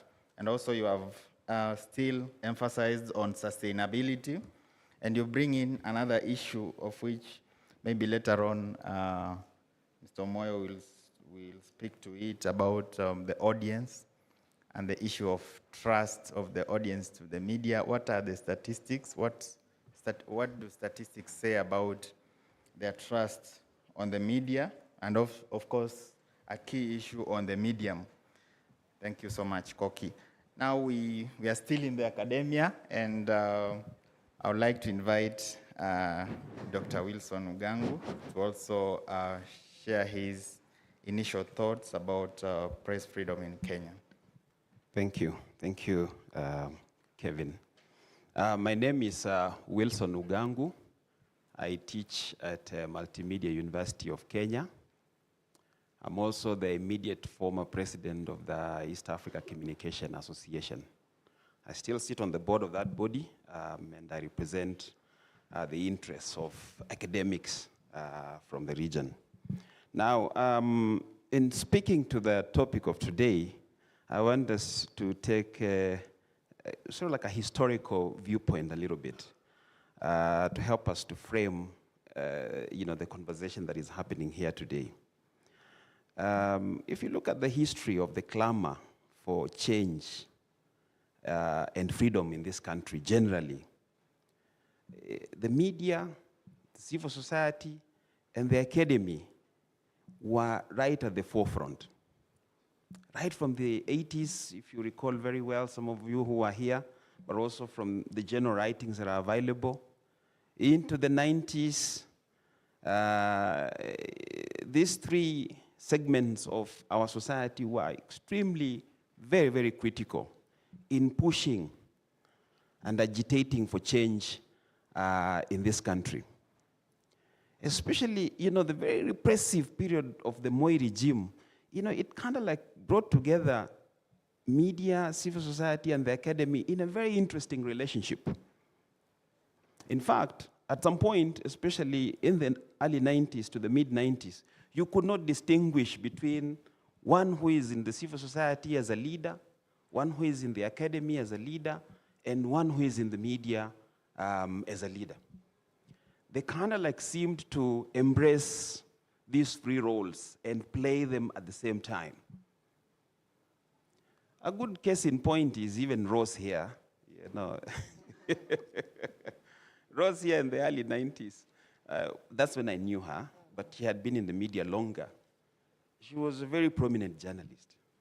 But she also was very prominent in civil society as a leader, as a voice. In fact, some of the earliest publications that were done around that time in terms of documenting that interesting relationship between civil society and the media were done by her. So I recall a book, a small book that was done by herself and Muthoni Wanyeki. That book was called Media and Civil Society, isn't it so? Yes. And it was done around 92, 93, thereabouts. So if you want to understand that history, you go to some of those publications. Now, going further and giving further illustrative examples, you read the Sunday Nation, for instance, around 1995, and the most authoritative, articulate commentaries and opinions were actually by academics. I'm talking about Ali Mazrui, professor. I'm talking about Professor William Ocheng. I'm talking about even David Ndi now, and the likes. And we looked forward to reading these people, you know, as they espoused different ideas about the state of the nation at that particular point in time. So this relationship has been very fundamental, and that's the point I'm trying to make. It has been very fundamental in terms of helping our society to move forward. Moving forward into the early Kibaki years, when Kibaki takes over the reins of leadership of this country, the first people that he embraced as the core of his governance structure were actually academics. And the most critical voices actually from the academy, from civil society, they're the ones who went into government. Talking about Kivutha Kibwana, and the others that you may well know. They went in, and you know what happened. So after that, these are years that we have characterized as years of ambivalence. The late Peter Oriare would call them the years of ambivalence, because you kind of like got the impression that we're moving forward, but also sometimes you got the impression that we were moving backwards. So it wasn't very, very clear where we were going. So a lot of those voices of leadership from the academy, from civil society, and from the media that ended up in government around the time of Kibaki, then mellowed, and they changed a little bit. But there were those ones that consistently remained out there, and they continued to clamor, and that is how we culminated into the new constitution of 2010, as you're aware. Now, as where we are right now, the state of things, a number of speakers here have alluded to the very difficult circumstances that we find ourselves in as a society. These circumstances, you can characterize them as political, you can characterize them as economic, social, and technological, and then they're very complex. And if you asked me, that partnership that was there in the early days that I have mentioned, between the media, the civil society, and the academy, I think we need it now more than ever. We need it now more than ever. We have issues in the academy, as you may well know. The higher education sector, especially in this country, is in a state of juncture, at a point of juncture, as I put it. There's a little bit of confusion, and these circumstances, the anxieties that are there, leadership tends to disappear. But the ability of intellectuals and academics to guide, especially so from the point of view of research, is still there. Is still there. So come to us even through these kinds of platforms, invite us so that we can help and assist with, critical research that can help inform a lot of the initiatives that you're working on. That is how it was in the 90s, by the way. There were many bodies like the ACTS. There was this one that was headed by Muhisa Kitui. It was called what? It was an NGO, but it used to do a lot of publication and research. Janak is normally very good at this history. They did a lot of, was it the Academy of Social Sciences or something like that? With Professor Nyang Nyongo. They did a lot of research, and they embraced academics to come and address a lot of the critical issues that civil society was grappling with, so that when civil society speaks, civil society is able to articulate and touch on the real issues that actually affect society. So we're here, and that partnership is important, and we need to maintain it. I know that Internews has consistently, invited some of us, to help with some of their initiatives, but that this is something that should also be impressed across the board. Thank you so much. Thank you so much, Dr. Ugangu, and I think that historical perspective is very important. It gives proper context to this gathering. It reminds us of where we have come from in terms of partnership, and probably where the bond is not working so well and where we need to go. Dr. Ugangu is saying that the ability of academics to guide is still there. So as partners, we need to explore the use of academics. I hope you've heard, and probably during the discussions, if there are any questions to that effect, we'll be able to discuss further. Thank you so much, Dr. Ugangu.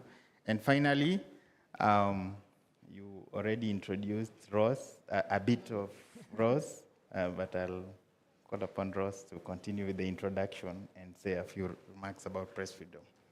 Thank you very much. My name is Rose Lucalo. As you've heard, I've worked in the media, but I think I am a child or an aging woman of two worlds. My heart has very, very much been in civil society and people's networks. And one of the things which has always fascinated me is the rise of alternate media. And if you look at it from a historical perspective, I'm sure you're a bit surprised to hear me talk about this, but at one point I did study it. And if you look at the colonial era, when the mainstream media ignored the local people, we saw the rise of the alternate media. And then when mainstream caught up with the alternate died. When Moi was oppressing us in the Kenyatta years, we again saw the rise of the alternate media, the Society, the Nairobi Law Monthly. There were so many that rose up, even pamphlets. And I think the alternate media is always a barometer of how well we are doing. At this particular moment, I think the alternate media we're seeing is all the influencers who are consuming the space. I'm not undermining all the technological and economic problems facing the media, but I do think that we need to pay attention to who takes away space from the mainstream, and it's a very clear barometer on what's going on. And I think there's a big disconnect between media and the people. When KTN first came into being, we were the first team that went in, Kenya Television Network. And we asked ourselves, how do we distinguish ourselves from what was there, what is there in the market? We chose to give voice to people who are not heard. And to this day, those people, they continue to, reach out and to respect us for what we did at that particular time. I think we saw it, a little bit of it this year, when Gen Z took over the city, took over the country. The media paid attention for a little while, but they seem to have forgotten again. We heard new voices, and I was watching some of the subscriber numbers for media. They rose dramatically if you look at them online, you know? I think there are lessons there for media that they need to better connect with people and alternative. I have never understood the obsession with politicians, following politicians and names. Never. They are not the only ones who tell a story, and I think they lose us audience. The other thing I wanted to say, I wanted to follow up on what Omoyo was mentioning about solidarity. I think the best protection for people who work in media is the solidarity of the people. Solidarity at many levels. Solidarity within the media. If you have very strict ethical standards within the profession, even your boss cannot tell you to violate it. We see it all the time with lawyers, doctors. They can't make you go against your ethics. But when those solidarity networks, those professional networks don't work, the bosses within the media house treat you like any old messenger, you know? They don't care what you bring back. They don't care how they treat your story. They rewrite it and retitle it and repurpose it and, you know, position it how they want. I think there was a time when the professional networks were really strong, and that was a protection for journalists. You come back with your... I remember arguing with an editor over the headline of a story. He wanted to use a word, and I said, no, that's not my story, you know? And because the network is strong, and because he knows there will be flack, they went with what I said. And I'm not saying just for me, that was true of all journalists. But at that particular time, the biggest shame for a journalist was for the other journalists to think you had done wrong, you know? You did not want to get even a name wrong because your professional colleagues will look at you badly. That, I think, is also lost. I think we've given way to, the solidarity has been eaten away by celebrity, influencer type things, the corruption in the media. I am not undermining the technology challenges and the economic challenges. Those are real and very present. I'm just presencing this other conversation on the other side, which we need to pay attention to.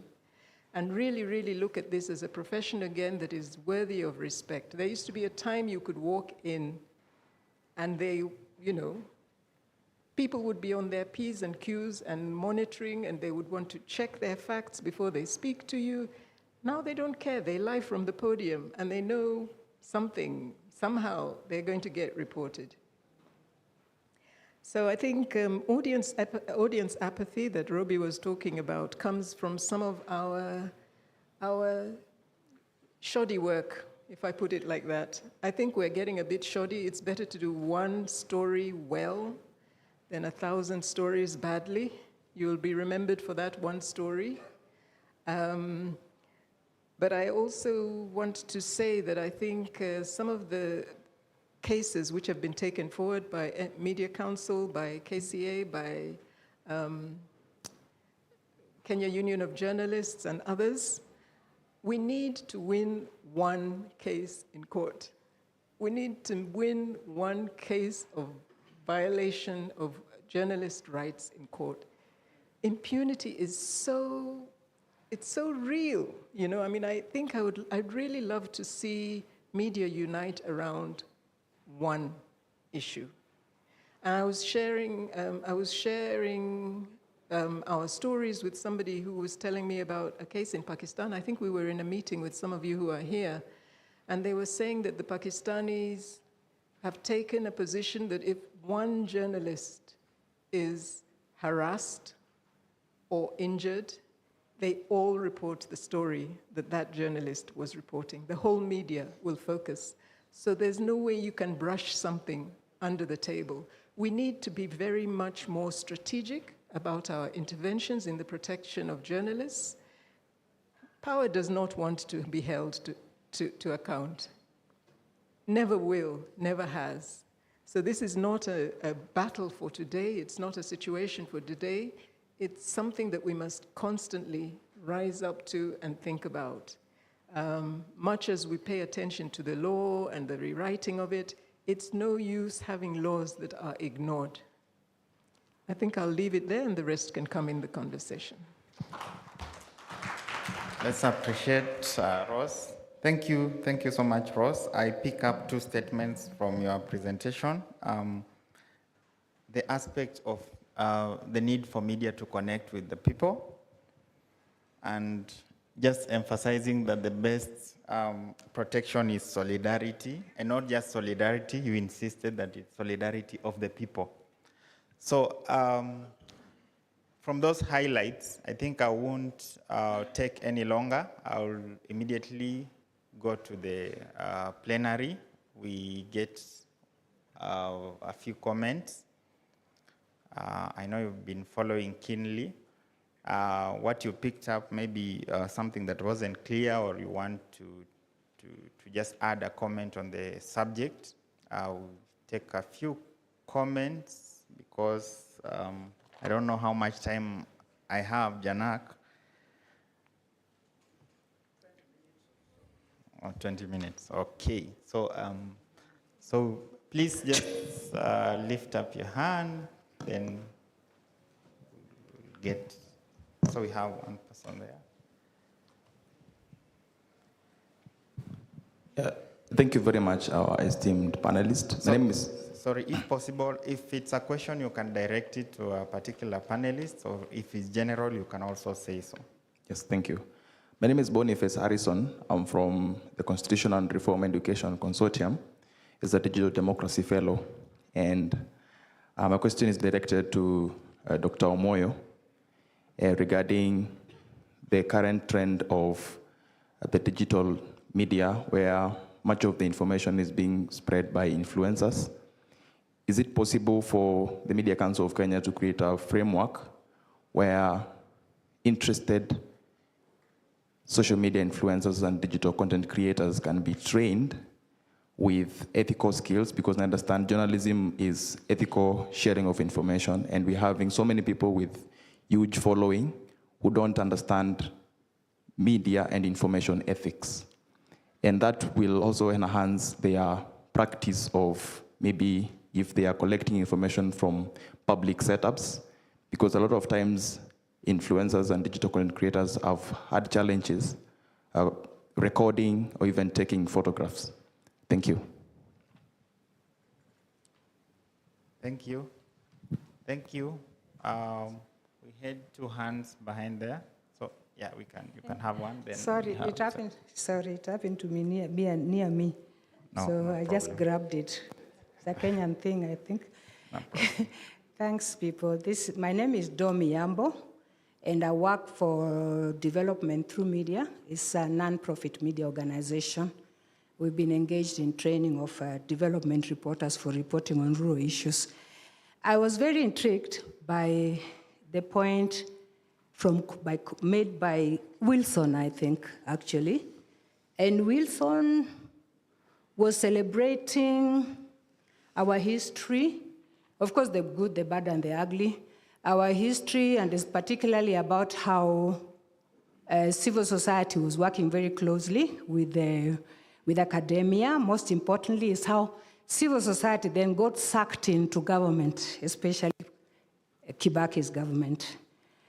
My question is, and I've asked this question before, is it what happens, for example, what is it we are not perhaps doing right when civil society joins government? You would imagine they would take our cry there, quote unquote, and try to make sure that we ring fence and enforce the issues that we have already prosecuted and gotten, so that we are able to improve that. But somehow when they get there, they get swallowed into that environment.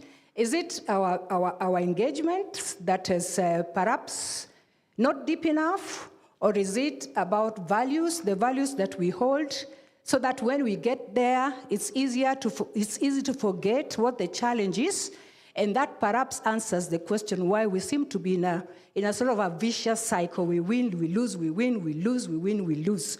What is it that you think we could do, Wilson, as a scholar and a researcher, perhaps even Koki, might be able to answer that. There's a behavioral issue. Behavior is influenced. It's influenced by what in this case? That would be my question. Thank you, Domi. I'm sure that Dr. Ugangu and Koki have noted it.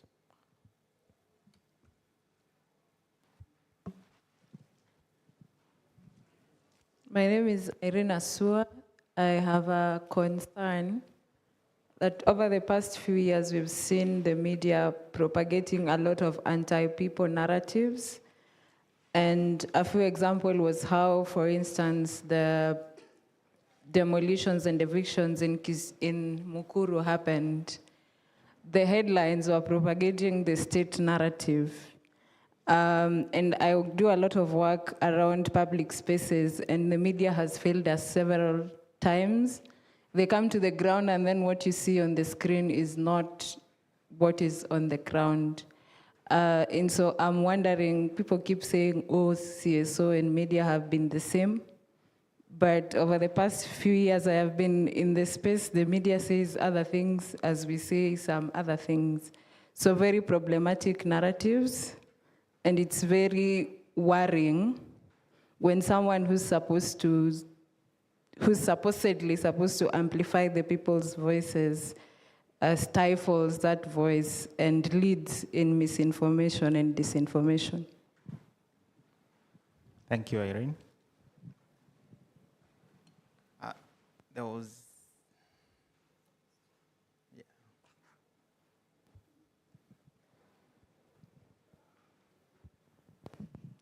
How are you, everybody? Where I come from, you stand. You don't just sit down and talk.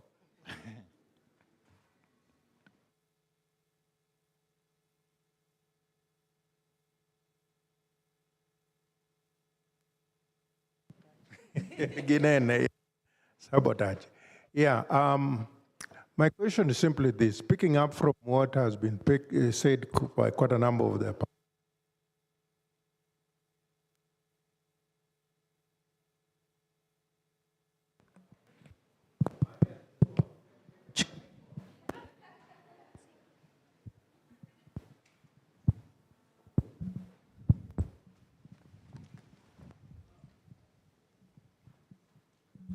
Sorry, my name is Udiambo Lale, journalist, biographer, among other things. My question is specifically issue of apathy. If civil society guys are here and are complaining about apathy, or rather the quality of journalism, and the journalists on the other hand are saying that the audience, that according to their surveys they've been getting, there's some apathy. The question is, where is that problem? In the normal marketplace, we have Kenya Bureau of Standards to make sure that the standards are high. What is Mr. Moyo and others doing, and Ugangu, Daktari, to help these standards? Because there's a big apathy, and some of the major issues I hear them saying that news is too toxic. It's not well researched, among other things. Sorry, I was there I started being in journalism 40 years ago. She said it's almost the same thing. Thank you. Thank you, Senior. I think that goes to every panelist. Should be able to respond to that. Do we have any other question? Oh, yeah. Where's the microphone?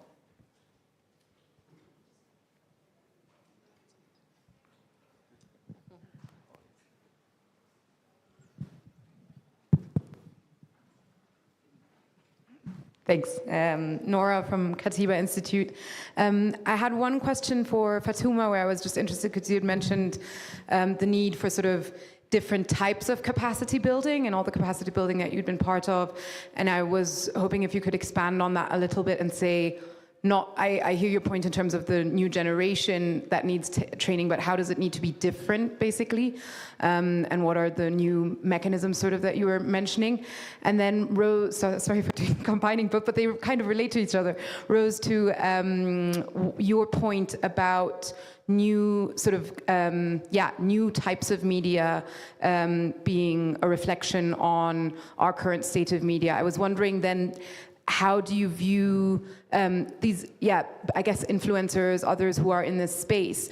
Do you see them as falling away if we're able to strengthen mainstream media in a genuine way, or do you see them being subsumed into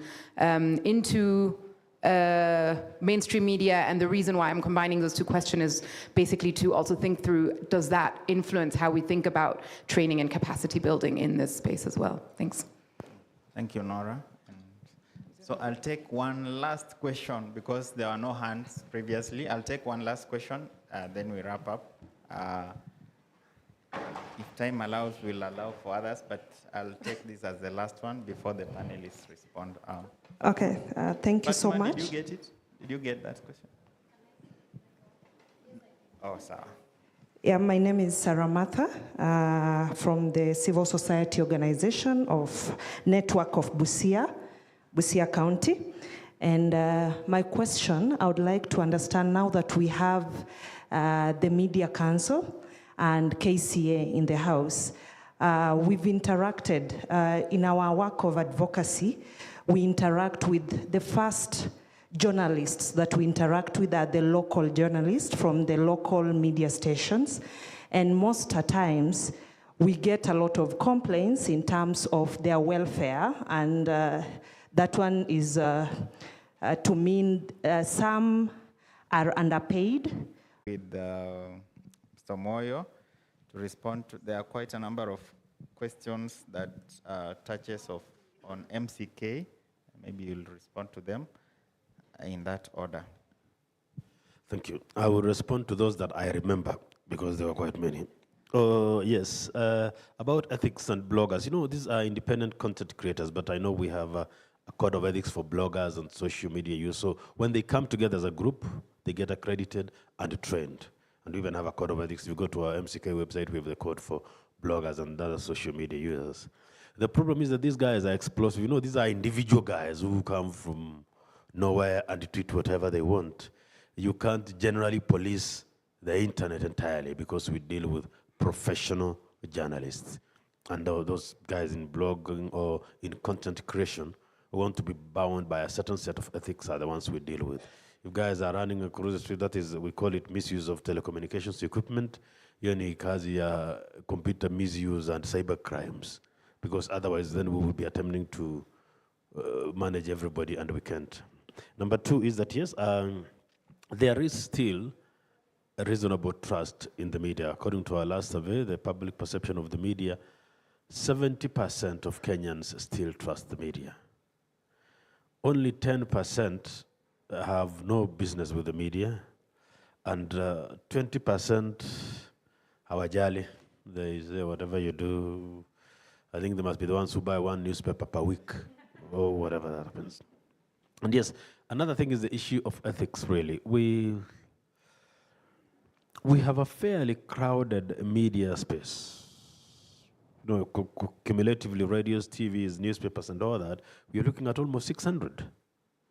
And something we did is that at some point we went for quantity and forgot quality. You walk into Bungoma, I know we love very good things, but what are 14 radio stations doing in a small town like that? Which economy will sustain that? You go to Meru, and we have stopped exporting Mira. What are 16 TVs and 14? Which economy will sustain that? Eventually, therefore, we have media houses which are unsustainable.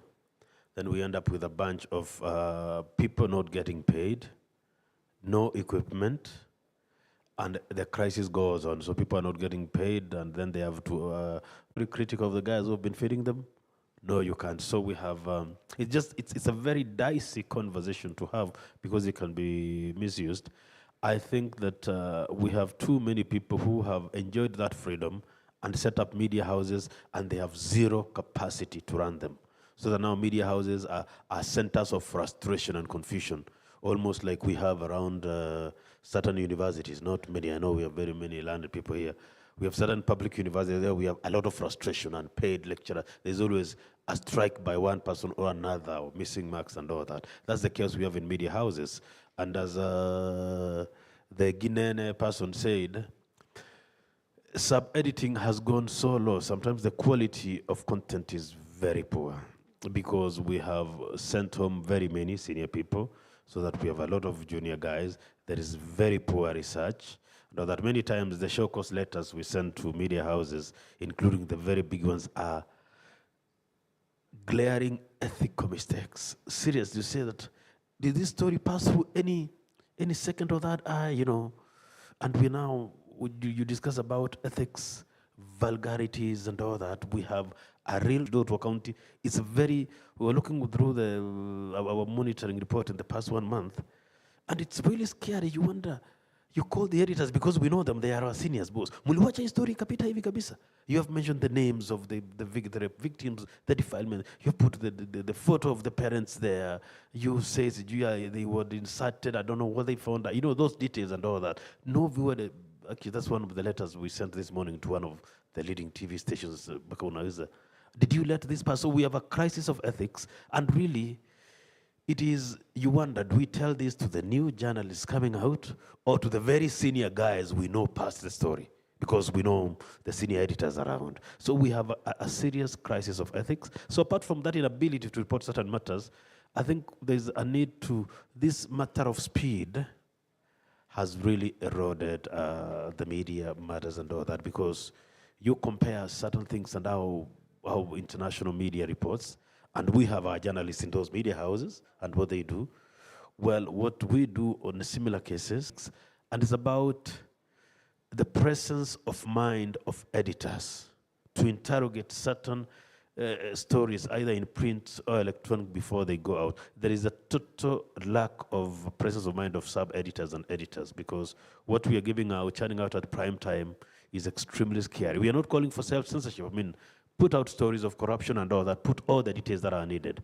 But basic ethics about protection of children, you know, the rights of the people who are affected and all that, we really have those challenges of ethics, and it's a matter beyond. We are at 15,000 journalists now across the country. These people are not paid, even as Fatma spoke, that we are doing a lot of training and we need a little more training. I sometimes think that we are training some people to death. There is always someone training someone. This guy hana hata record, hajalipu mshahara miezi 6, anaitwa training 10. They have not transmitters down, we call them for more training. Now we are training for guys, their computers have broken down. It's a crisis. And then mostly, remember what I said earlier about crowded interventions but limited impact, isn't it? We are sometimes, unfortunately, training is supplier driven. We, the trainers in Nairobi, need to take a flight to Kwale and train the journalists there, isn't it? So it's we, the trainers, flying and doing that, so we train. On our way back, we meet internews going to Kwale to train the same journalists. So as internews comes back, the editors are going down to Kilifi to train. These guys have no recorders. They have not eaten for 3 days. We need to reflect a bit about the interventions and do a little zoning, but otherwise we are getting into too much supply-driven interventions in the media sector. So they are not, we do not engage in honest co-creation to see the issues. It's we who think, what activity can we plan so that we rush down into Kisumu for a while? We need to train the local journalists in Kisumu about sustainability. We guys, we cannot even sustain our households. We're going to train media about sustaining themselves. We have no capacity, but it's a good trip around the sun. Anyway, thanks very much.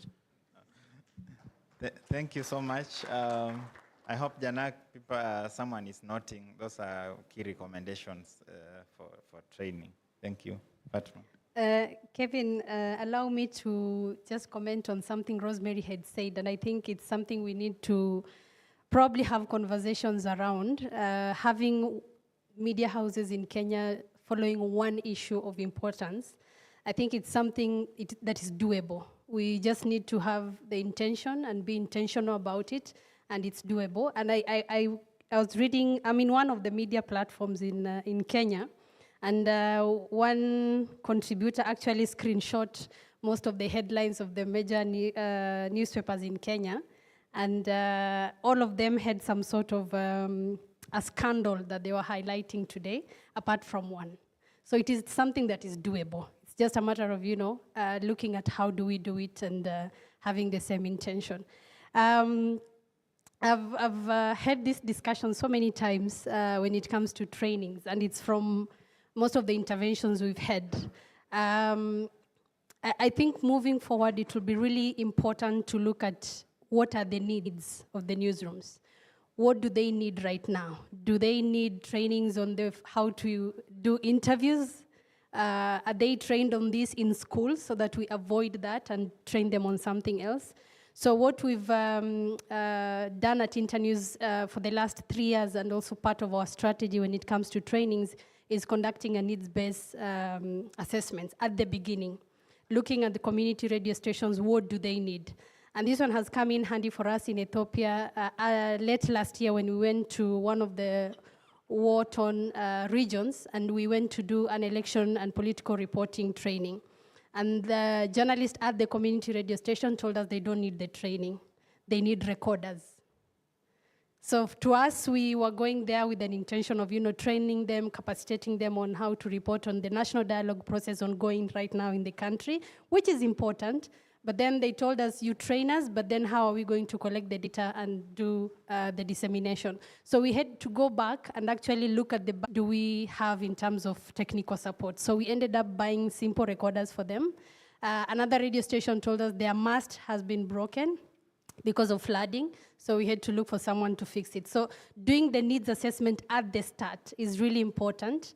I know our concept notes and our proposals are to a certain thematic area, and we are supposed to train on that. But I think there's room for, having that language in the proposal that is more encompassing when it comes to trainings. It's not just the skills, but also the equipments. The other thing is we've seen in the space most organizations coming in, training, and then leaving. You go do election reporting training, then you expect 100% accurate reporting in the next elections. That's not the reality, to be honest. There needs to be, a follow-up and mentoring. And one of the things that we do at Internews is really insisting on the mentoring. We are good with the trainings, but on the mentoring bit, it is where we have our strong niche. And for the mentoring, is not just looking at the scripts for the journalist and telling them, oh, you need to have 2 voices in this story. It is actually supporting them with the research. Like, how do you do a proper research for your story? Whom do you need for this story? Do you need a stronger community voice in the story, and then having, a local authority or stakeholder to comment about it? So helping with the research really means a lot. You'll find journalists do not even have access to, websites that can give them accurate information. So they go on their phone, they go to any website, citation is a problem, and so on. So simple mentoring with, how to do research, whom to talk to, building networks for them. I remember when I was a journalist, we used to be encouraged to have notebooks, not for taking notes, but for keeping contacts. Whom do I go for a health story? Whom do I go for a political story? Whom do I go for a development story? So going back to those basics sometimes also help. So for the mentoring, we've taken it a step ahead, and also looking at stories that journalists have done before the training and after the training. How do we do the post-mortem to see where the weaknesses are and where they can be improved in the future? And the final, probably HIV prevalence in the area, then we are able to support them for a week to stay in Wajir, speak to people, connect them with relevant sources, etc. And part of the stipends is also money for them, because they do need the money. You can't send someone with strict budget of spend this amount on your airtime, spend this amount on transport. What about their food? So looking at the welfare bit of it, how do you have a small line in the budget for the stipend for their welfare? So it's a holistic way of approach when it comes to training, not just putting them in a room, training them, and then leaving. I hope I've answered your question. Thank you so much, Fatma. And I think it's helpful to even colleagues from CSOs. We went for a training at some place, and after the training, we told them we'll come back. They said, we know you'll not come back. So Okay, I think I'll just be a bit of the advocate of the devil and go with the mantra that Mishuki used about the media. He called us the rattling snakes. And the rattling snake is eating its own children by having an industry that cannot take care of its own, that people who train have to give them food for sustenance. Are you seeing? We have been de-elevated to the lowest Maslow hierarchy. That is security, food, the lowest. So you cannot be competing as the fourth estate and maybe the fifth estate when the civil society and the media is actually not paying the journalists. I mean, just look at it that way. They cannot afford to eat, they cannot afford to sleep, they can only look forward to trainings or events to sustain themselves. So let me leave that at that point. I think the need to really internally interrogate operations in the media house is critical. Human resource, are we treating ourselves as humans? Or are we just churning out stories at our own expense without support from the organization? Are we protected legally? Do we have psychosocial protection both for men and women? One day, I think Quinta, who is now the CEO of AMWI, came to speak to my students in the gender reporting class, and she talked about sexual harassment, and she said it's male to male, female to female, and vice versa. I mean, it's not an issue of taking it for granted. These are the things that alienate people from working in the media. Just the other day, my student is working in one of those CEO KE media houses online, and he's like, he can't. His ethical values and what is happening in that particular media are not aligned. So who then is going to write those stories? And even as you carry out research, I know we all carry out research and we say, okay, the media is supported 70%, like my colleague is alluding to, but who are the respondents? Is it still me who consumes the news, or is it so or not? So who are we asking those questions, and what are the dominant issues around them?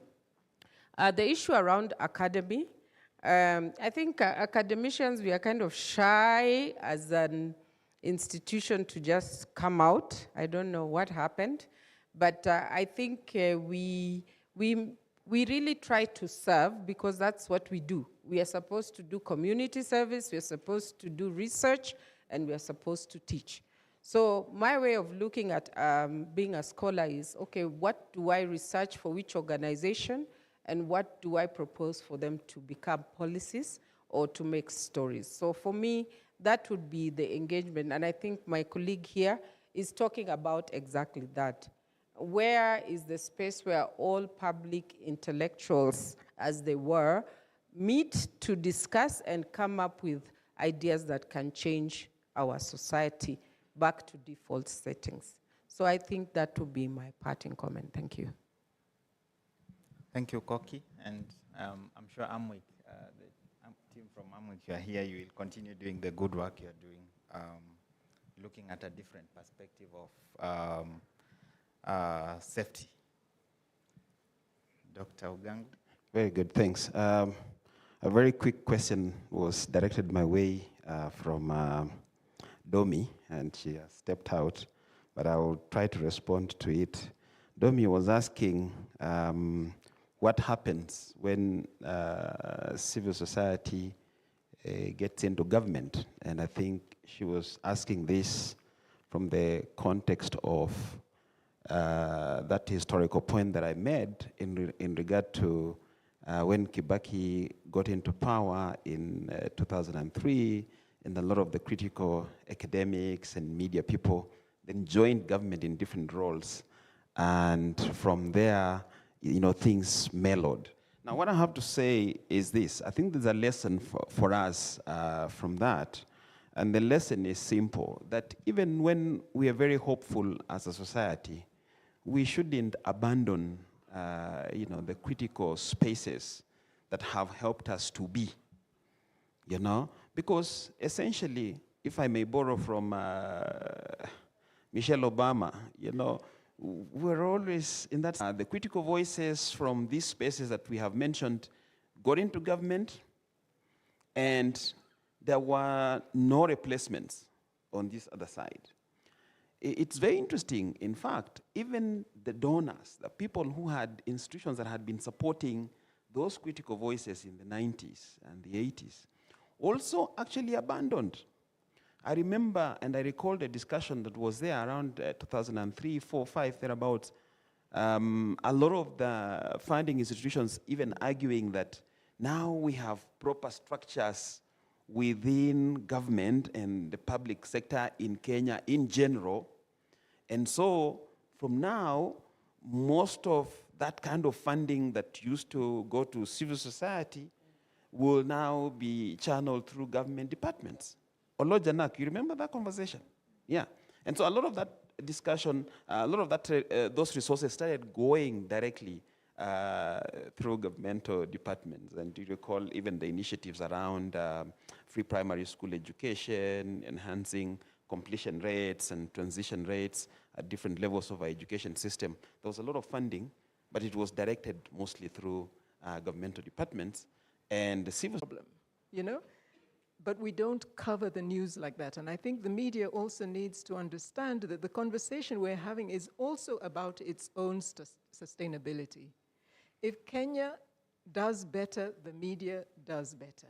So every issue should be a media issue. I don't know how we impress that on editorial owners, managers, because they seem to think that if they just deal with the businessmen and the business side and whoever's paying, then everything will be okay. It will not. The whole country must function. The whole country must progress. And we have to stop having these same faces, same voices, same themes, same topics, same headlines, same every day. No, it can't work. We must hear from everybody else. To your question about what happens to the influencers, I think if influencers will always be there. But I think if you watch the current crop of influencers, there's this guy Morara. He's just a little hero, a 28-year-old man. I get embarrassed when he goes to a media house because he schools the media. He schools the guys who are supposed to be asking him questions. He knows the budget better than everybody. He knows the legislation better than everybody. He's mapped the sites of corruption better than everybody. That's our job. We should be telling him, you know? We should be analyzing it for him and questioning his view. So, I mean, I think we have a lot of work to do. People like Anne Ngugi, she has claimed a softer space of social issues and, you know, that are affecting people locally and abroad. And you can see the following that they have. And these are professionals.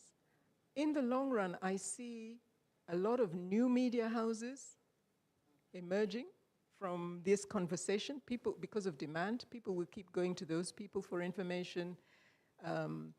They become formal structures, and that's where people will go when they want that kind of news. But if the media is strongly anchored and strongly delivering on its mandate, many of the influencers would not have the same status, as it were.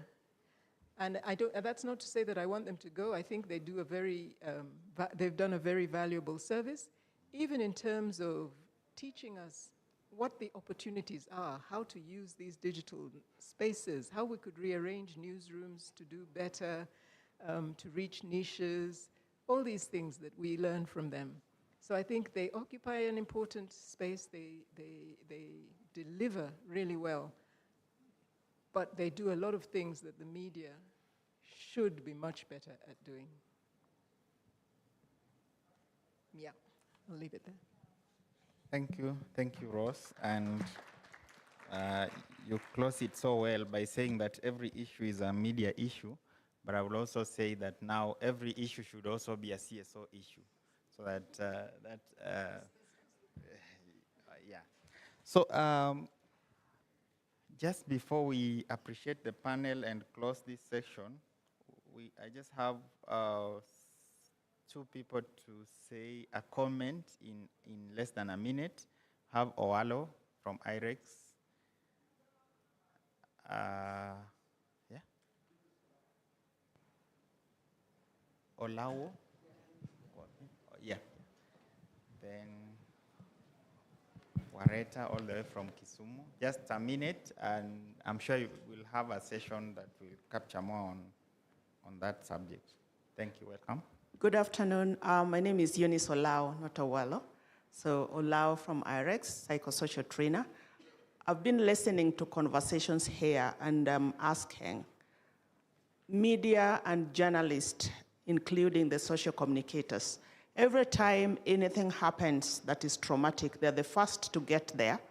They take the worst picture they take the best of the worst picture, to be precise. They will go through these pictures to find out which one they can send to the editor to air. And one of the things that I think needs to be brought to book, even in this environment, is the trauma that the media personalities and social communicators go through and how to address them. Because as we continue to look at these conversations, what are we doing to them, or what is their professional work doing to them? We know media is high stress level work environment. You do very well by letting us know what's happening. Then Wananchi has a role. Sometimes even people put off their TV and say, don't watch news. But the journalist will have to look at all those pictures, and they go back with the trauma and the messages in their brain. What are we doing to this? So as we are having this conversation, I think it is important that all of us know that at the end of the day, we are getting back home as journalists. You're going back with that stress, with that trauma in your brain, and it will come. And to bring it back home, in Kenya, I think every 5 years there's trauma, political trauma, that people go through.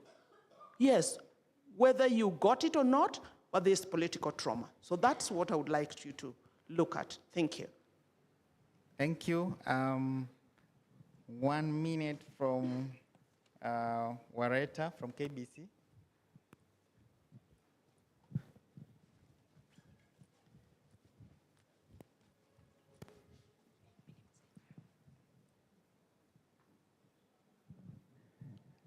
Good afternoon, everyone. My name is Josephine Wareta. I'm here on behalf of KCA. And what I wanted to comment on, Fatma has really explained it. It's a project I was involved in with Uraia and Journalists for Justice. And I wanted to share when Mr. Omoyo said that you find different trainers going to the same people with different trainings, and there is no really good outcome. When Uraia worked together with Journalists for Justice, they were in different regions of this country. They had a project in Kisumu. What they did, they identified people in their regions who could work with these radio stations prior to the training. It was going there, doing your own research and finding out what they need. But before that, they had a particular thing they wanted to achieve.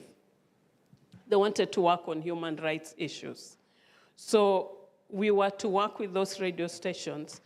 And I can tell you the identification of their needs really helped even in carrying on the stories, because they provided the recorders, they provided the laptops for editing.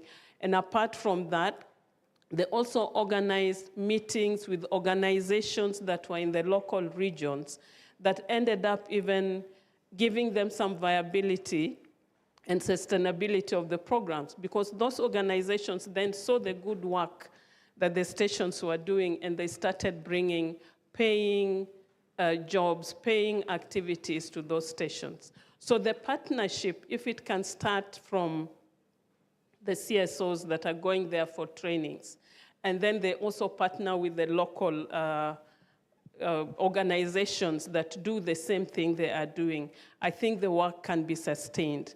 And I was personally working with Radio Lake Victoria, and to date, the program that we started last year is still running on human rights, and the number of people that have been helped, especially widows that were being dispossessed because their husbands had passed on, it's such a beautiful story. So that partnership that we are talking about here, I think if we carry it on from this house and purpose to use it, we are going to. Thank you. So thank you so much. Allow me to thank Mr. David Omoyo from the Media Council of Kenya, Koki Chieng from USIU, Fatima from Internews, Dr. Wilson Ugangu from Multimedia University, and Rose for gracing this panel. I'm sure it has been a very rich panel, and quite a lot has come in terms of both contexts and recommendations, and I really appreciate them, and I also appreciate you for following the discussion and being keen participants. Thank you so much. Janak, do we need a photo for the panelists, or are there arrangements for that?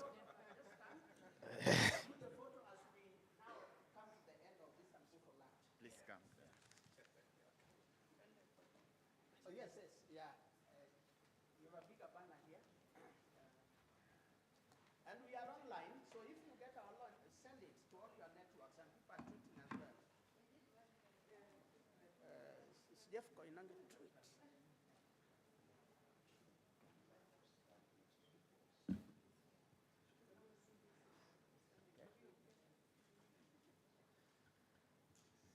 They are seeing you online, so you better smile a little.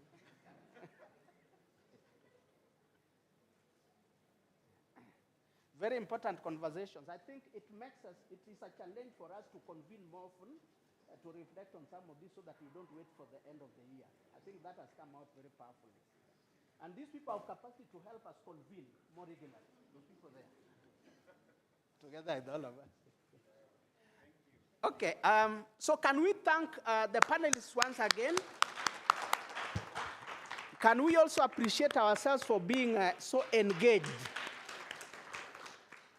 And can I make another important announcement now?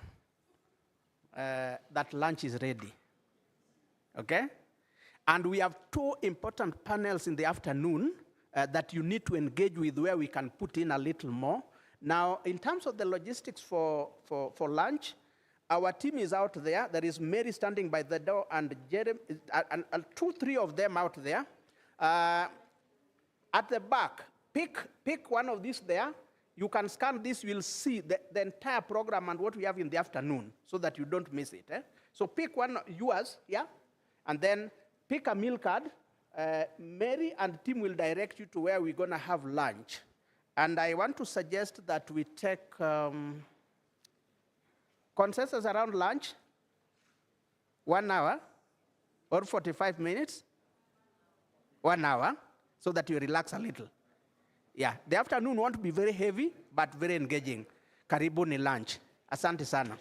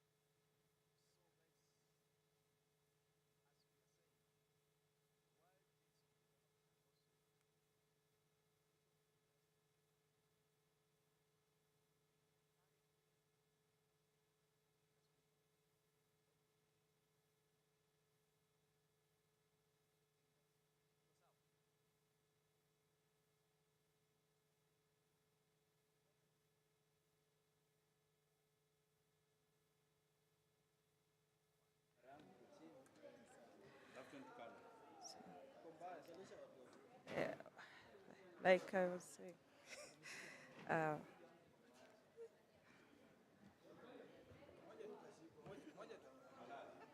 Si ndio hiyo kamera hiyo ndio itatusaidia bado.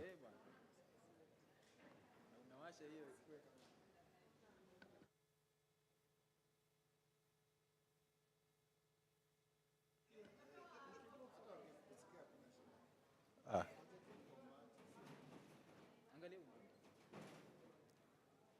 Ujambo.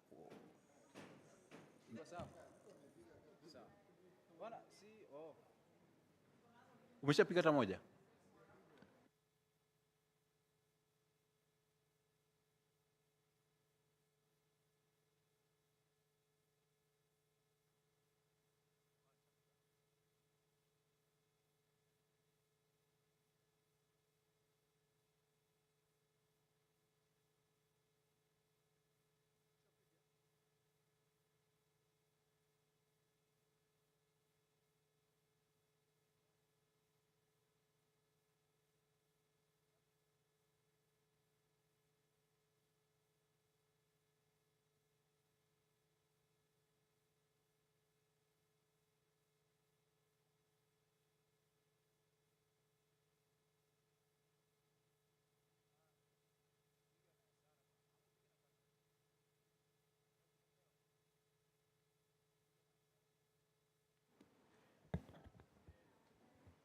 As individuals, we know it is very important.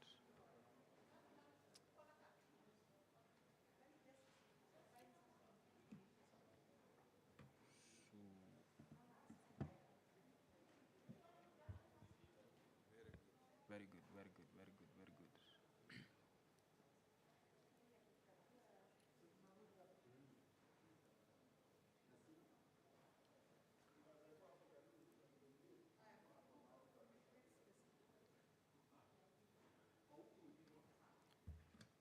Si piga alafu nipige.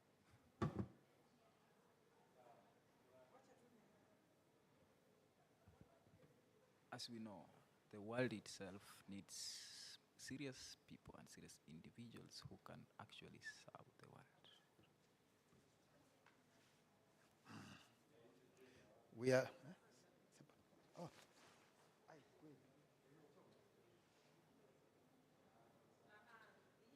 Yeah. Okay. Tunasema maneno ya Gen Z ni shida sana katika taifa la Kenya, lakini leo ni babaya tunaangalia, si ndio?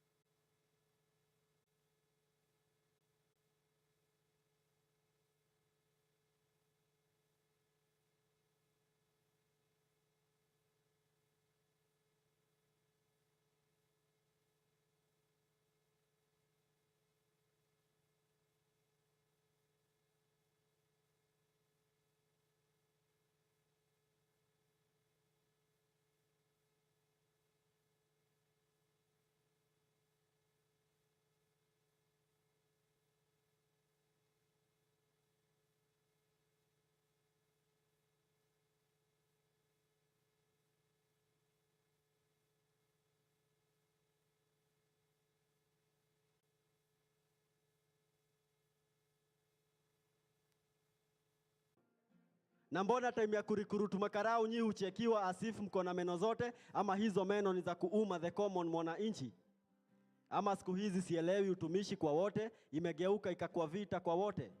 Juu kila wakati ni kupiga tu Citizens na the same information na tuipati ikipashwa huko Citizen TV. Ni fani, siku hizi mlinda sheria ndo anavunja sheria kwa kumdhulumu mfuata sheria.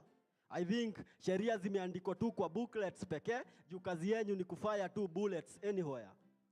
Rest in peace zimekuwa mob, design hata nikianza kumention sitawahi fika mwisho. Rest in peace kwa wale wote wamekufa in the line of duty wakitetea sheria. Rest in peace kwa wale wote wamekufa after kuanika waheshimiwa kwa mitandao. Na vijana wa ghetto hatujaipata uhuru. I think bado tuko under British colonialism. Ni sad, mtoto wa maskini akipata kitu watasema ameiba, na akikosa watasema anapanga mission ya kuiba. Ni so sad, unahamia mjini ukiwa na dream ya kuchange home, baadaye unarudi nyumbani dream zako zikiwa kwa jeneza. Ama mko kwa mashindano ya the more people you kill, the more badges you get. Sielewi mbona wanasema justice is around the corner, ama sijui ni ile kona mbaya. Na justice mimi najua huku wa served free and fair ni mob justice pekee. Na jeshi najua huku wa peaceful pekee ni jeshi la wokovu pekee. Tuimbe pamoja jamani.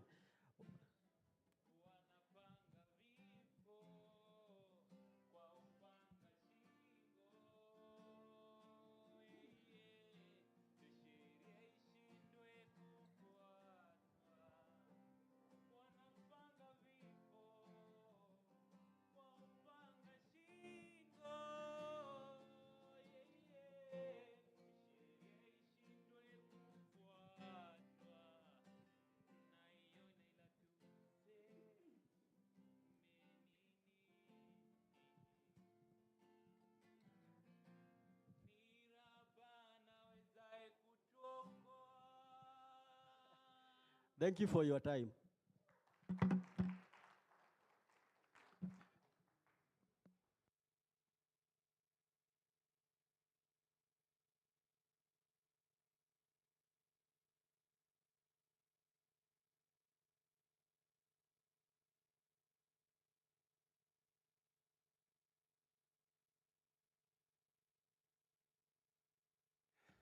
Hello.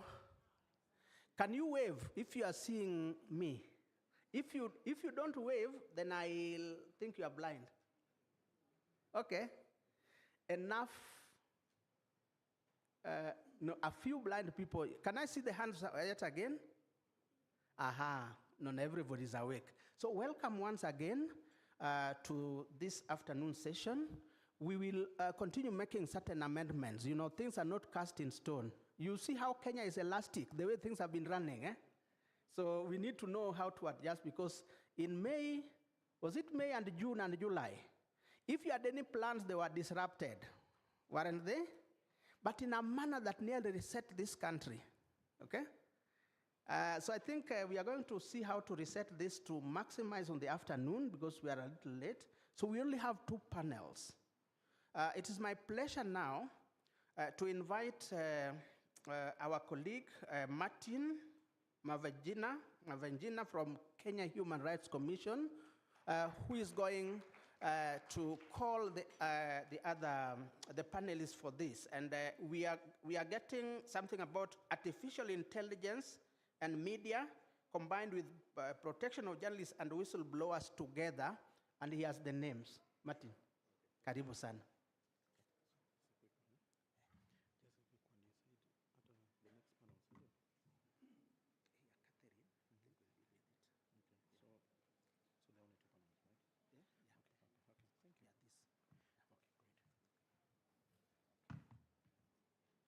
Good afternoon, ladies and gentlemen. How are we today? Yeah. Did you all have a wonderful lunch? Okay, but people are, you're all answering like, oh, we need an energizer before we start. No, that's what on a light note. So like Senior Law Janak said, I am Martin Mavengina. I work with the Kenya Human Rights Commission, where I serve as a Senior Program Advisor for Transitional Justice, and it's a great pleasure and honor to be before you and to be able to moderate this next session that I believe will be very interesting and insightful to all of us. So, ladies and gentlemen, allow me to welcome our panelists. First and foremost, let me welcome Mr. Dennis Mbao from Amwick. Dennis, a round of applause as he comes. And Mr. David Indeje from Kictonet. David?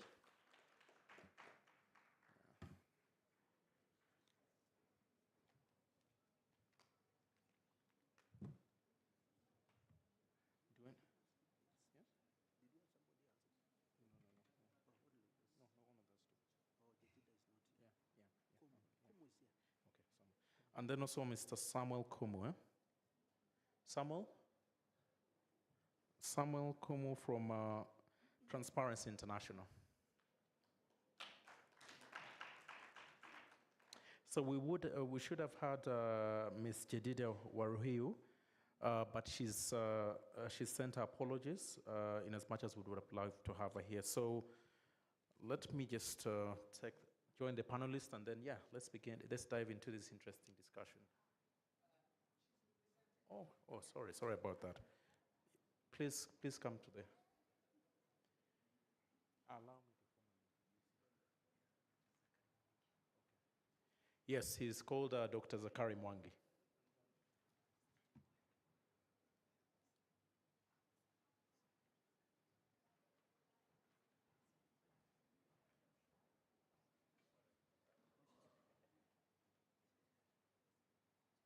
Okay, so like I said, colleagues, this conversation will certainly be an interesting one. And first and foremost, I'll quickly ask our panelists just general questions, and then after that they will delve into this important topic. So I will start with Dennis Mbao. Why do we have to protect? Why do journalists and whistleblowers need protection? All right, thank you very much. As I said, my name is Dennis Mbao. I am here on behalf of Madam Quintambori, and she sends her apologies. She would really have loved to be here, but I hope she'll join us later. And I am here in the position of communications at Amwick, and we have so many members here, and I would just want to recognize them. Anyone from Amwick? Hey, tuwapigie makofi. So, and I would really love to, first of all, appreciate KCA and everyone else who's been part of the planning for this event, and even the sentiments that have been made here on safety and protection of journalists. We've already gotten quite a number of outputs from this event. So journalists, and more so even whistleblowers, are the mirror of society, and they're the ones who depict what is happening in the society. So the media has a role to play in terms of informing what is happening in the society. And this is enshrined in the Constitution under Articles 33, 34, then 35 as well, which is on access to information. And we have a societal role and a mandate by the people, so that we need to provide for them that information. And by us providing that information, we should be doing it impartially and providing a platform for all the voices to be heard, that we make sure that we are mirroring the society. And upon when we are doing our work, there have been many challenges that have been mentioned here on the that journalists face when they are doing their work. And this now brings in the topic of safety and protection of journalists. Because what you find is that as we are doing this mandate, as we are providing information, you find that our safety is compromised when we are doing this work. And there are very many issues that come into place. The last week we were marking the International Day to End Impunity against journalists, and we are seeing so much impunity in terms of journalists get attacked. I remember in July, I think 24th, we marched in the streets, journalists here, we marched in the streets saying we are not criminals because there had been so many attacks. The CEO of the Media Council of Kenya mentioned 79 cases that had been reported. And you see journalists getting abducted, getting shot at, getting killed. These are issues that, just for doing their work. And we have to stand up as the media associations, as journalists, all of us, to say that we have to be let free to do our work. And there has been a lot of interference when we are doing our work, whether it's from government, from different stakeholders. And now, even as AMWIC, which is the umbrella body for women in the media sector, we try to address the challenges that women in the media face. And there are quite a lot. And I remember Robbie had mentioned that, I won't mention the others, in terms of being shot and everything else, but we talk about sexual harassment as one of the biggest hindrance towards female journalists going up the ladder in the media space. And Rose is one of our founding members. 1982, that's when AMWIC was founded. It was founded because there were less women in the decision-making table at the media houses. And still up to today, we're still facing the same challenge. And as AMWIC, we've been building capacity. We've seen so many women come through the ropes, being trained, and have come up and become great journalists in this country. So it's really, really important that we focus on not just the gender scope, but the whole protection of journalists as they conduct their role in the different areas that they work in. Thank you. Thank you, Dennis. A round of applause for Dennis. So I'll pose the same question to David. Good afternoon. My name is David Indeje, representing Dr. Grace Githaiga, the CEO and convener of the Kenya ICT Action Network, that is KICTANET. KICTANET is a multi-stakeholder think tank that its work is anchored on policy, research, multi-stakeholderism, and capacity building. So a lot of our work within the digital ecosystem in Kenya is anchored on policy and research, so that together through the multi-stakeholder model, we can catalyze synergies on how to improve the ecosystem when it comes to issues to do with access to information, access to technology that is informed from a human rights lens. And that is where we do a lot of our work. Why journalists? I'm also a journalist by profession. Also, much of what I do revolves with the work that I do with the Kenya Union of Journalists within its program and initiatives, whereby we try to provide legal support to journalists in Kenya, and also to see that the policy environment for journalists is conducive for them and aligned to the constitutional provisions that Dennis already mentioned. So why that question and safety? Currently, we are seeing a lot of violation when it comes to digital rights, especially when it comes to access. For instance, last week, we called out to the government, together with other CSOs spread across Africa, telling the government to open access to Telegram channel. Because if they can do that, what can they not do? When Kenya had an internet shutdown, what does that mean? It's an aspect of digital rights. Digital rights does not only speak for journalists only, but it speaks to us. Because under the UN Universal Declaration of Human Rights, the internet has been categorized as a right. People need to access it. It is an equalizer to so many things. It is an aspect of how do we provide access to information, how do we provide access to devices, how do we improve the cost? And this also applies to journalists who work. That is just one element. Another thing that we've been able to notice, Dennis alluded to the work that they are doing with women. For us, we have been looking at it in the scope of technology-facilitated online gender-based violence. And specifically within our counties, and how it is manifesting across our societies. And the data shows that it is happening both in urban and in rural areas. And these are the same places where journalists do their work.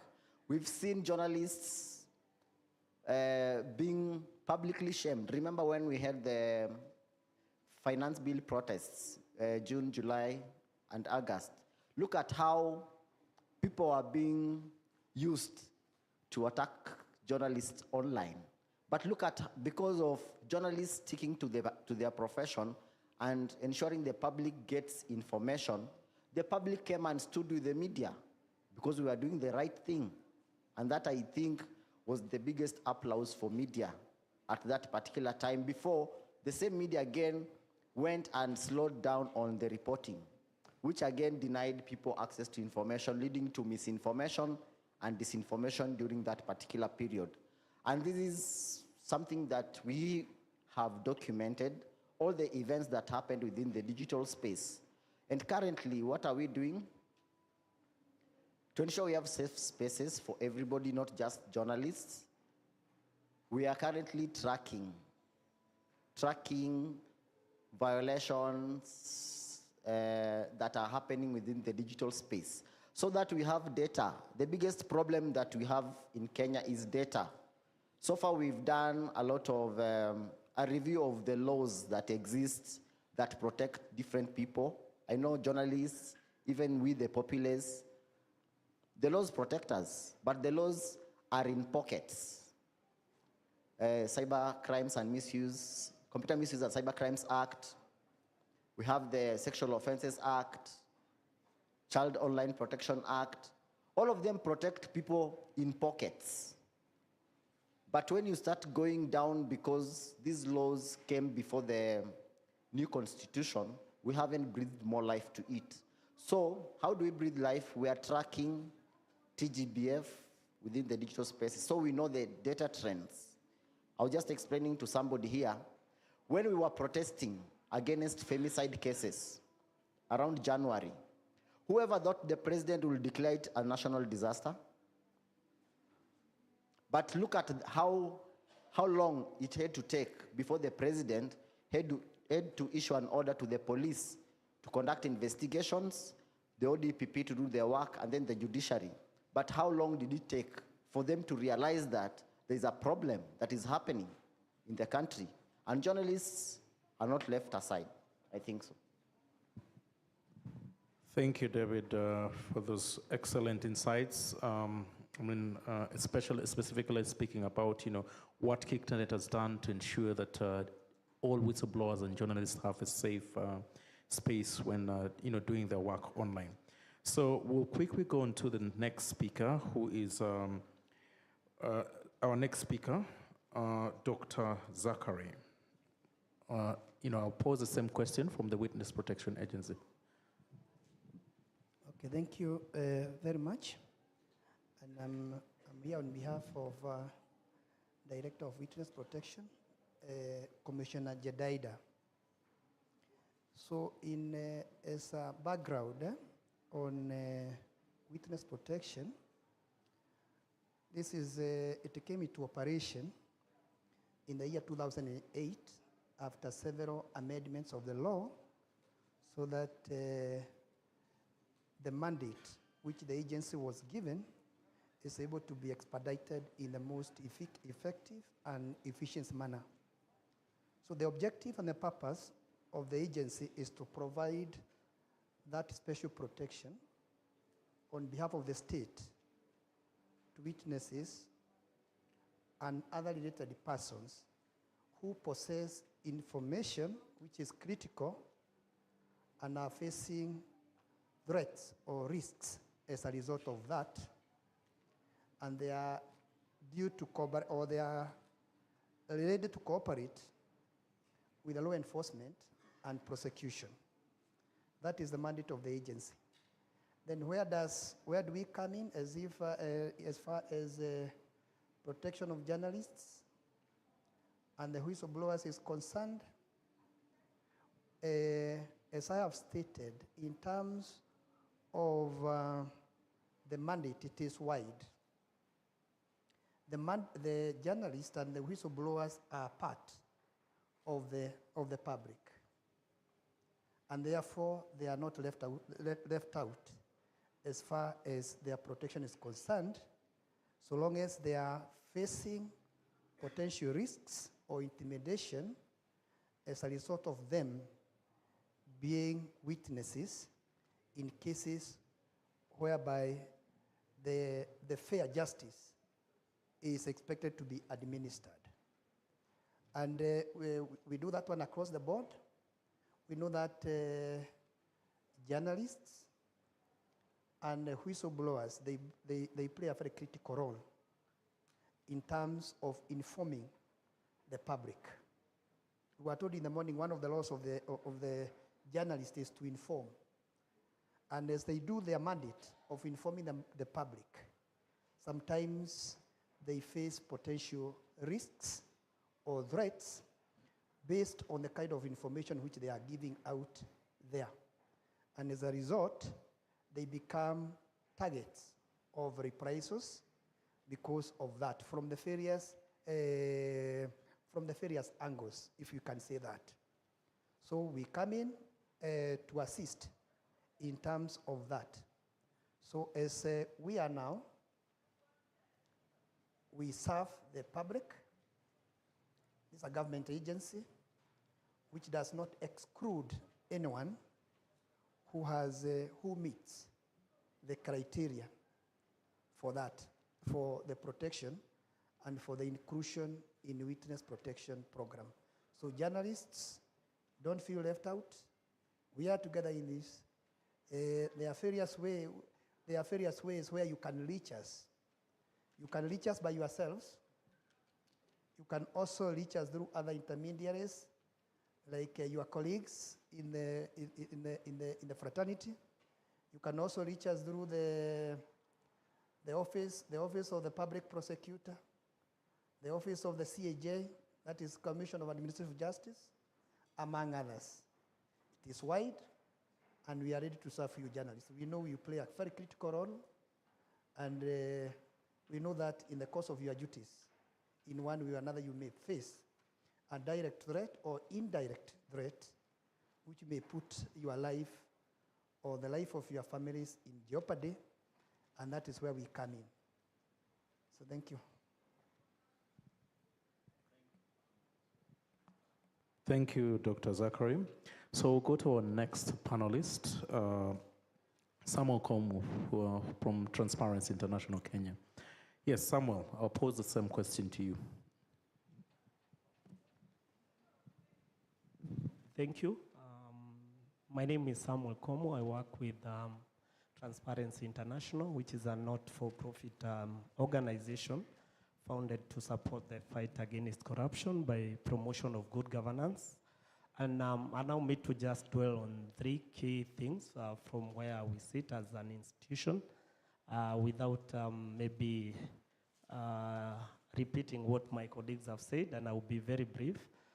Someone told me, my friend here, Dennis told me journalists are very brief. I'm not very sure, but I'll be very brief to try and save on time. And why protect journalists, and also allow me to include whistleblower into the conversation. I think in the context of the country that we're operating in, issues of corruption and issues of, I think the previous speakers have alluded to so much that is happening within the space, and not just for journalists and even other whistleblowers who come out and speak out their mind and give information. We have seen what is happening. I don't want to repeat. We have the abductions and all that, and I think for that reason, we need to protect the whistleblowers and the journalists as they undertake their work. The second point for me would be the risk involved. I think doing this work and everything that comes with it, and even from what we have done, currently we know the state of the country in terms of corruption. We are doing not so well. From our recent bribery index that we conducted some time back. Kenya was positioned 31 out of 100. So we are almost not far from topping the list. And also there is the report by the Ethics and Anti-Corruption Commission touching on the reasons why people fear reporting. And one of them is because of the fear of what is likely to happen, fear of losing their jobs and all that. So that is one of the other reasons that make it important for us to protect these people who are coming out. And lastly is the inadequate legislations that would help even anyone who comes out to be in a safe space, not just in getting the protection, but also ensuring that you're not followed up by issues to do with suits, like defamation suits, like losing your job, having threats to your family and all that. We do not have firmed up legislation or a whistleblower protection bill in place that is able to protect anyone who comes up, including our journalists when they are in their line of duty. I know there are all those aspects of protecting your source, the conversation around you doing according to your the professional ethics within the journalist and the media fraternity, but still we do not have legislation in place that would be able to help us be in a firm position to say that in case you come out and report, you will be in a safe space. We have seen cases of people who have come out, right from John Githongo. He was followed up with a defamation suit. He was left out to pay up for the damages, while those who looted the country enriched themselves and remained free. We have seen the Golden Bag scandal where the gentleman who was working with CBK whistled due and eventually lost his job, had to go back to the village, died a poor man, while the same people who looted the country remained free, and some were arrested and charged for a few months. I think they were in prison for a few months, and the loss went to the gentleman and also us as taxpayers by losing our taxes. So we need to have the conversation around the legislation, and I think it is a conversation that is ongoing. We have been part of that conversation, just trying to have the bill go to Parliament. Sometime back, Parliament had the bill read, but it didn't go beyond first reading. The Office of the Attorney General has come up with the 2024 bill, whistleblower protection bill, and there is also other two bills that were fronted by two MPs, that is Irene Kasadu, and we have Gloria Ruoba. So we have that, and it's a conversation that is currently ongoing, but still, are we seeing the kind of social and political will to have that in place? We have only had the president speak of having the bills, the evidence bill reviewed, the witness protection bill reviewed, but apart from that, we haven't seen much coming from the institutions that have the mandate to support that or give it the power that it needs. Thank you for those insights, Samuel. So let me just follow up from where you've left it off, and that's my next question to you. So how should journalists and whistleblowers, how do you encourage more to have an enabling operating environment, and then how do you best protect them, considering the fact that you spoke about, the case against Githongo? Those who have come up speak because of the moral and ethical conviction within. We have other countries even far, like Australia, that are doing very well in terms of protection of journalists and whistleblowers. That means you assure that the environment, in case you come out, you do not lose your job. If you lose your job, then you get paid for that or the period that you're supposed to be there. If there's need to have you away, just like purity moved away from, I think, Citizen. She was working at Citizen. If you are to move away, then you still have your job secured, your family at peace, not harassed, no intimidation and all that. So we need those legislations. And I think the other thing would be operating within the ethical needs of the profession. If you are doing the right thing, and the right thing, I believe one of the right things would be for the journalists ensuring that they speak truth.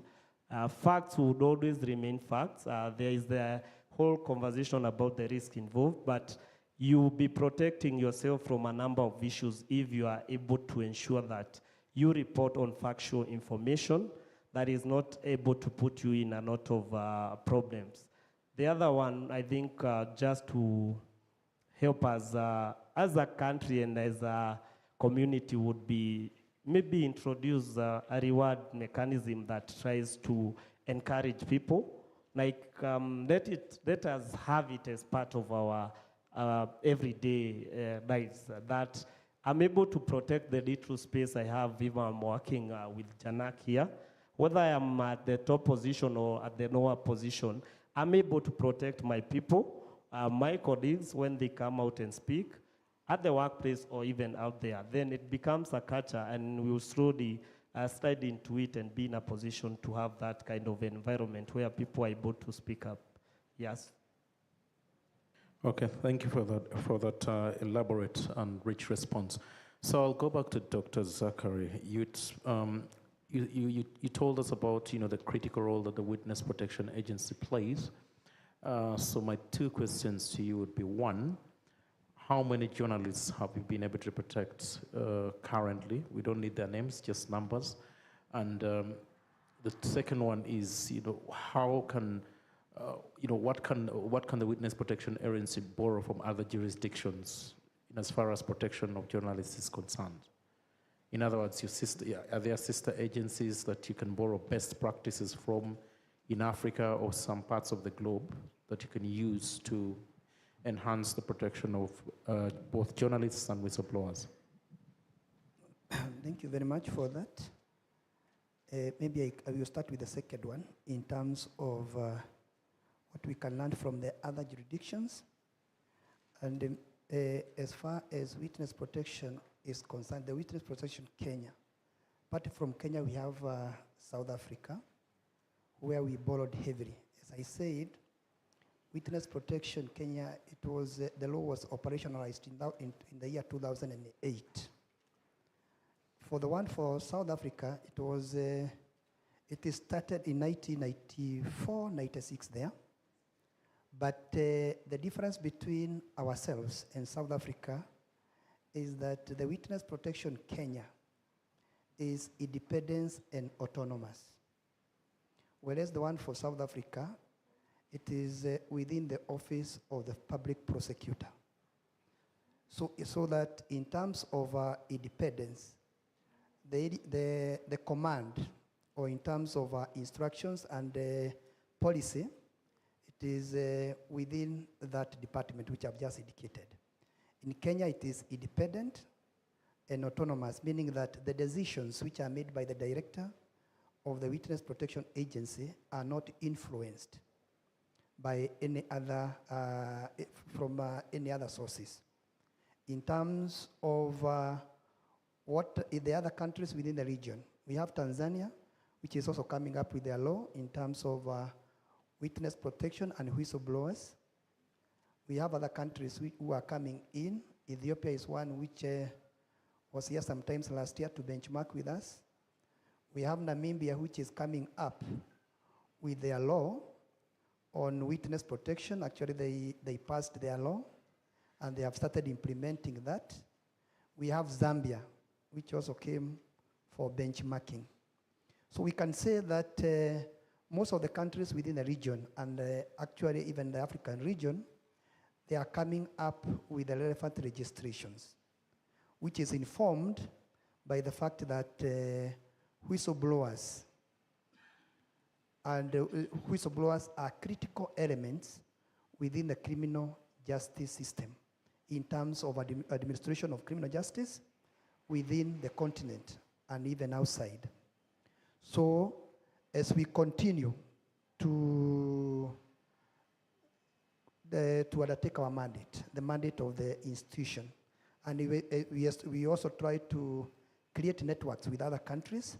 We feel that, just like my colleague here, Samuel, has mentioned, in terms of the whistleblowers bill, which is still a work in progress, and the issue of the Witness Protection Act, which is actually limited. It limits the protection to witnesses in only criminal proceedings. And it goes further to say that these witnesses must be willing. They should be willing to testify in court, and they should have recorded a statement with the police or any other commission of inquiry or any other commission which is undertaking a process in a matter to determine fair administration of justice. So we can only ask the journalists, the CSOs, to agitate for the passing of the bill, the whistleblowers bill, which is work in progress, so that some of the issues we are saying here, they can be captured clearly in the law, so that it opens the parameters on how the whistleblowers can be protected. At the same time, in terms of the current legislation which we have, the Witness Protection Act, we can't say it does not open up to whistleblowers, because whistleblowers have said they are also critical elements. However, in terms of how far we can go, the agencies can go in terms of protecting them, is that fact that they may come forward, or there is that presumption that they will come forward and give their testimonies in court. In the absence of that, then we need to revamp the the Whistleblowers Protection Bill, and we ensure that it goes to fruition, so that some of the issues which we are addressing here in terms of whistleblowers can be properly addressed in a law which is very clear on that. So in terms of how many witnesses, how many journalists we have protected, I will not say the number, but we have quite some, we have some few whom we have intervened in one way or another. Because apart from putting them in witness protection program, the other role of the Witness Protection Agency is to advise on the best practices of protection. And it comes in various levels. And the first level is in terms of their personal safety as they carry out their work. The other issue is in terms of professionalism. The speakers who are speaking in the morning, they alluded to the fact that the issue of professionalism, the issue of accuracy, when we are giving out the information, is critical to the very survival of the profession, because at the end of the day, you want to confirm the facts before they can go to they go to the public, so that the journalists and the other whistleblowers, they don't put themselves in a situation whereby they have whistleblown, but with information which is not accurate. So it is always good to confirm and ensure that the information which we give outside there is accurate, so that even when you are seeking for protection, you realize that you are seeking the protection by having said the truth and nothing but the truth, and you are able to come forward and defend that truth when you are called upon. Thank you. Thank you, Dr. Zachary. Just one more question before we move to our next panelist. So, are there any challenges that the Witness Protection Agency faces? And the reason why I pose that question is, I mean, for us who are working within the civil society, we know protection is actually very expensive, I must say, in terms of, the amount of funds that you use to ensure that, a human rights defender or a journalist is kept secure. when they're at risk of political persecution. So from where you see it, or from the witness, from the organization that you serve under, are there any challenges, specifically financials? I mean, and if so, how can civil society organizations and journalists, be able to, to assist the agency address that specific issue? Thank you for that. The challenges are there, and they cut across. And the issue of resources cannot be overemphasized because, as I've said, this is a government agency which is funded from the National Treasury. And as you are aware that the issue of resources, even within the government, is also a challenge. So that as we source or as we do our budgets, you do realize that the funds are not adequate. So what have we done so that we can cushion that? We work very closely with the development partners, with the civil societies, and with other donors of goodwill so that they assist in carrying out some of our activities, like capacity building and training. The issue of public sensitization, we need to be felt on the ground. And we are aware that the Constitution mandates us to expand up to the 47 counties we have in this country. As a result of the resources, we have not been able to do that, but we have mapped out some of the regions where we are, and we have an office in Mombasa. We have an office in Kisumu. That is, we call it the Western region. The one for Mombasa, we call it the Coastal region. We have the one for Central region, which is coordinated from Nairobi. We have the Eastern region, and then we have North Rift. But the North Rift is yet to be operational, but in the due course, it will. And why are we doing that? We want to reach the members of public and other stakeholders in the criminal justice system. And we need to do it in a way that we bring services closer to the people. But despite that, despite those efforts, we are still opening up more. We have satellite offices in various places, and we thank the court, the judiciary, because most of those satellite offices are situated in law courts. We have been given an office in the law court. For example, in Mararal, we have a satellite office there at the premises of the High Court. We have the one in Nairobi. It is at Milimani Law Courts. That is where we have our liaison person at the Milimani Law Courts. We also have a satellite office in Kajiado. We have a satellite office in Nanyuki. We have a satellite office in Marsabit. So we have opened those ones so that at least even if we don't have an officer there who is there from Monday to Monday, we are able to send some officers there maybe in a week, maybe after 2 weeks, we can send an officer there so that we can get, we liaise with the courts, and specifically through the court users committee, so that we can reach as many people as possible. So the other issue is on the issue of the law, the registration.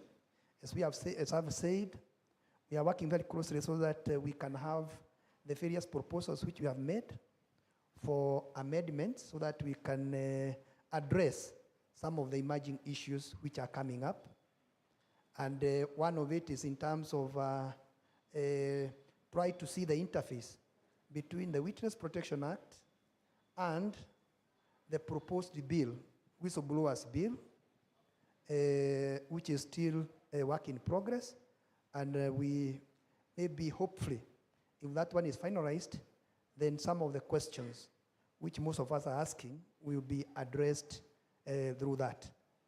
The other issue is in terms of the trials, the slow pace of trial, and we are working very closely with the judiciary. We are also working very closely with the Office of the Public Prosecutor to ensure that those cases where we have protected persons, they are expedited in the shortest time possible. The reason being, when a witness stays for quite a long time in the program, there is that thread of being fatigued, and even others requesting to leave, because the Witness Protection Program is a program which is, it has very strict rules. It is very stringent in terms of how it operates, and therefore, some of the freedoms, maybe a person would like to do this, and because of the safety of that person, it is curtailed, because we usually say it is life versus your freedom. And I think the issue, the most important is your life.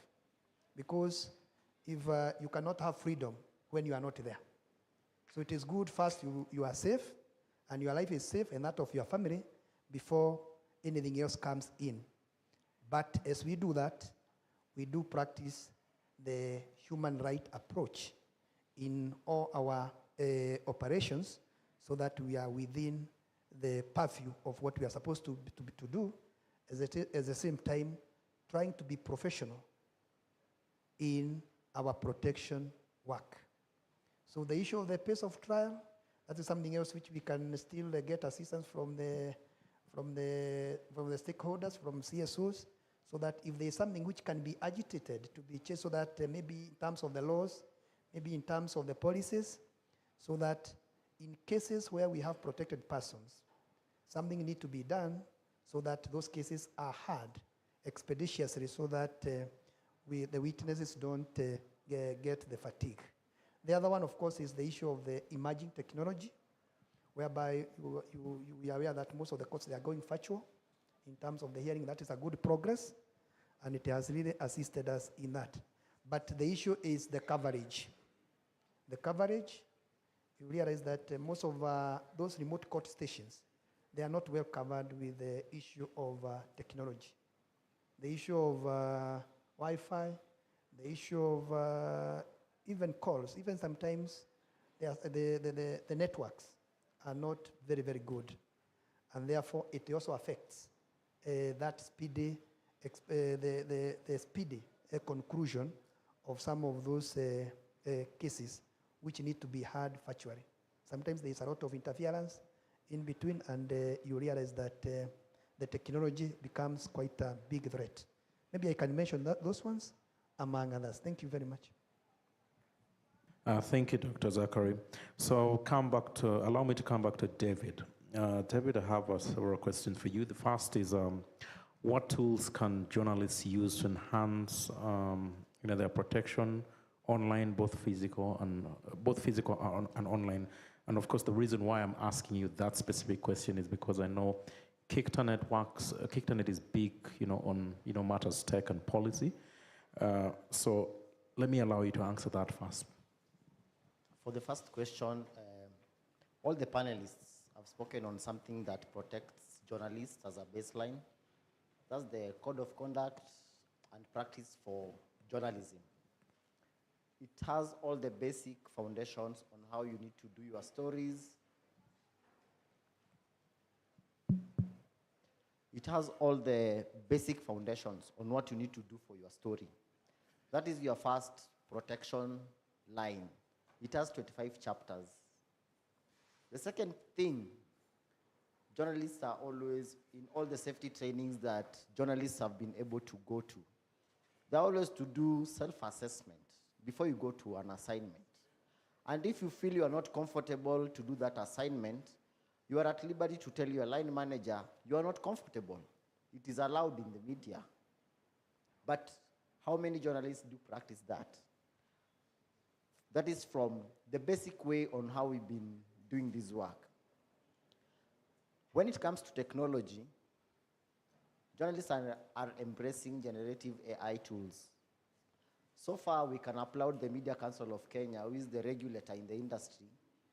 They already sat down and crafted a set of guidelines on how that approach can help us in our own work and also protect us, because it brings an element of ethics and biasness, and how ethics, biasness, issues to do with privacy, issues to do with are you accountable to what you are doing with these particular technologies. During the US elections, just to give some context, there's a software which I was just reading, I think, a couple of days ago. It was translating Spanish language, transcribing from all the radio stations into English. It was a tool to help in misinformation and disinformation. Because conversations nowadays are going into local languages and online platforms, it's not so easy to flag them when they are doing moderation. Another solution now for media organizations, for CSOs who are also working here, I can say also work in partnerships. For instance, we are working with other partners under in brief, it's called FECOMO, National Coalition, it's very mouthful. I can't even remember the other ones. But in short, it's called FECOMO. It brings in the academia, the industry, CSO regulators, just to see how they can work within this particular digital space, and also to exchange learning experiences. Internews currently is conducting a program called KenSafe Spaces. And here they are training journalists, training a set of human rights defenders and some CSOs on how they can have the capacity to track and flag out even misinformation, because those are the root causes of threats for journalists. At Kictanet, we educate, we build capacity through simple tools, very simple tools, which are very basic, videos, comic strips, very simple, on cyber hygiene. We overshare so much. In our own WhatsApp spaces, we don't have decorum. We do whatever we want. Then you forget that we also have the Computer Misuse and Cybercrimes Act, which was meant to help us to enhance our access to freedom, express ourselves, but more often than not, we have seen it being used by the government to stifle voices. Currently, the suit is at the appeals court and also the Supreme Court. It has never been heard for quite a long time. I know KUJ and other partners are part of that particular petition. So, what do we do? Recently, we had the public participation bill. It's part of how journalists can be safe, going by what Dr. was saying. Before you became a journalist, you are a human being. Before you became a civil digital rights activist or whichever activist you are, at the end of the day, you are who? A human being, and you are a citizen. So how are you involved in this conversation? Public participation bill. How many, even by show of hands, made submissions to the call? Because it speaks to how we participate and share information. I doubt many of us did it, but that is the only way you get involved. I remember when we were recently with some of the partners here at in Machakos, just speaking at how can we advance these freedoms, when, especially during election time. The biggest challenge was we are not proactive enough. Besides our advocacy work, what are we doing with our policy makers to improve on our laws? Because most of these laws speak to how we interrelate as human beings. We cannot always voice our anger using the same digital spaces when we don't have a fallback plan when it comes to policy. And that is why we speak on policy and research. When it comes to violation of journalists' rights, violations of human rights defenders, do you have data? The Media Council, through the National Mechanism for Safety and Protection of Journalists, they are trying to do that, but it's a collaborative effort. Then I would ask, do you have data on online violence against journalists? AMWIC, do you have that data? Media Council, do you have that data? And all the organizations that work with journalists directly, do you have that data? Because without data, you cannot inform policy, you cannot do your advocacy work, and that's why technology comes in to assist us. There are those people who have been saying we have shallow, in-depth reporting for journalists in our work. When I was coming to this session on behalf of our CEO, I was told to ask media managers who are seated here, all those people who have decision-making within the media houses, why don't we have our own GPT as media houses? Instead of saying chat GPT, say Nation Media GPT.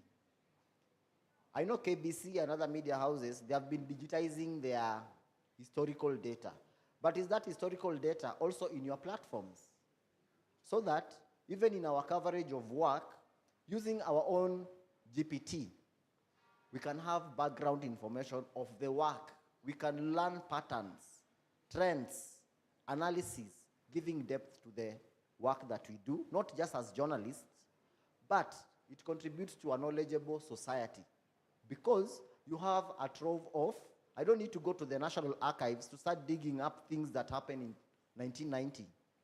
If, let's say, KBC or Nation placed it on their platform, then I am able just to search and get it. Because people nowadays don't have that luxury of time. Another thing, and I saw today, Nation, page 12. Nation, they're working, I think, with Strathmore to see how they can work around AI and digitizing their work, which is very commendable. And I'm looking forward to see if they will come up with a Nation GPT to enhance their work. Another thing, I think, for journalists is reskilling and ensuring there is upskilling programs. Many speakers, the last panel, they also spoke on the same. But where we stand, even as I remember the lady who was seated here, she said it needs to have a holistic view. Because when we are talking about technology, media, journalism, etc., we are talking about editorial content. They said it is so commercialized today. We are talking about digital rights in terms of the output that we are giving out there. It's also a matter of media sustainability. Nowadays, when you search something online, the first 3 levels is what?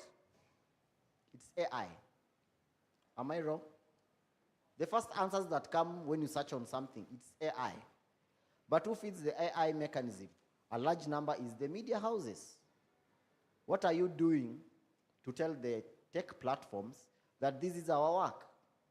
Look at what the New York Times did, what the Washington Post did. They had to flag them and tell them it is wrong. You're actually eating from our own cake. It's a conversation because it's a matter of media sustainability. And when you are talking about media sustainability, you are talking about what the other panel was saying about welfare. If a media house cannot generate proper income to feed their journalists, it simply means what? The safety of journalists will be undermined. They'll be there to get what we call yellow envelopes because they don't have an income. Today, KTN News, you can't watch on DSTV unless whatever I was seeing on platforms was wrong. But KTN is saying now you cannot access it. It's shutting down because they cannot sustain it being on the DSTV platform. What does that speak? Access to information. Another thing that is emerging is misinformation, disinformation by use of technology. How are media being skilled to flag this? I know we have the code of conduct, but are we improving by using technology, fact-checking tools, working collaboratively with organizations that are already doing this work so that you are able to work with them and not to regurgitate what they are already doing? Because we see that there's a lot of competition in that space. Everybody wants to do it, but are you working with the media houses to improve on their outputs? And then finally, technology and conflicts, they are emerging, and it's affecting the media industry. A very good example, look at how we, the media, are covering the conflict in Middle East, Palestine, Hamas, through pictures, AI-generated photography. Look at the biasness that is coming out from journalists covering the same area. That's a matter of security, because we are not being factual, we are not being accountable to the work that we do, because we are conflicted within our own newsrooms. And then finally, AI and policy.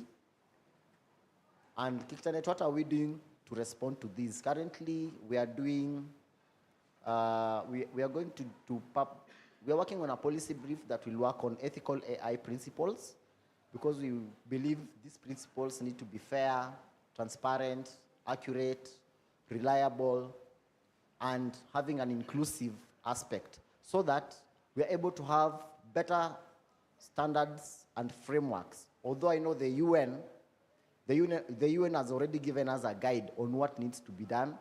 The African Union is also working on something on how to guide the processes within the continent. The East African community is also working on something. But as CSOs, how do we see all these things play? We need to jointly come and participate in all these processes, because in one way or another, they speak around our safety, improving our work, and also improving in the knowledge base that enable our work to really make meaning to the communities that we serve. Asante. Thank you, David. Now I'll go to Dennis. And Dennis, it's just about 2 minutes or less as we conclude this very important discussion. And from where you sit at AMWIC, what are some of the policy or legal recommendations that you'd let us, what should we see as, or what should whistleblowers, or what should journalists embrace, or even different actors, to ensure that there is an enabling environment for both whistleblowers and for journalists? All right, thank you very much. I think the thing that we didn't touch on is the link between whistleblowers and the journalists, because how they come in together is that whistleblowers form a big part of our news sources. And as I had talked about the Access to Information Act, which gives us access to information that should be available to the public. Whistleblowers come into that part, and then now we find the media now, once we have the whistleblowers, the media comes in to help package this information, because it starts with a tip. You get the tip, and then you go to your editors, whoever you're working with, you verify this information, and you find that the media also helps even unearth even more than the whistleblower knows, and looks at how this issue affects the society on a bigger scale. So that's how the two interconnect. But then now the journalist you're not supposed to, based on, depending with the story that you're doing, giving out your sources, it's not something that you can be coaxed to do. But you are finding that once the story is done, you find the journalist and the whistleblower are in trouble, because someone is after them. A case, for example, like Spencer, who did the was it Masai Mara University heist, how the money was being stolen. And it was the media who helped him highlight that story. But then he got into trouble, was fired, lots of court cases followed. And also, as we look at the legal aspect, I think Katiba has been working on slap suits, where you find you do a story, but the slap suits, I think, called strategic lawsuits against public participation, where you find someone will drag you in court for 3 years. You'll keep spending your money until that media house has no money to pay. Or you find the media is sued, it has, let's say it's fined like 5 million shillings. However will that media house find that money? It shuts down, and that, you see, it's coming into reducing the issues to do with press freedom. So those are things that we look into. In terms of the Whistleblower Protection Act, that's something we've been following up with Transparency International as well, trying to give more highlight into that bill so that it's put into law. How can we use the media to push for that law to be enacted? And the other issues that we've been working on is, I think, in terms of the online technology-facilitated GBV affecting the journalists, we are looking at a research-based approach where any interventions that we are doing as AMWIC actually come from an informed point of view. Robbie Koki, who was here, we are just finalizing a research with her on TFGBV and also upgrading our digital safety and security handbook, which is free and which is on our website. So we are releasing a new version based on the use of AI and other issues that have come up within the last 2 years that we've been in operational. The other issue on sexual harassment, we informed as well. We realized that many media houses don't have an anti-sexual harassment policy. With our partners, JHR and Article 19 and many other partners that from the Kenya Media Sector Working Group came up with a draft policy where we train media stations how to adopt this self-protection mechanism so that our journalists feel safe to go to work and they can be able to deliver on their mandate to society and also on their work. So those are some of the issues that we are looking at. And maybe the last issue also for safety and protection of journalists belong somewhere. I'll give an example of Catherine Wanjeri, who was shot during the protests in Nakuru during the anti-finance bill. She was shot, and it is a story that is well known, but since as AMWIC, we followed up from the beginning, from the onset. We have constantly followed up on that story, helping her seek help and protection, and even through some of our partners abroad, we've been able to connect her and get some help, whether it's through psychosocial support and also some financial assistance. Witness Protection Agency, we've worked with them prior to the 2022 general elections. We did some trainings in Nakuru, I remember Meru, Nairobi as well, and Mombasa. These are some of the partners that we would really look into bringing on board. And when we talk about the media CSOs, it's a very good link whereby we can be able to help each other.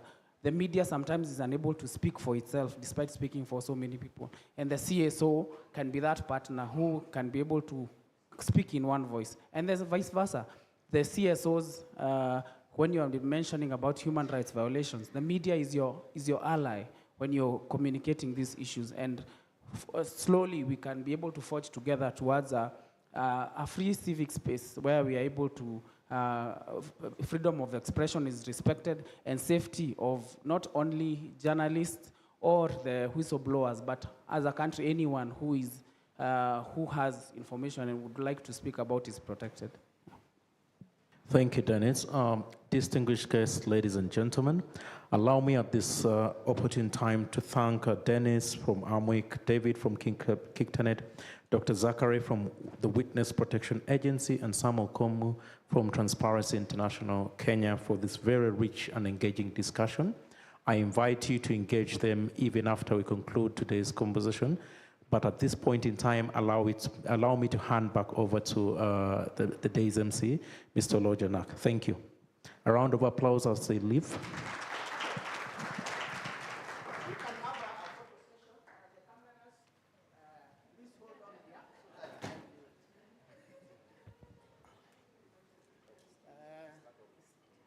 If you want any great photos from this panel, please move closer.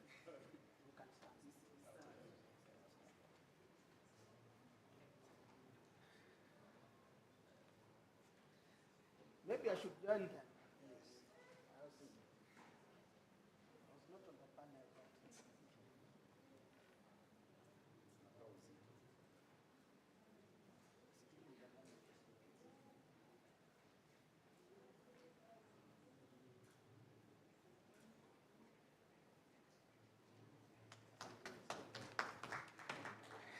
Now, we are coming to the last panel, which is also very engaging, and then after that panel, we'll open up space.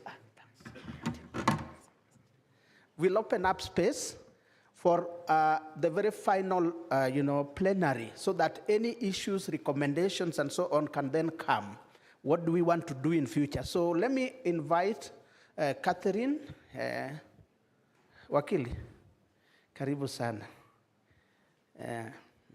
And as she comes, you heard something about impunity. I think people spoke about impunity, especially the whole question about hurting journalists, even if you take people to court, or the case of the journalists in Nakuru. It is the media stakeholders who have taken, the police to court. But the government itself has not investigated this and so on. So the issue of impunity is a big issue. We have just come from a conference in Addis Ababa with Catherine and many others, where there was a global discussion on, ending impunity for crimes against journalists. So it's a big, big issue that we need to think about. Karibu, Catherine. Thank you. As you've heard, my name is Catherine Mbui from Article 19. It's a pleasure to be here.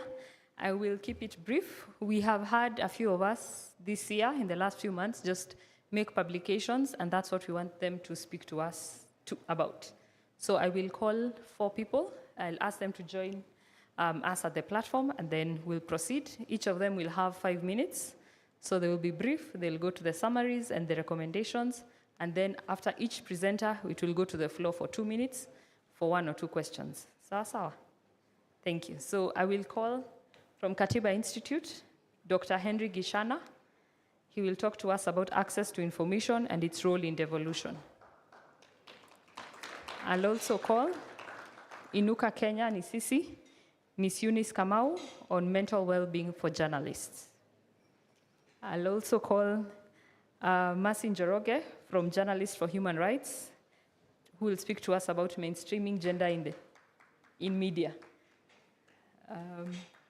Is Mercy? Yeah, okay, perfect. Lastly, I will call Ms. Rose Mwangi from Kenya Correspondents Association. She will speak on economic sustainability of journalists and HRDs. So, ladies and gentlemen, I will be very strict on time. So, again, summaries, and tell us how we can plug in also. How can the different stakeholders benefit from your papers, and how can we take it forward? Thank you. I'll start with Dr. Gishane.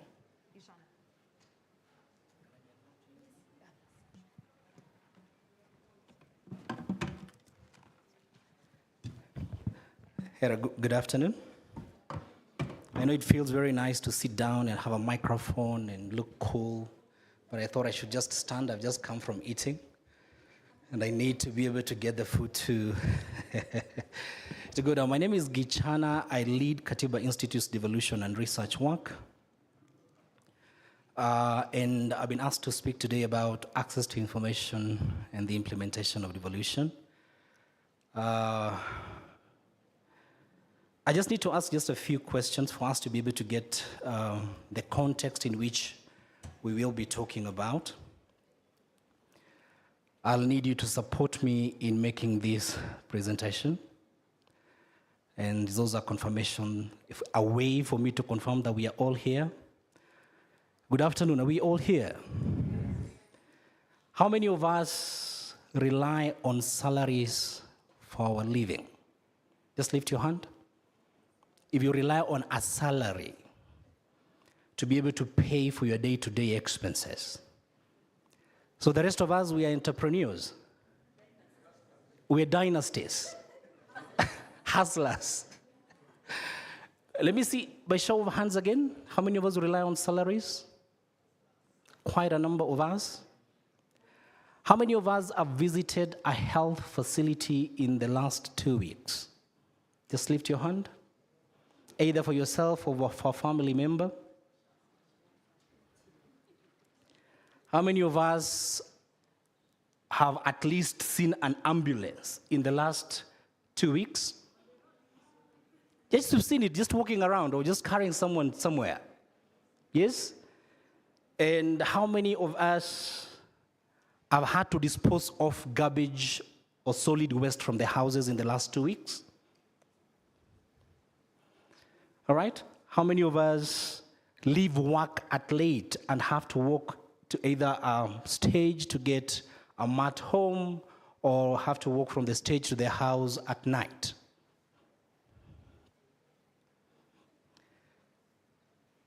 How many of us have kids that go to ECD centers?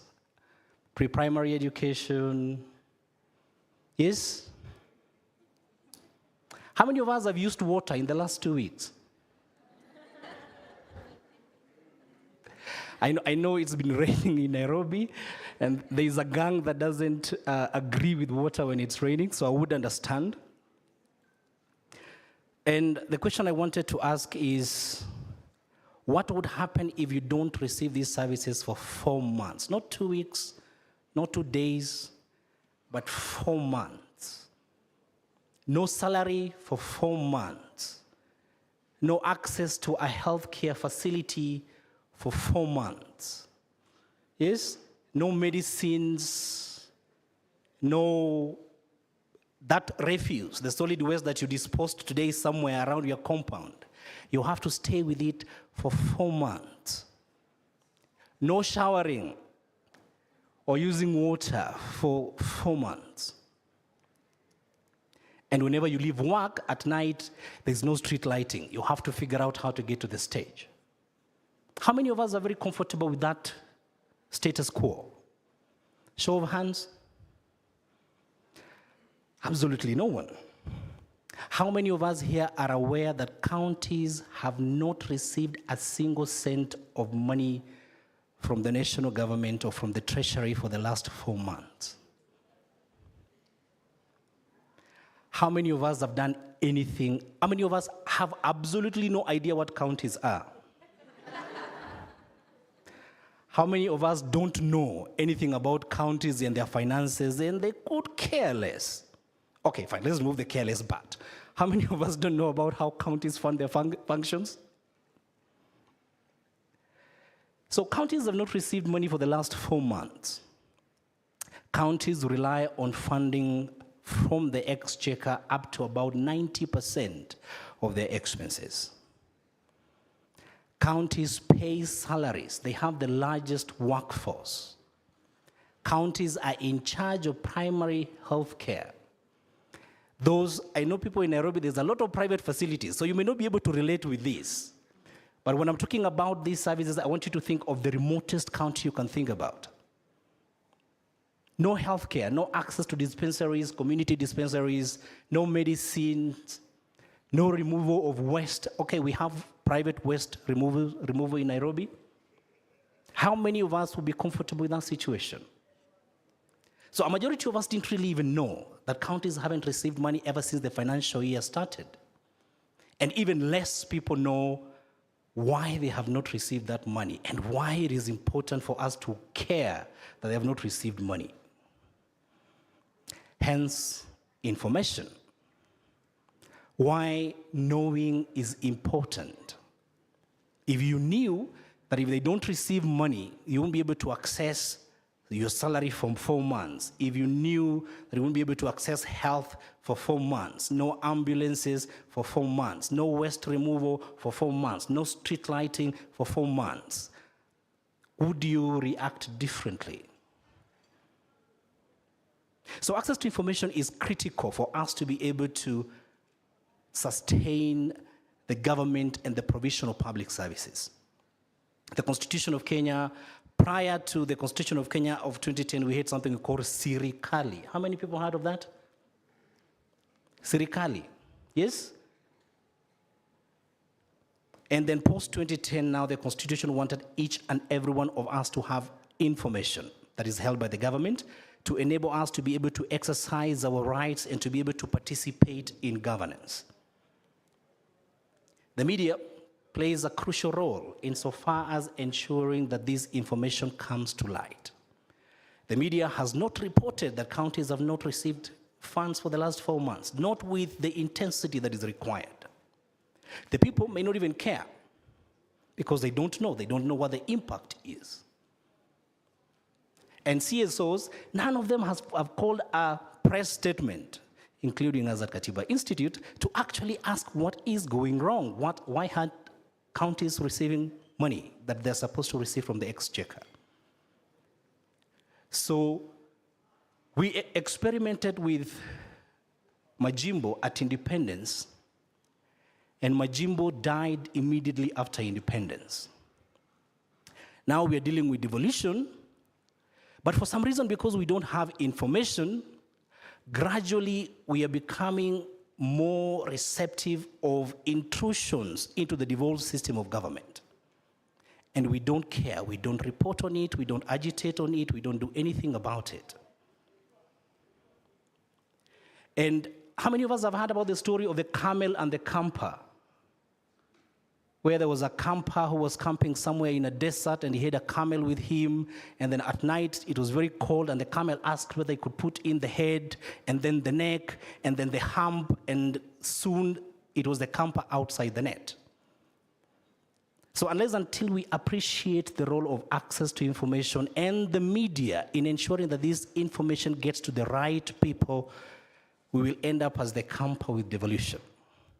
Devolution will be out, and the central government or the national government will be back to a unitary state. The Gen Z movement that has been praised a lot, what was the foundation of the Gen Z movement? Yes? There are a few things we learned during the Gen Z movement. At the bare minimum, we learned about we, the people, didn't we? Yes? The sovereignty belongs to who? The people. We also learned that shall means mandatory, right? And then we saw a lot of TikToks in our own various languages going around and talking about the Finance Act, didn't we? And that was the genesis of the Gen Z movement. Information and the power that it holds to ensure that we have transparency, we have accountability, and that services are actually delivered.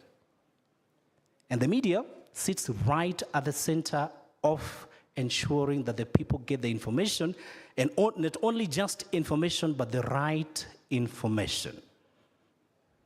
And the CSOs have a role to play in ensuring that the people who are at the center of the devolved system of government understand what is devolution and where or what role are they supposed to play to ensure that devolution is sustainable. So a partnership between CSOs and the media is imperative for the success of devolution, for the sustainability of devolution. And access to information is right at the center of these all.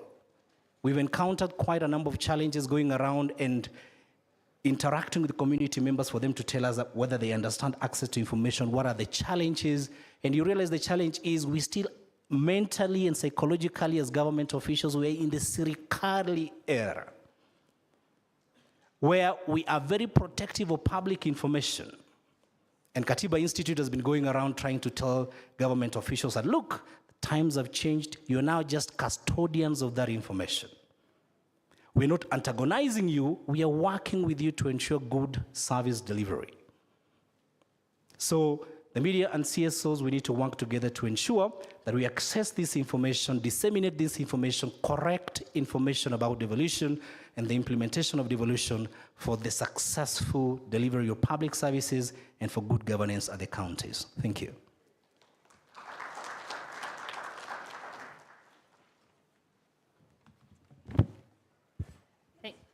Thank you, Daktari.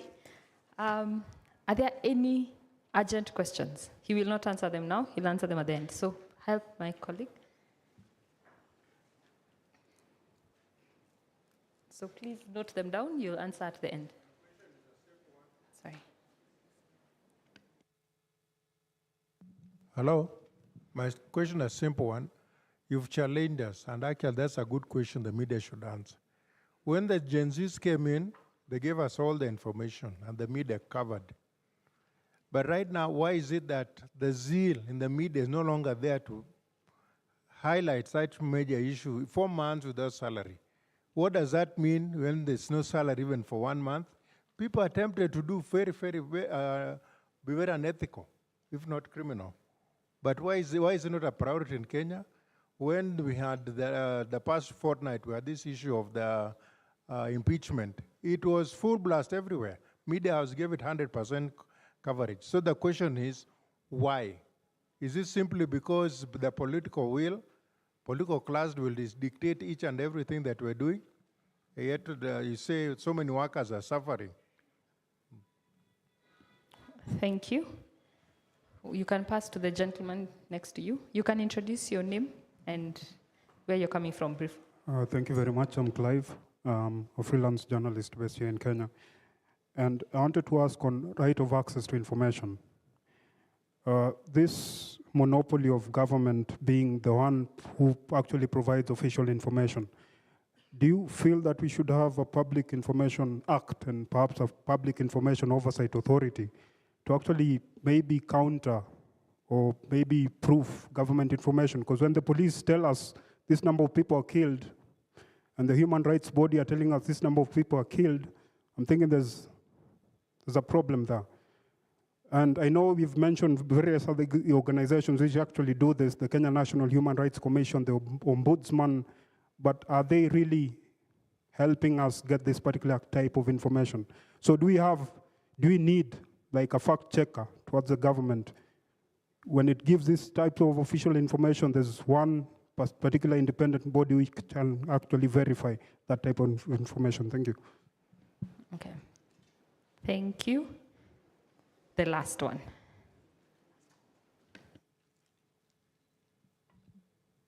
Yes, thank you very much. My name is Boniface. I'm a Digital Democracy Fellow under CRECO.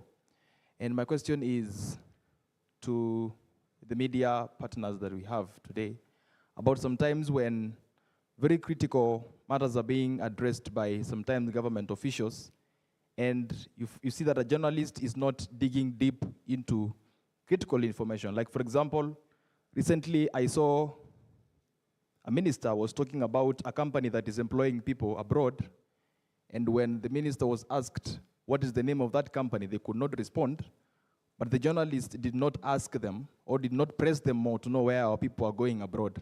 So sometimes, is it possible that sometimes government pays for these shows for them to shine in everything they're saying, and then we end up missing on critical information and follow-up? Thank you. Okay, thank you. I will call on our second speaker from Inuka, Kenya Nisisi. As she joins us, there's a quote I hear. Every time I think of mental well-being, I think of suicide, sadly. And the two statements I had is, people who commit suicides don't want to die. They just want the pain to end. And in response, the pain does not end. It just passes it on to the next person. So karibu Inuka. Good afternoon. Good afternoon. Hey, that is not the energy I expect. Vijana msilale. Hi, nyi mshalala. No, you must stand, because we have to reclaim this song. It was ours from the civil society, and then it went to the politician. So this is one way of reclaiming this song. Vijana msilale.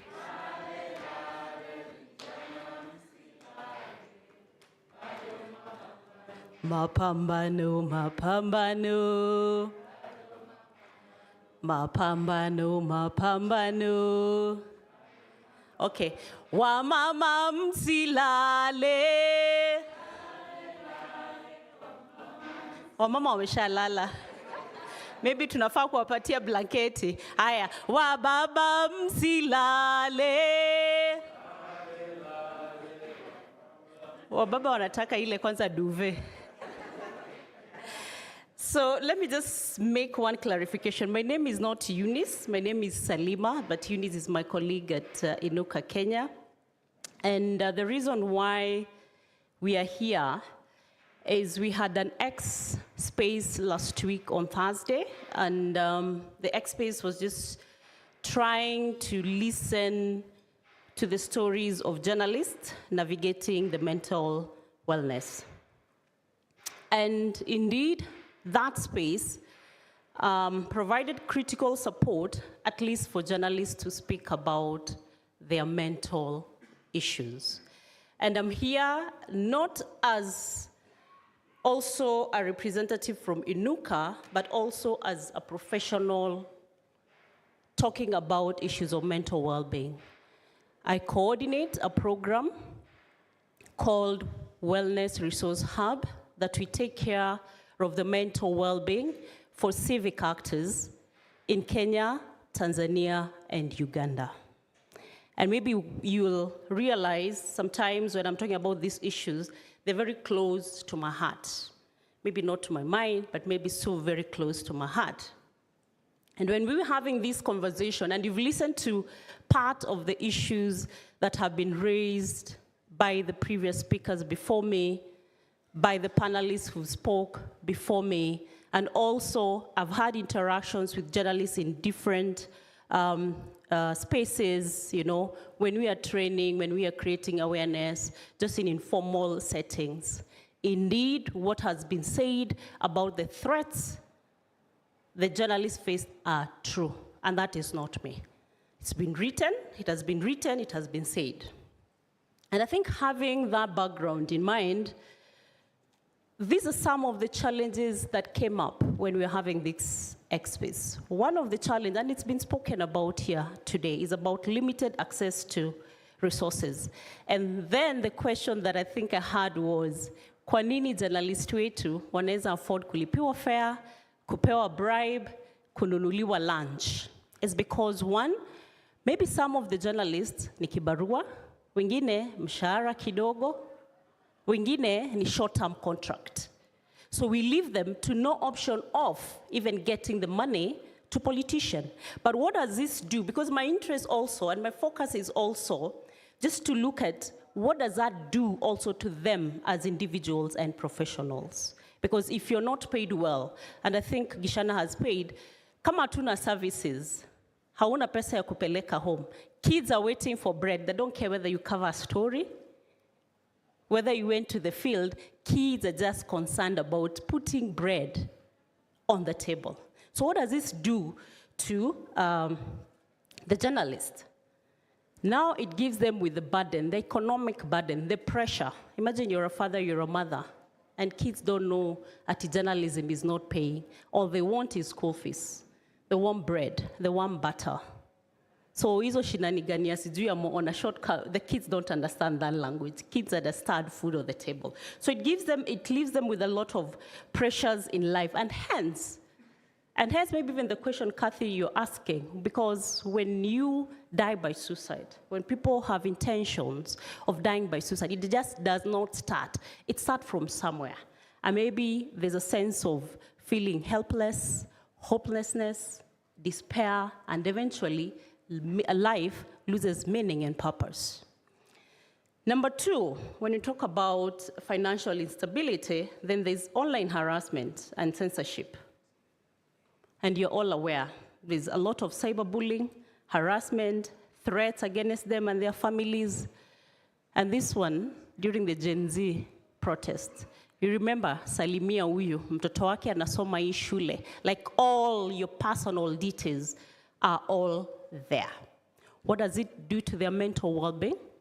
When your family is exposed, when your income is exposed, when your bedroom matters are exposed, when you're profiled, when you're body shamed, what does that do to you as an individual first before the journalist? Because journalism is a profession. What does it do to that person first? So imagine these are the environment the journalists work in. So it causes fear, it causes mental exhaustion, and to some degree, paranoia.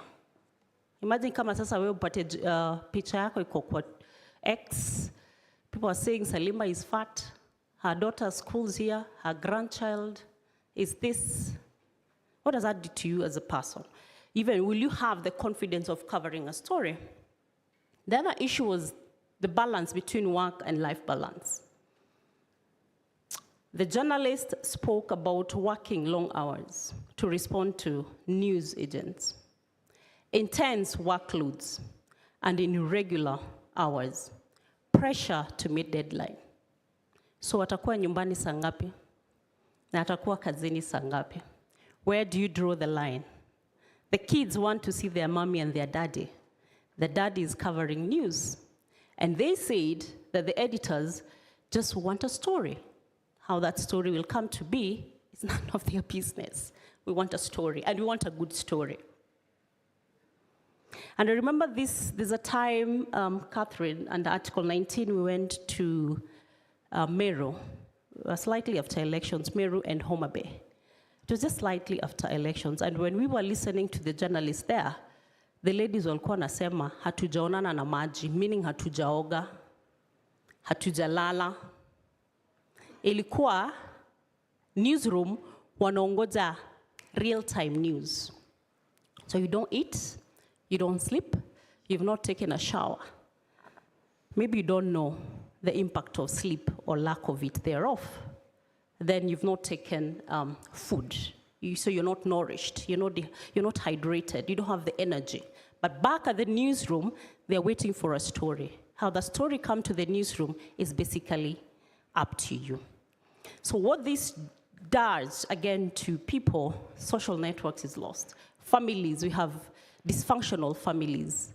That's why unaona, I don't know, I wish Koki was here, the researcher and the academia, maybe they can give us the data of maybe how many people in the journalism field maybe are still maintaining their spouses, and the kids can recognize that this is my daddy. Because they're saying, unafika nyumbani, mtoto alienda shule, vice versa, amuonane. So when kids start having defiant behaviors, you ask yourself, imetoka wapi? But you're not a present parent. Is it your fault? Maybe not. But the work demands that you deliver. The other issue that arose was isolation and lack of peer support. Again, because of the nature of work. So you're interacting with cameras. So you work na binadamu, hamuonani, hamuongeleshani. So you work in isolation. You lack regular colleagues, like the environment, just to share also with your peer what's happening, because everyone is just, kama ni Kisumu, mnakava Kisumu, Homa Bay, mnakava Kisumu, so you don't have even time with peers. And more so, like, I don't know who spoke about, I think it's Malombe in his opening remarks, he's saying, we are almost now in the electioneering period. So preparations are underway. So what will this do to the journalists?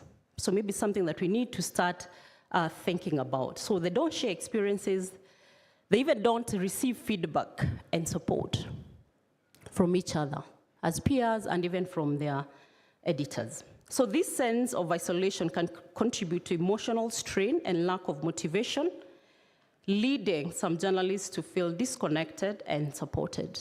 And what came up from that discussion, the experts that we had, the person who was speaking from a point of lived experience, at some point he had to quit and do something else.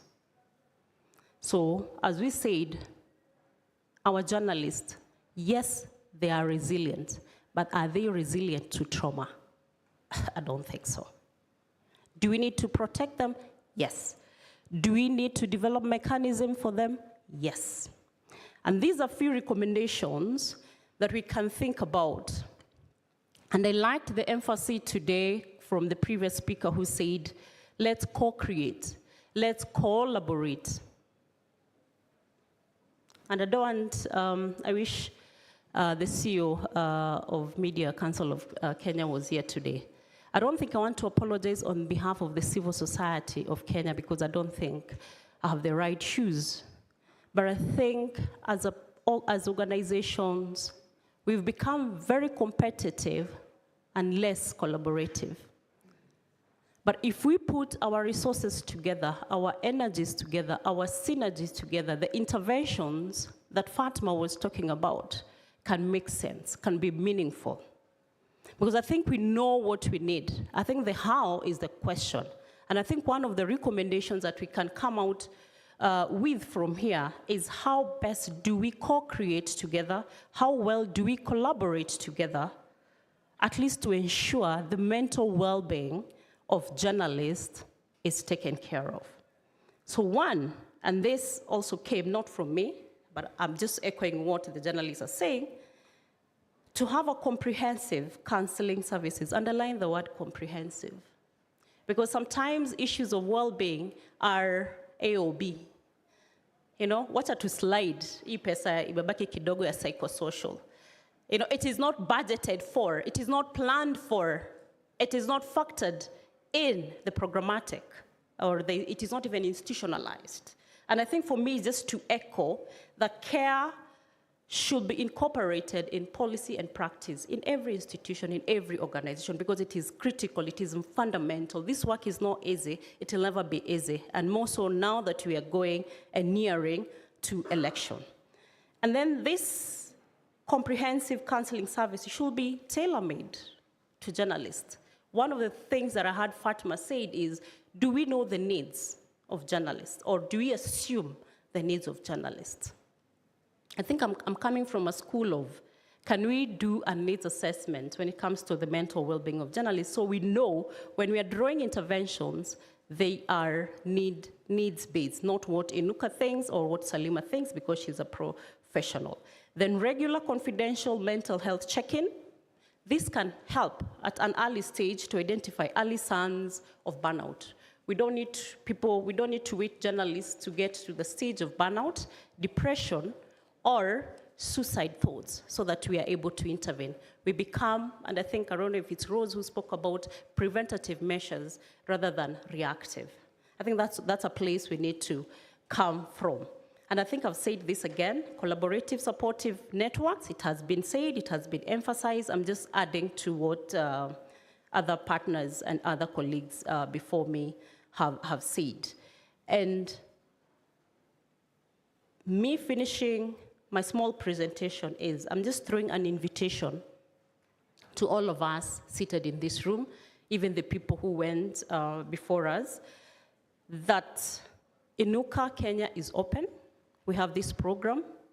Let's just think together on how co-creating the needs and the interventions for journalists, because I'm not a journalist. I can't purport to be speaking on what the journalists exactly need. But what I'm saying is we have a platform at Inuka. Mine is an invitation to you, to all partners. Can we sit down and co-create what outfits, when we're talking about mental well-being for journalists, looks like? Thank you. Thank you, Inuka. Small announcement, if you're the owner of KDK 178F, KDK 178F, please attend to your car, you're blocking someone. Next, the third, any questions? Quick ones. Yes, those three, only those three. Okay, those four, because one of them was a panel member. So we'll start with the, thank you. Thank you. My name is Ignatius Openje from Standard Media Group, and I'm not afraid to say that I've heard you guys mentioning about 4 months, 6 months. It is what it is. Yeah, you understand. Pardon?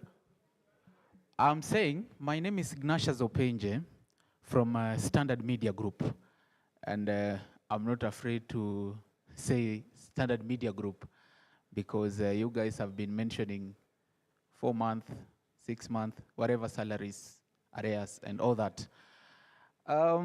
It's tough for journalists, and we really need help.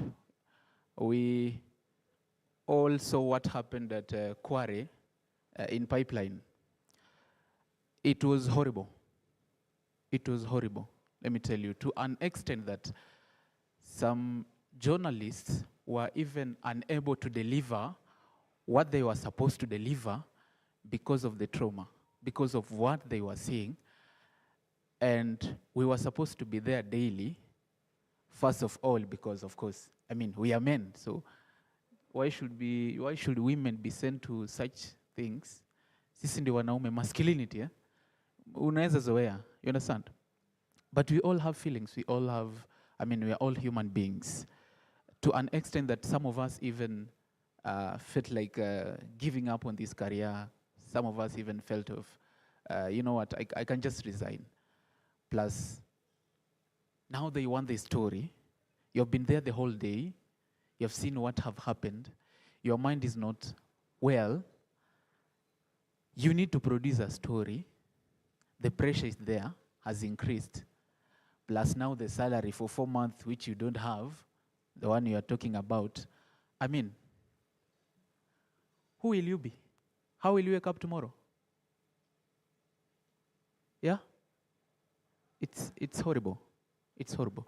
Journalists need that. If there is an organization that can volunteer to be giving out serious counseling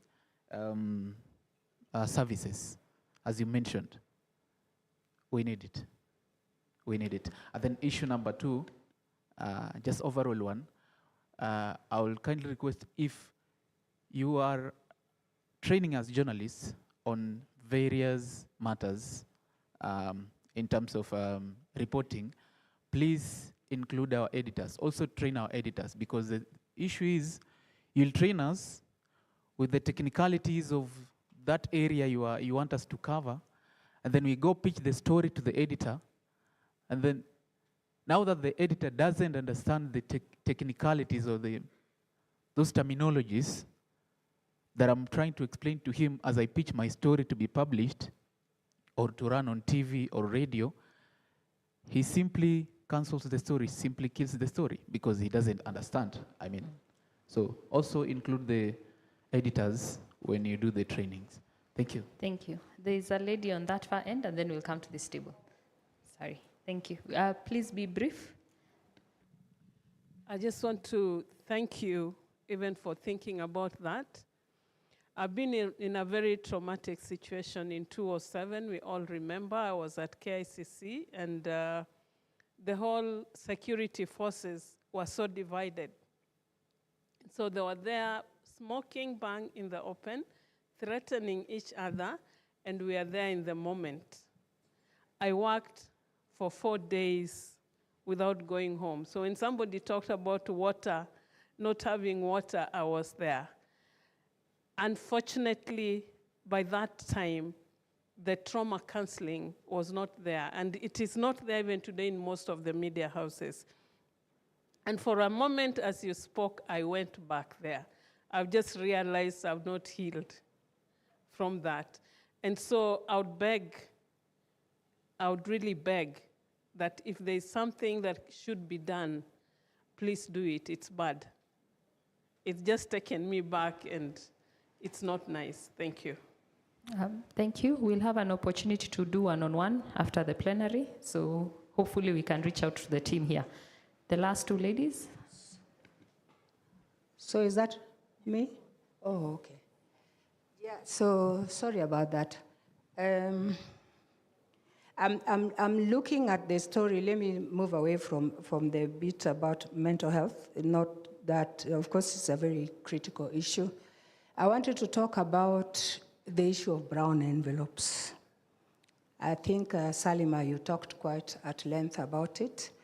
And I want for us to think about different scenarios. It's a big deal, but we need to be very careful that we are not necessarily making excuses for brown envelopes and for the acceptance of brown envelopes, because I will tell you there's a whole context around that, which we really need to be cognizant of.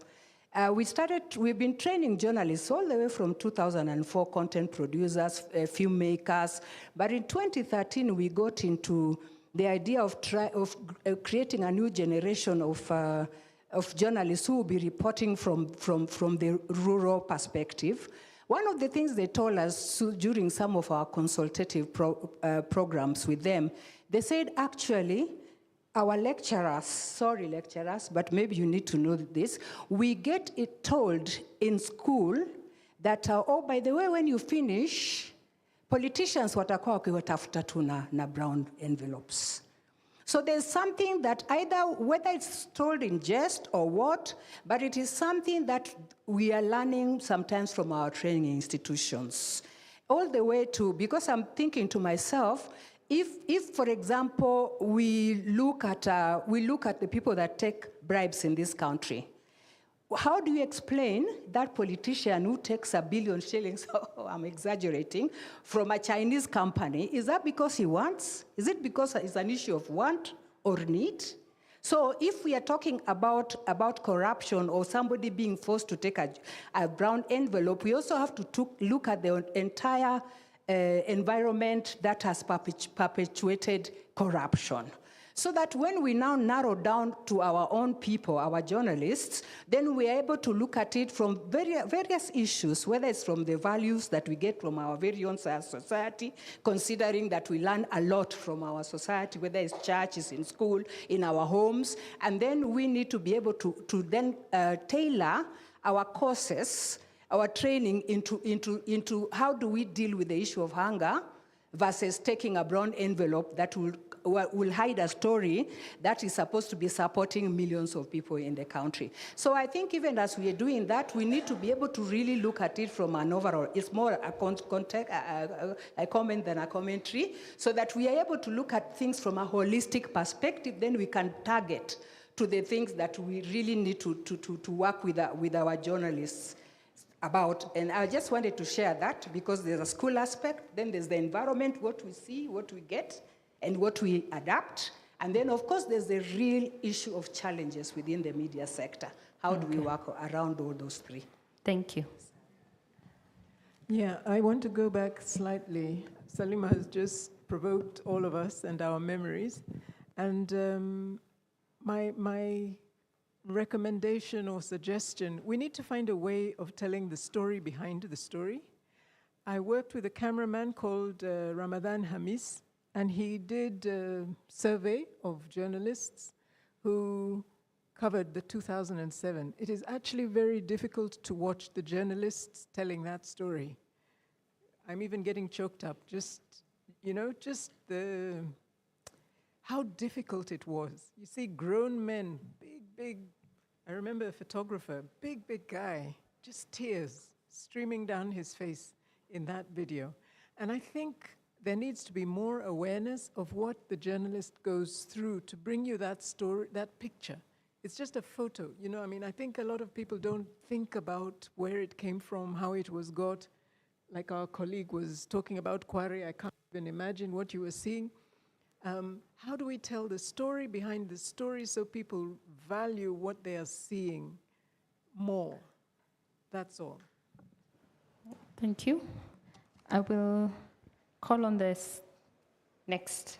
How do we mainstream gender in media? Welcome, Journalists for Human Rights. Okay.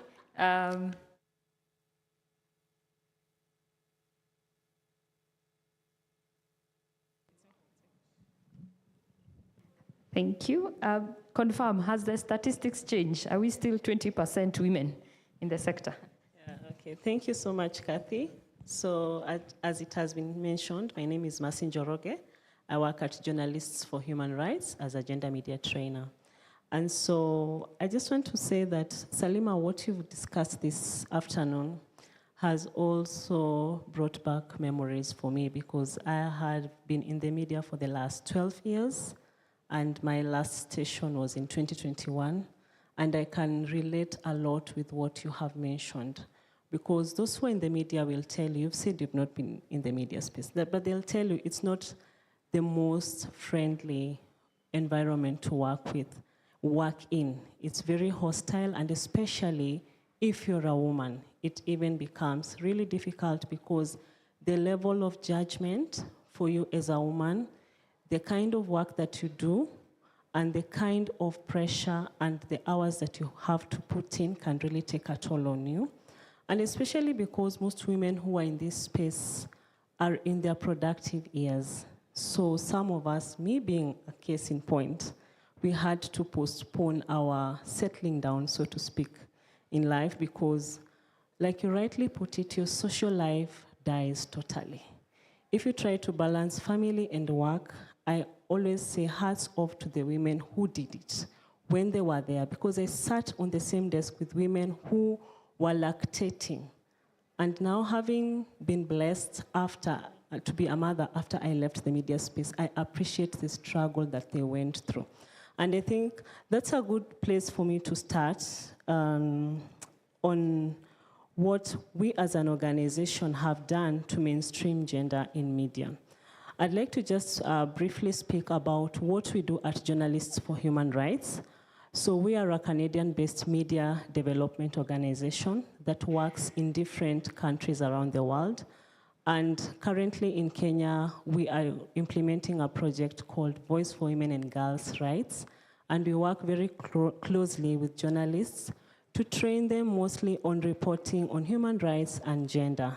Because in our assessment, we have realized that journalists mostly prefer, or they do a lot of coverage on politics as opposed to highlighting issues around human rights and gender. So we have done a lot of work in ensuring that we support women to stay more in the mainstream media, and in all media levels, community media, mainstream media, you name it. Because what we've realized is that because of the nature of how the media is structured, most women get discouraged and they leave the media space very prematurely.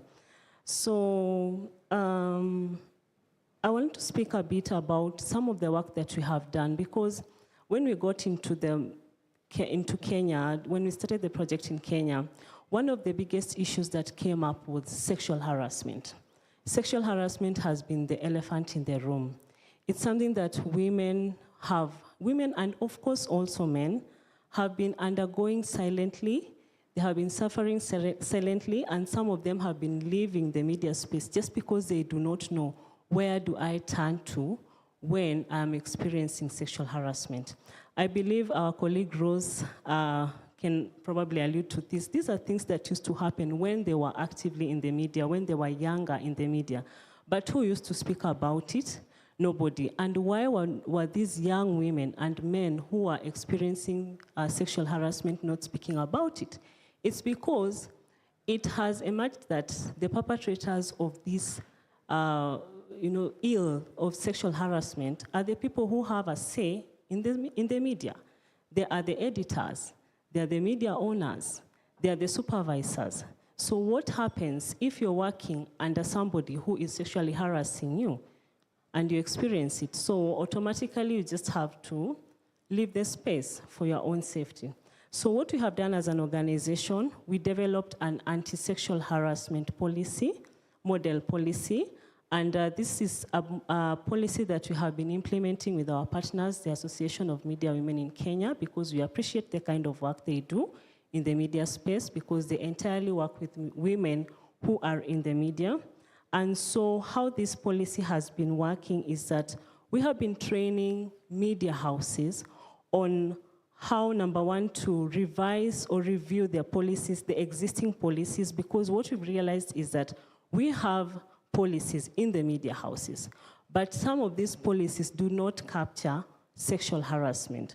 So we have been working, case in point is the Kenya Broadcasting Corporation. We worked with them to review their gender policies, and so we ensured that all their policies also capture sexual harassment. So for most of the community media, we realized that there's a lot of emergence of community medias, and some of these community medias, the way they have been structured, some of their policies, some of these organizations do not even have policies on sexual harassment.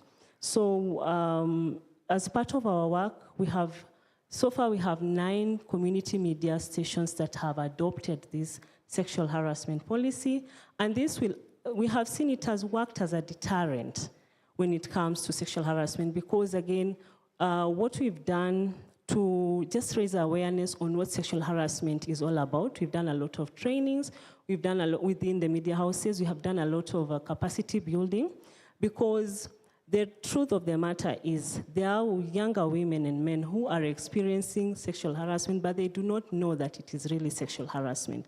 A good example is a boss or your senior sending you a very ratchet message.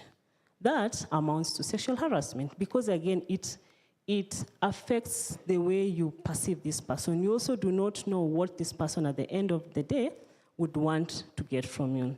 The other thing would be someone may be experiencing sexual harassment by just comments that are made to them. They're told, if you want to do this story, I can fly you down to Mombasa and I'll give you the quote. Yeah, this is probably a journalist seeking a quote from an influential person in society.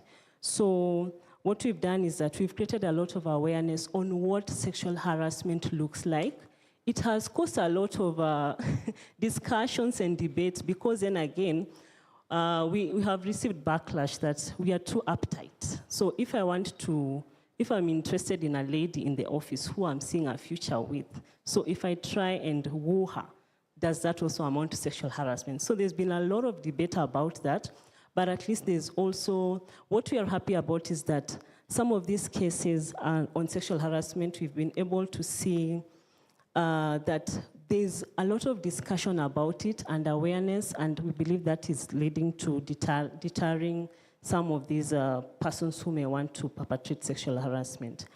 I think another way that we have also worked on to mainstream gender in media is that we have developed some training manuals, training curriculums on climate change, on mostly on climate change and also on human rights journalism reporting.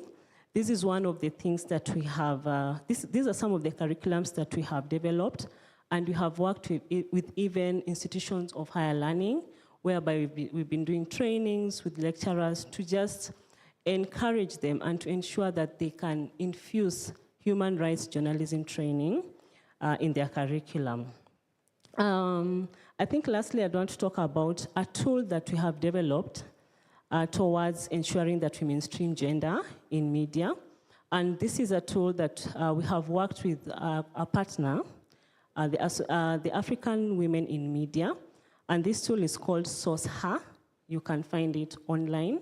It's a tool whereby we've been doing for the last 1 year, so we've developed an online directory whereby women who are professionals or women experts in whatever field, be it AI, be it medicine, be it gender, all experts, all female experts sign up to this platform, and they leave their details there and they leave their contacts there so that when journalists are doing stories, they're able to reach out to these women easily, because the story that, or rather the narrative that has been perpetrated is that whenever journalists are going out to do stories, they always say, oh, we can't reach these women because they're not picking up our calls.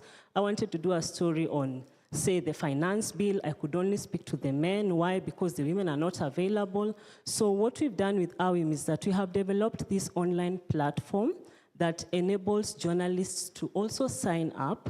And the moment you do that, you're able to reach out to all these women, get their comments, so that every time you're generating your story, anytime you're producing your story, you get a balanced story that includes the voices of men and at the same time includes the voices of women. And what we have seen happening is that we are getting to appreciate through the media the kind of work that women are doing. I know in this room we have representation from CSOs, and I know CSOs do a lot of work in the field that they work in. But then some of their voices are not heard in the media. Why? Because they are not on this platform. So what I would encourage you to do is to sign up on SourceHer. Let us see Salima on SourceHer. and so that whenever journalists want to do stories on mental well-being, they know where to reach you. And we can ensure that they cover stories that are very gender balanced. So that is just part of the contribution that we have done towards mainstreaming gender. And thank you very much for this opportunity. Thank you. Any two burning questions? If it's one-on-one, that will happen after the session. Okay, thank you. So we shall move to the last session of economic sustainability. Okay.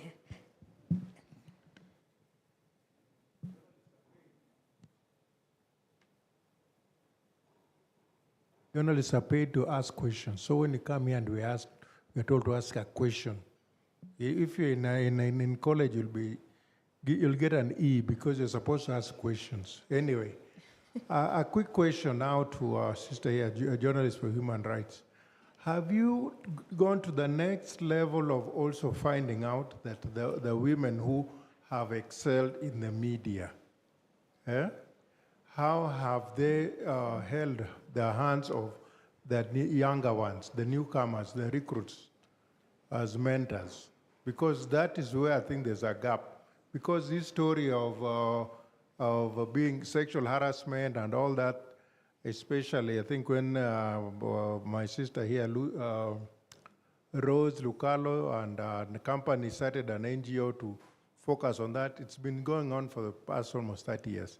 Another question is this, I'm sure the younger lady want to know, for those who have excelled, is there some kind of a mentorship program that they are having in their own or through some organization or you to help them? Because you know, we up to, I said about a few months ago, sorry to put it that way, but we saw in the media that when there were, there's this, what do you call him, Chujo, when there was layoff in some of the media house, mainstream, it's the senior most ladies are the ones who are going, which was very strange, if you ask me. Thank you. Thank you. I will bring on KCA to... Okay, thank you, Catherine. And just maybe to mention, I'm yet to do a publication, like you mentioned before. Yeah, but when I do that, I'll let you know. So ladies and gentlemen, good afternoon. My name is Rose Mwangi. I work with Kenya Correspondents Association as their resident finance officer. So I am here to share some insights and deliberations and recommendations that came from a webinar that was a precursor to this conference that happened last week on Tuesday, where we were discussing about economic sustainability of journalists and human rights defenders. We looked at issues facing journalists, and our main focus was about financial challenges and investment opportunities, and some of the issues hindering economic empowerment for journalists. And from our discussions, we got to have some journalists sharing some of their experiences and how they have suffered economically and the kind of challenges they are facing currently. And some of the issues that came up are as below, as I'll go through them. One of the major issues that arose was about the financial instability and job insecurity. So many of us have alluded to that, that's a major issue that is facing our media houses and our journalists as well, where you get to see that the current engagement with the journalists and the media houses mirrors that of an informal sector. And this already puts our journalists at a vulnerable and a disadvantaged point because they don't get to enjoy some of the benefits that some other people in other sectors get to enjoy who are employed formally. For example, they are not protected by the labor laws, they don't have social protection, they don't have pension scheme, some of them don't even get notices when they are being dismissed, and they face a whole range of issues when it comes to that. So one of the recommendations that came up in that regard is that journalists need to look for other ways of generating income. Don't be too focused on your journalistic work. There are other things that you can do. There are other ways that you can put your expertise and the skills that you've gained as a journalist, and you monetize them and they give you something on the side other than just relying on the salaries, which sometimes they are not even forthcoming. The other issue that came up was about financial literacy gaps. It came to our attention that most of the journalists and human rights defenders, they don't have a lot of knowledge and skills when it comes to money matters. They have little or no knowledge on how to manage their finances, little or no knowledge on how to invest or even some of the investment options that are available for them. And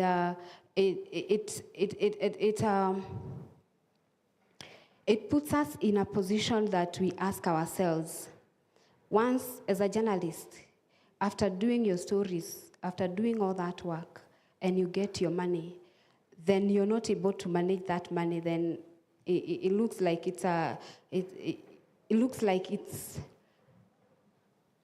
how would I put it? It looks like it's an exercise in futility. You work so hard, but you're not able to manage the money that you get. So there have been several interventions by different media players. For example, the Media Council, they have been conducting a lot of trainings on financial literacy.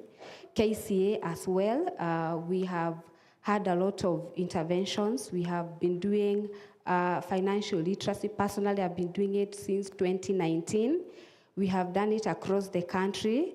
And we are also trying to come up with a welfare kitty where we get our members to start off something like an investment scheme and just have to have a safety net for themselves.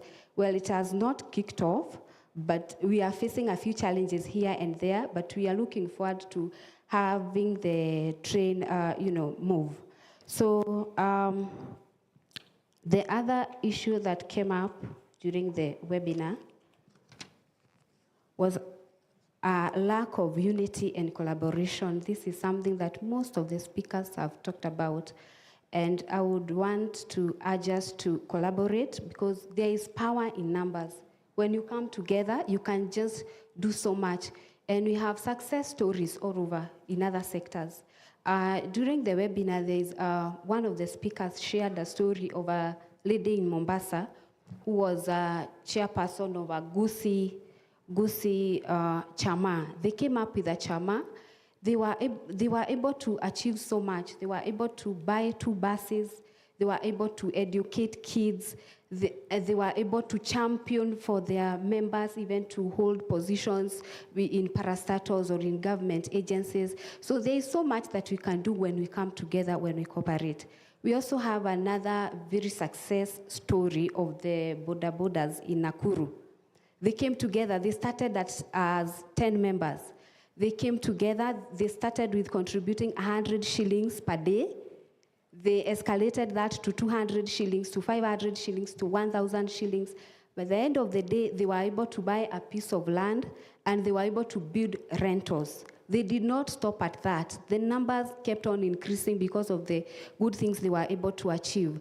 And they transitioned now from just a chama to a cooperative society. So that is a case scenario to tell us that when we come together, we can be able to achieve so much. And the last example is about Mama Mbogas. There were some Mama Mbogas in Meru, I think if I'm not wrong.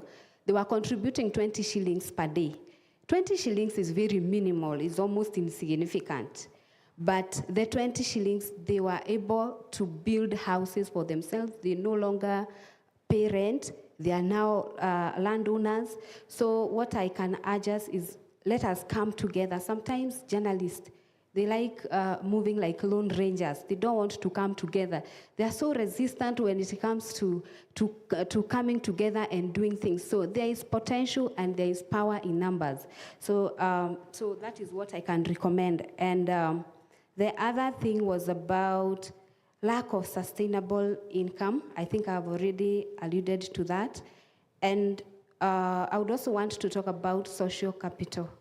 It is very, very important. Sometimes we underestimate the power of relating socially with other people or working together with other people.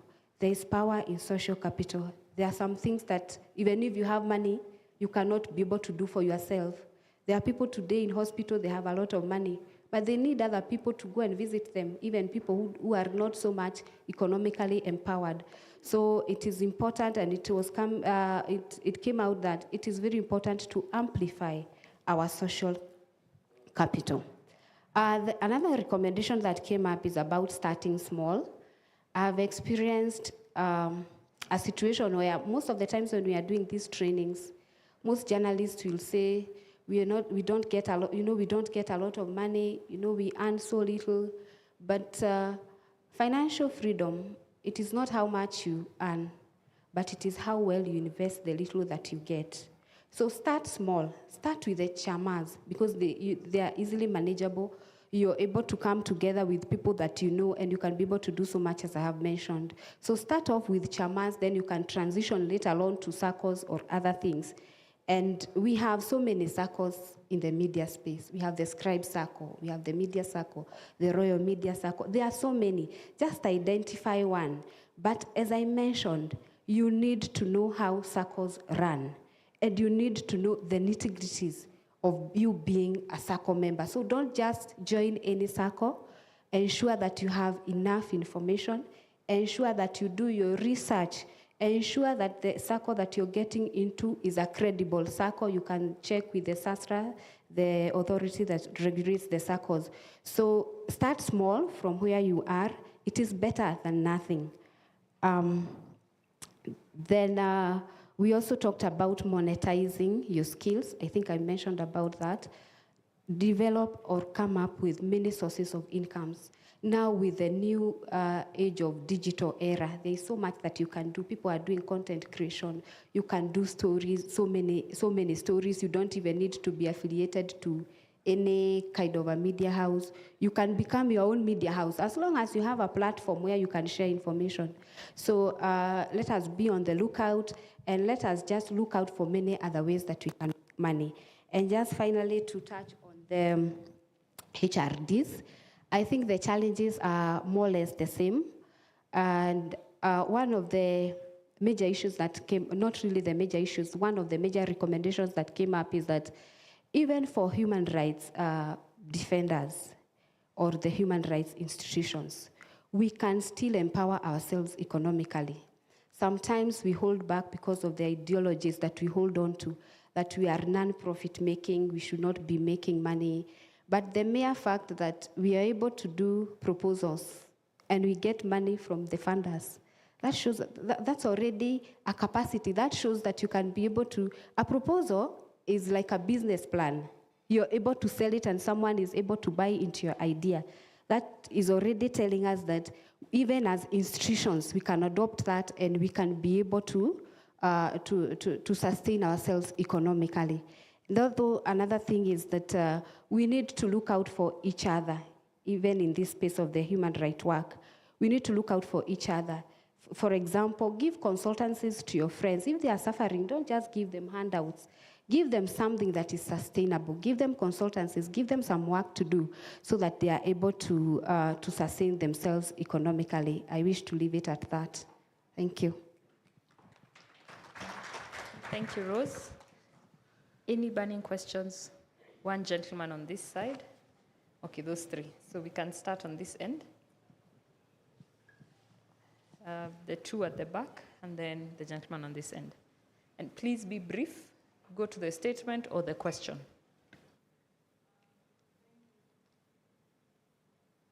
My name is Irene Asua. Thanks for those recommendations, but it would be nice if recommendations were like more structural. You can't financial literacy your way out of indecent work conditions or a bad economy. And so my more structural recommendation would be bring back the unions, strengthen them, let them be more militant. I have grown up around unions and cooperatives, and I still interact with others outside the country. There's a lot that you can do with a strong, militant union for the journalists. Consider bringing back the unions. Thank you. That Janak will answer at the end when I hand over the mic to him. Good evening. My name is Charles Oduor. I'm a director for a radio in Kakamega called Lubao FM. I'm so happy to be part of this meeting. I've been listening keenly, and I just had two recommendations maybe to put across. I'm so happy with what KCA representative from the panel mentioned about digital literacy, because I was checking in the previous research of 2021 to the African Center for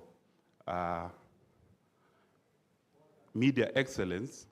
Over 25% of journalists have shifted their career to do other things in different fields. And the main reason is they are feeling like what they learned is not benefiting them, which is not true. The thing is, there was anticipation, like what the lady mentioned, that people come from colleges and they have been trained based with the curriculum that is there, that when I go out, I want to work for these serious media houses, and I'm going to have money, buy cars, increase in capacity, which sometimes is not true. And therefore, when they meet these challenges, they feel like, oh, this thing is not working. Let me get somewhere where something can help me.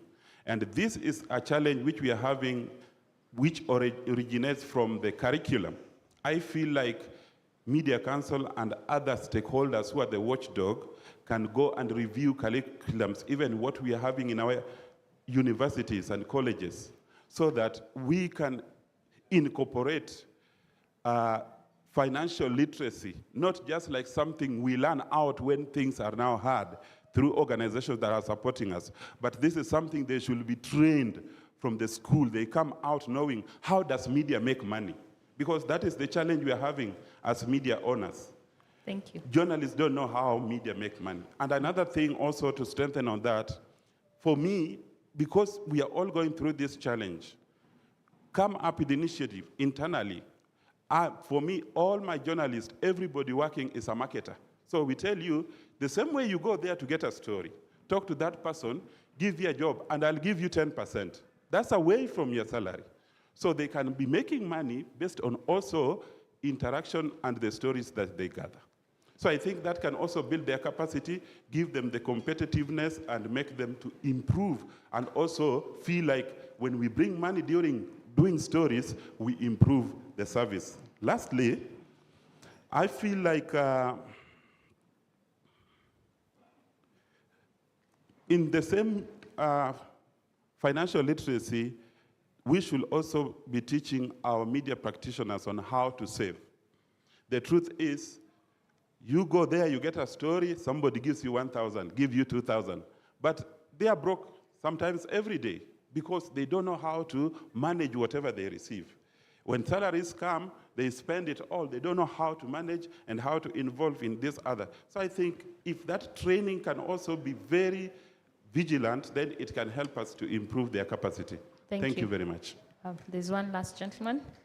And on the comment of the second comment, I am hoping we will not compromise our ethics when you say, give me 10%, so that we still maintain the story. He who pays the piper. Thank you. Okay, thank you very much. My name is Francis Geyer. I'm from African Alliance for Health Research Economic Development. Mine is just observation. Through these talks, I've just seen that you lack what we call unity. That's the only problem. Everybody is a long ranger. We can call them long ranger. You don't have any unity. That's why you are suffering. The second thing, ladies from journalists, you can form your own media house. You don't need to depend from men's. You can form your own media, or you just start your media house. Then I think you can go far. You don't depend on somebody's. You are just equal like a man. You have money. Just open your own media, please. Thank you. Thank you. We will not go into the plenary. I will call Daktari Gishane. Prepare your answers before it turns into a revolution. Yes. Need a microphone, Winnie. Thank you. I feel like I'll be remiss if I don't say this, and I will be failing the women in the room who are journalists, because it cannot be that an untenable environment is created so that you can push women out and tell them, create your own media house. So we will create media houses. Tomorrow we will create our own courts. The other day we will create our own hospitals. What else would we create? Honestly, the thing is, we have to have policies that enable all genders, not men and not women. Everybody. Media is for everybody, not for men and not for women. Thank you. I will go back to our panel before we occupy. Thank you for those who are tweeting. Please continue tweeting. We are at the top of the discussion. So.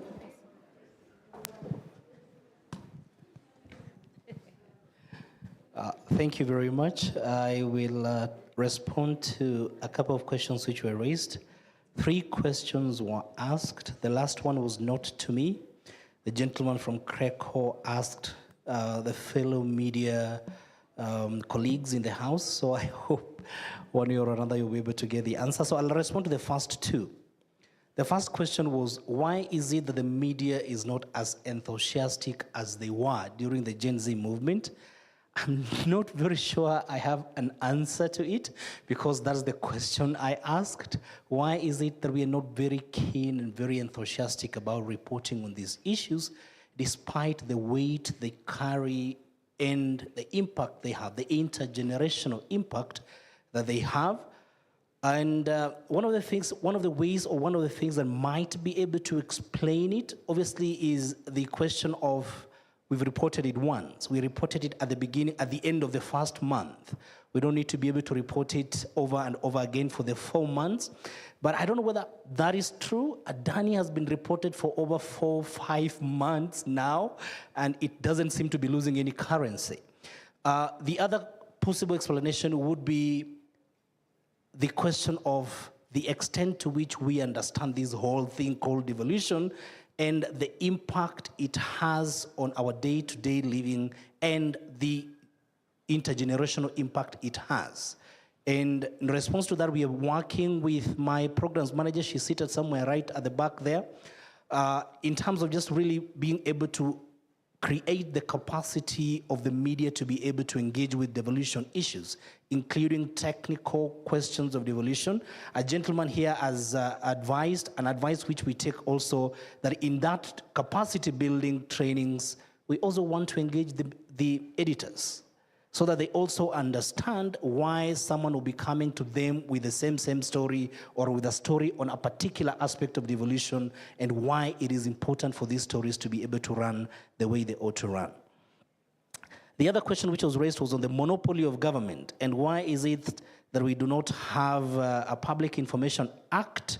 I think this is where now the role of the CSO comes in so far as just letting you know where what exists insofar as the law on access to information. So I'll just take a minute to be able to explain this.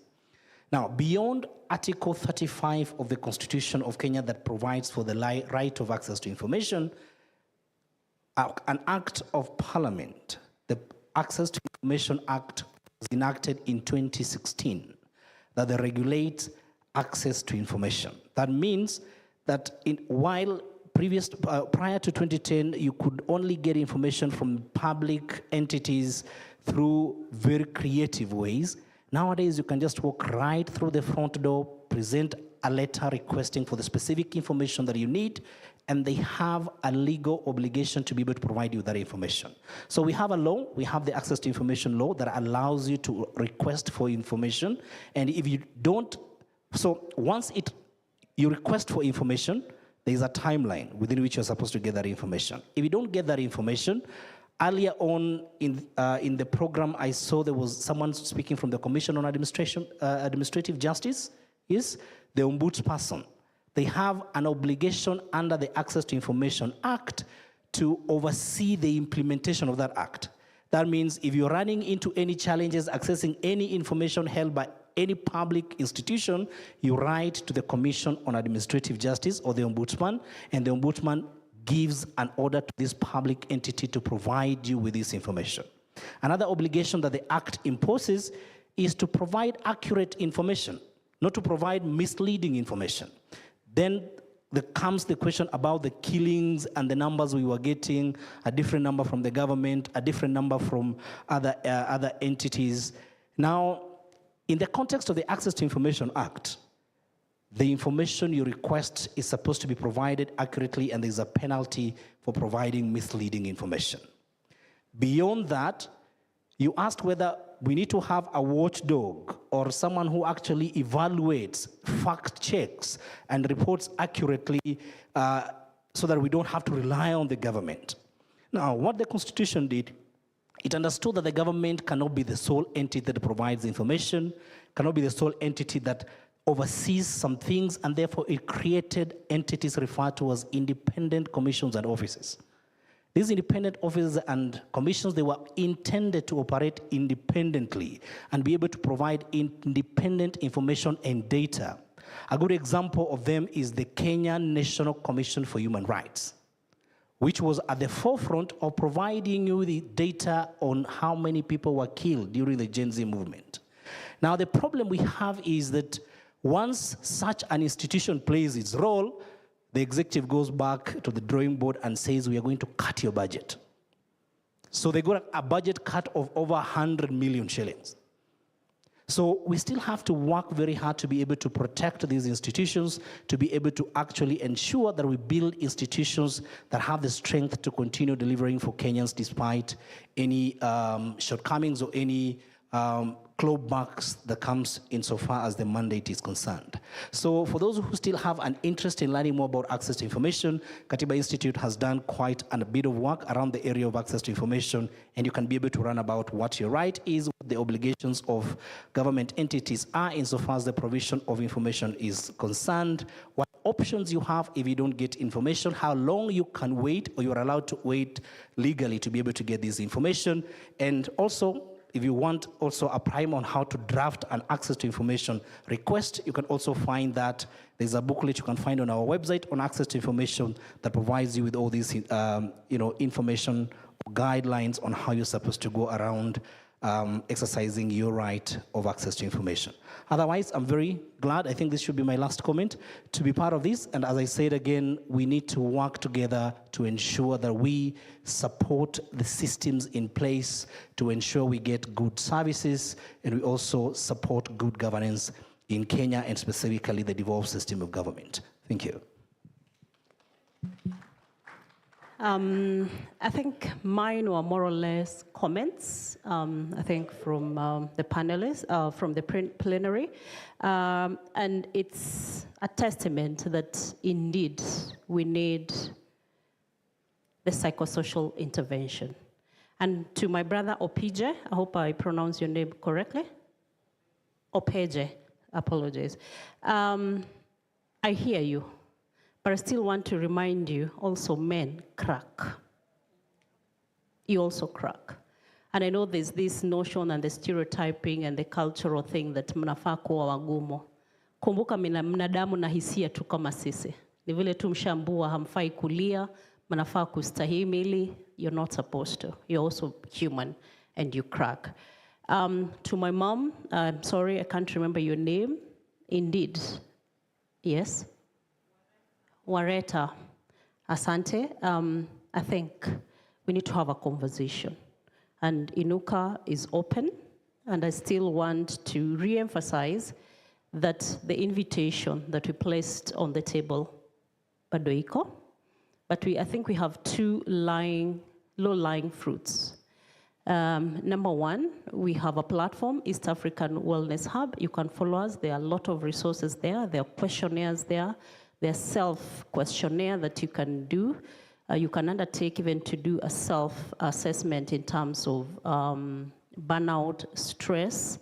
And if you feel you want to reach to us for individual or corporate awareness session, training, individual sessions, we are also open to that. Rose, I hear you. Yeah, we need to do this, telling the story behind the stories. It has value. Because there's a way we conquer fear when we tell our stories, not someone else telling our story. So, and I know Catherine said we have self-care after this. So I'll still hang around if people have concerns, they have requests that we can take for right now as we think of long-term measures with this platform, CFF. I'll still hang around to anyone who needs our help for right now. I think that's all for now from me. Asanteni.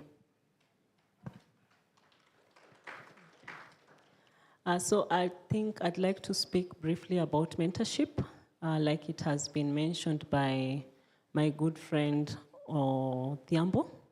So as an organization, we haven't really done so much when it comes to mentorship, intergenerational mentorship. But there's another form of mentorship that we have done, which is ensuring that whenever we provide grants for journalists, we mentor them on how we envision them producing stories that are holistic, gender holistic, human rights holistic. But just to mention that we also appreciate efforts that other organizations, case in point, the International Association of Women in Radio and Television have done. to mentor journalists, young female journalists who are just graduating from university. So I, being one of the mentors, and with my friend here, Wareta, we have done quite a number of mentorships, and I think to our record, we have around 100 young female journalists that have passed through our hands. We just started it very informally as a group of 6 women in journalism, in media. And so with the support of the US Embassy in Kenya, we got some resources to do the mentorship program. And I think the last thing I should say is that even as you think about mentorship, of course, there's a financial implication. You need the resources to do these kinds of programs. So if in the room we have organizations that think they can support such initiatives, their support is most welcome. And I think, just like my colleague here has said, I think this is the last chance I'm getting to hold this mic. I'd like to extend our heartfelt gratitude on behalf of Journalists for Human Rights for according us this opportunity to sit in this panel and to share the work that we have done and to also see where we can plug as an organization and also where you as organizations can plug into the work that we are doing. Because I think a lot has been talked about in terms of organizations working in silos. And I'll say this is not the first time that I'm hearing this, that we are all working in silos, but we all want to work towards the same direction and achieve the same goal. So the question is, what can we do to break those silos? What can we do to work together and achieve the ultimate goal that is, the ultimate goal at the end of the day? So thank you very much. And I'll just pass this mic over to my colleague. Thank you. Okay, thank you. I think most were recommendations, but just allow me to respond to that issue that my sister has mentioned about bringing back the unions. I would like to report that we still have very strong unions in the media industry. We have KCA, we have AMWIC, we have KUJ, and I mentioned that we are already doing, there are already interventions in place and we are already doing so much. And just to mention that we have very structured financial literacy sessions. For example, the AMWIC just recently had a grant that they were implementing. They were funded by Ford Foundation about financial literacy. At KCA, we are almost mainstreaming that in our programs. So we are already doing so much about financial literacy. And just to mention, for you to benefit as a journalist from the unions, you need to be a member. And some of us don't want to belong to these unions. So make it a point, become a member, and you will be able to benefit from the resources that we have in those unions. That is it for me. Thank you. Thank you to our panel. We appreciate your time and your insights. I will pass it on back to Mr. Janak to come and conclude for us. Thank you. Keep tweeting. We are online. If you have the hashtags, we are trending. Thank you. I want to tell you here for a photo.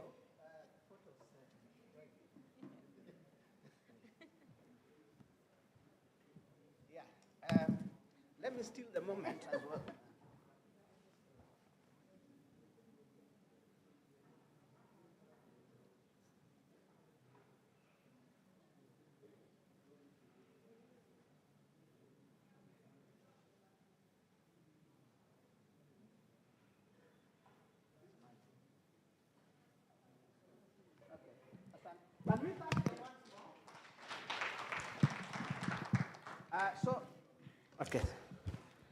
So one of the things that appear to have emerged is that one day is not enough. How many agree that one day is not enough? So how many of you agree that collectively, based on the spirit that we have just achieved here, that we can work collectively towards making it 2 days next year? How many? Of course, it calls for support from all of us, not necessarily monetarily. Hanging on here up to this moment is great support because, the panel could not have addressed an empty room. I could not have spoken to an empty room. So hanging on here, being present and listening to all of us is an important thing. I want to bring this to a close, but just quickly, if there are representatives of the different partners that put this together, if there are few of them, we have a number of who work together for this. If you are there, please just come to the front. Just come to the front. We work together. This is the co-creation. This is the solidarity that we're talking about. Salim, come. Inuka, Katiba, all of us, JHR, all of us come together. This is the moment for us to say that indeed we are working in solidarity. I want you to climb on the rostrum. Okay. Yeah. As they come, Kujeni. Hello. Every organization, we have banners here. Okado, did you go back to the coast? Please come. Katiba, everybody who made a, Patricia. Who wants to join here? This is the moment of, please, yeah. Yeah, because this is many ladies. Yeah, Before yeah. they start their own media. Yeah. Editors Guild. You saw they were the ones moderating in the morning. Yeah, and they have been part of the planning process. You can carve. You can. Okay, some can. Okay.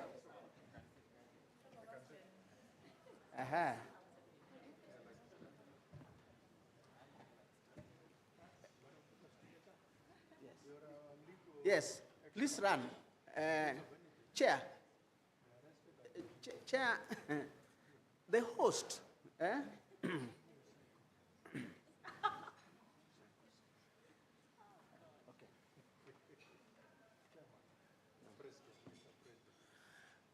Okay, so join me in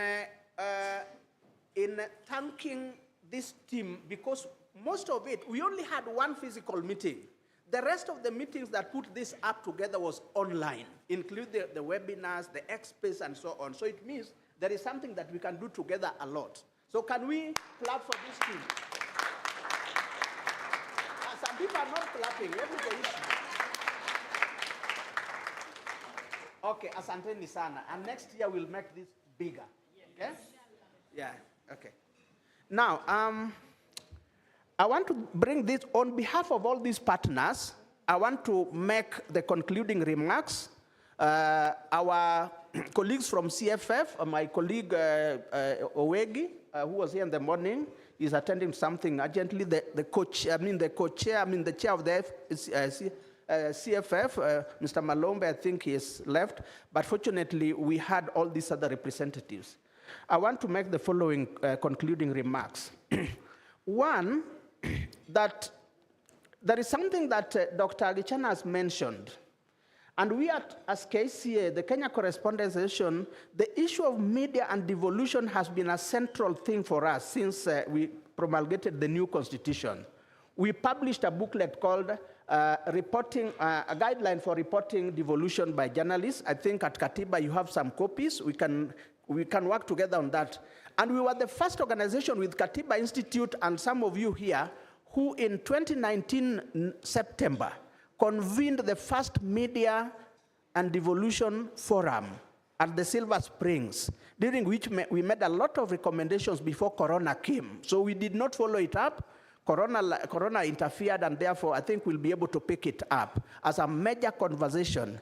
I've been doing trainings around devolution and with our team at KCA, and like Dr. Gichana said, and you people need to remember the history of this country. At independence, there was the agitation for Majimbo, and we had the Majimbo system. It collapsed at independence, and the national government pulled back resources. Kenyatta went back to being received by PCs on pith helmets in the counties. They withdrew the budgets and so on.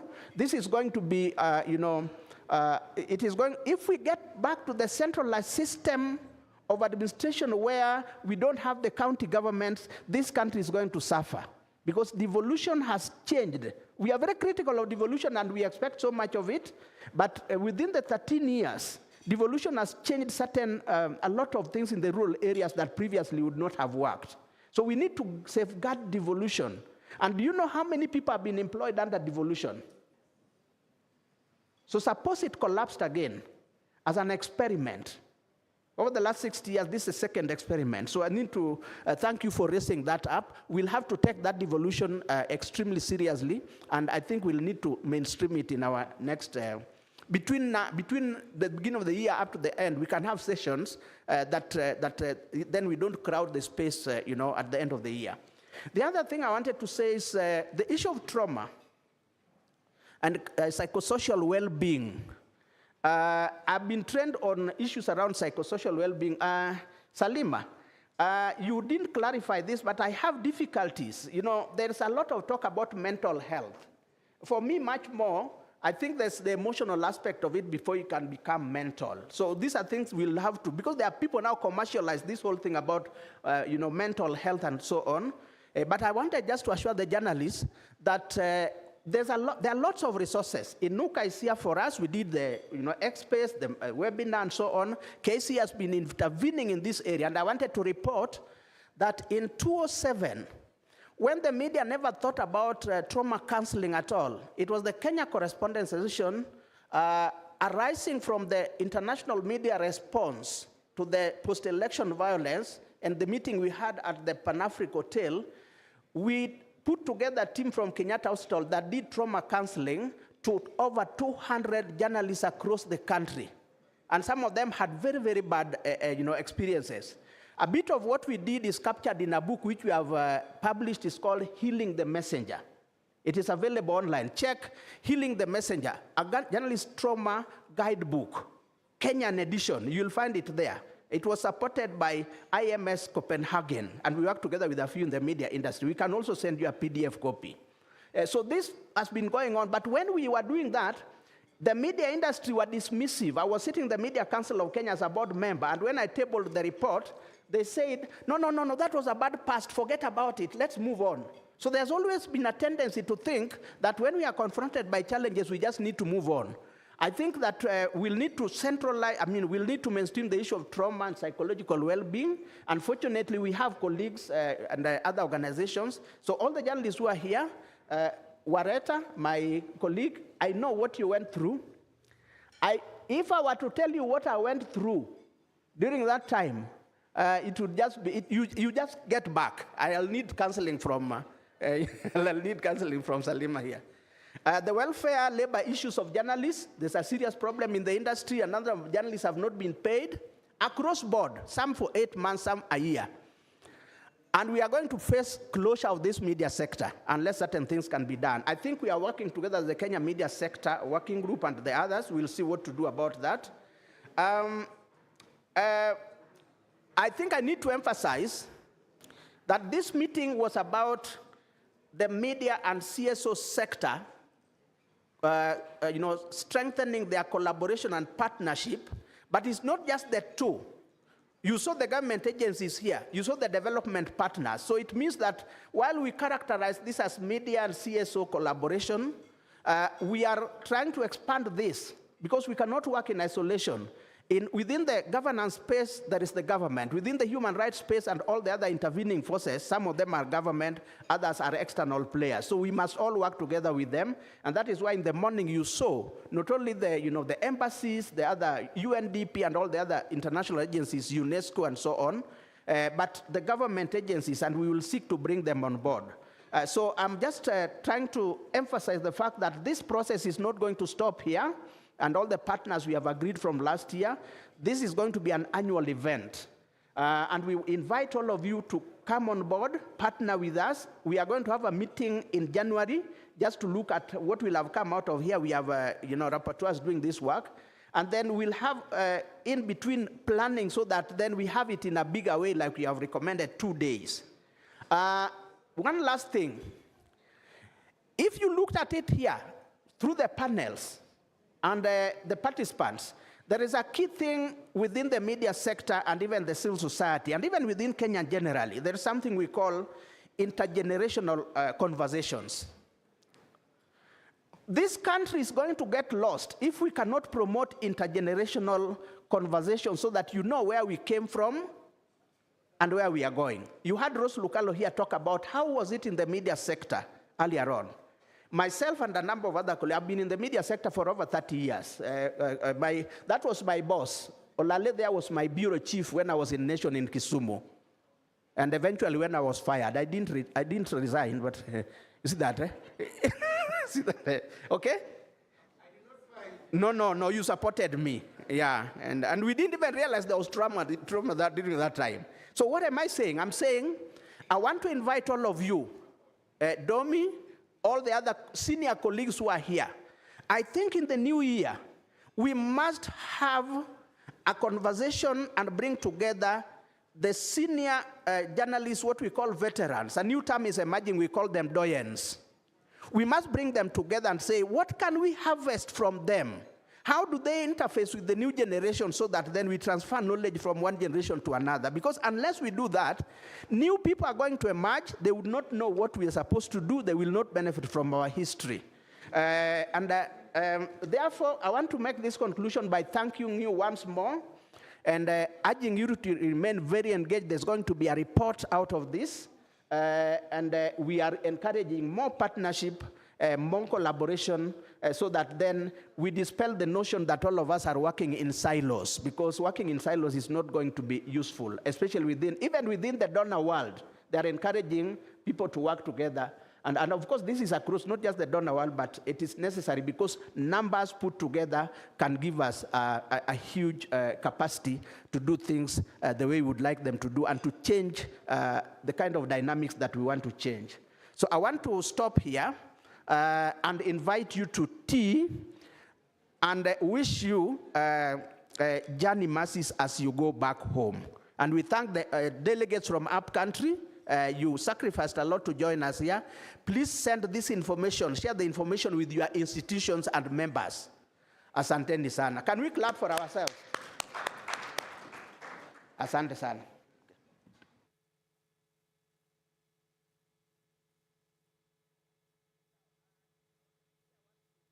As a doyen, Ladies and gentlemen, I've been now given another title called Doyen, whatever Doyen means. I think on behalf of all the participants here, I must say thank you very much for the very well organized, the way this conference was organized, and also the way we had all these many speakers who shared such valuable information. Information is power. So when we live here, we're empowered. So for my friend and former colleague at the National Media Group and supporter, I've been with another NGO called Africa Woman and Child Future Service, founded by our sister who has just left, Rose Lucalo, my wife Rosemary Okello, and Juliano Male. They've been partnering with KCA, and it's good that we're seeing 30 years later how this KCA has grown and also the impact it has brought. Now we have a president in the house. Can we clap for the only president in this house?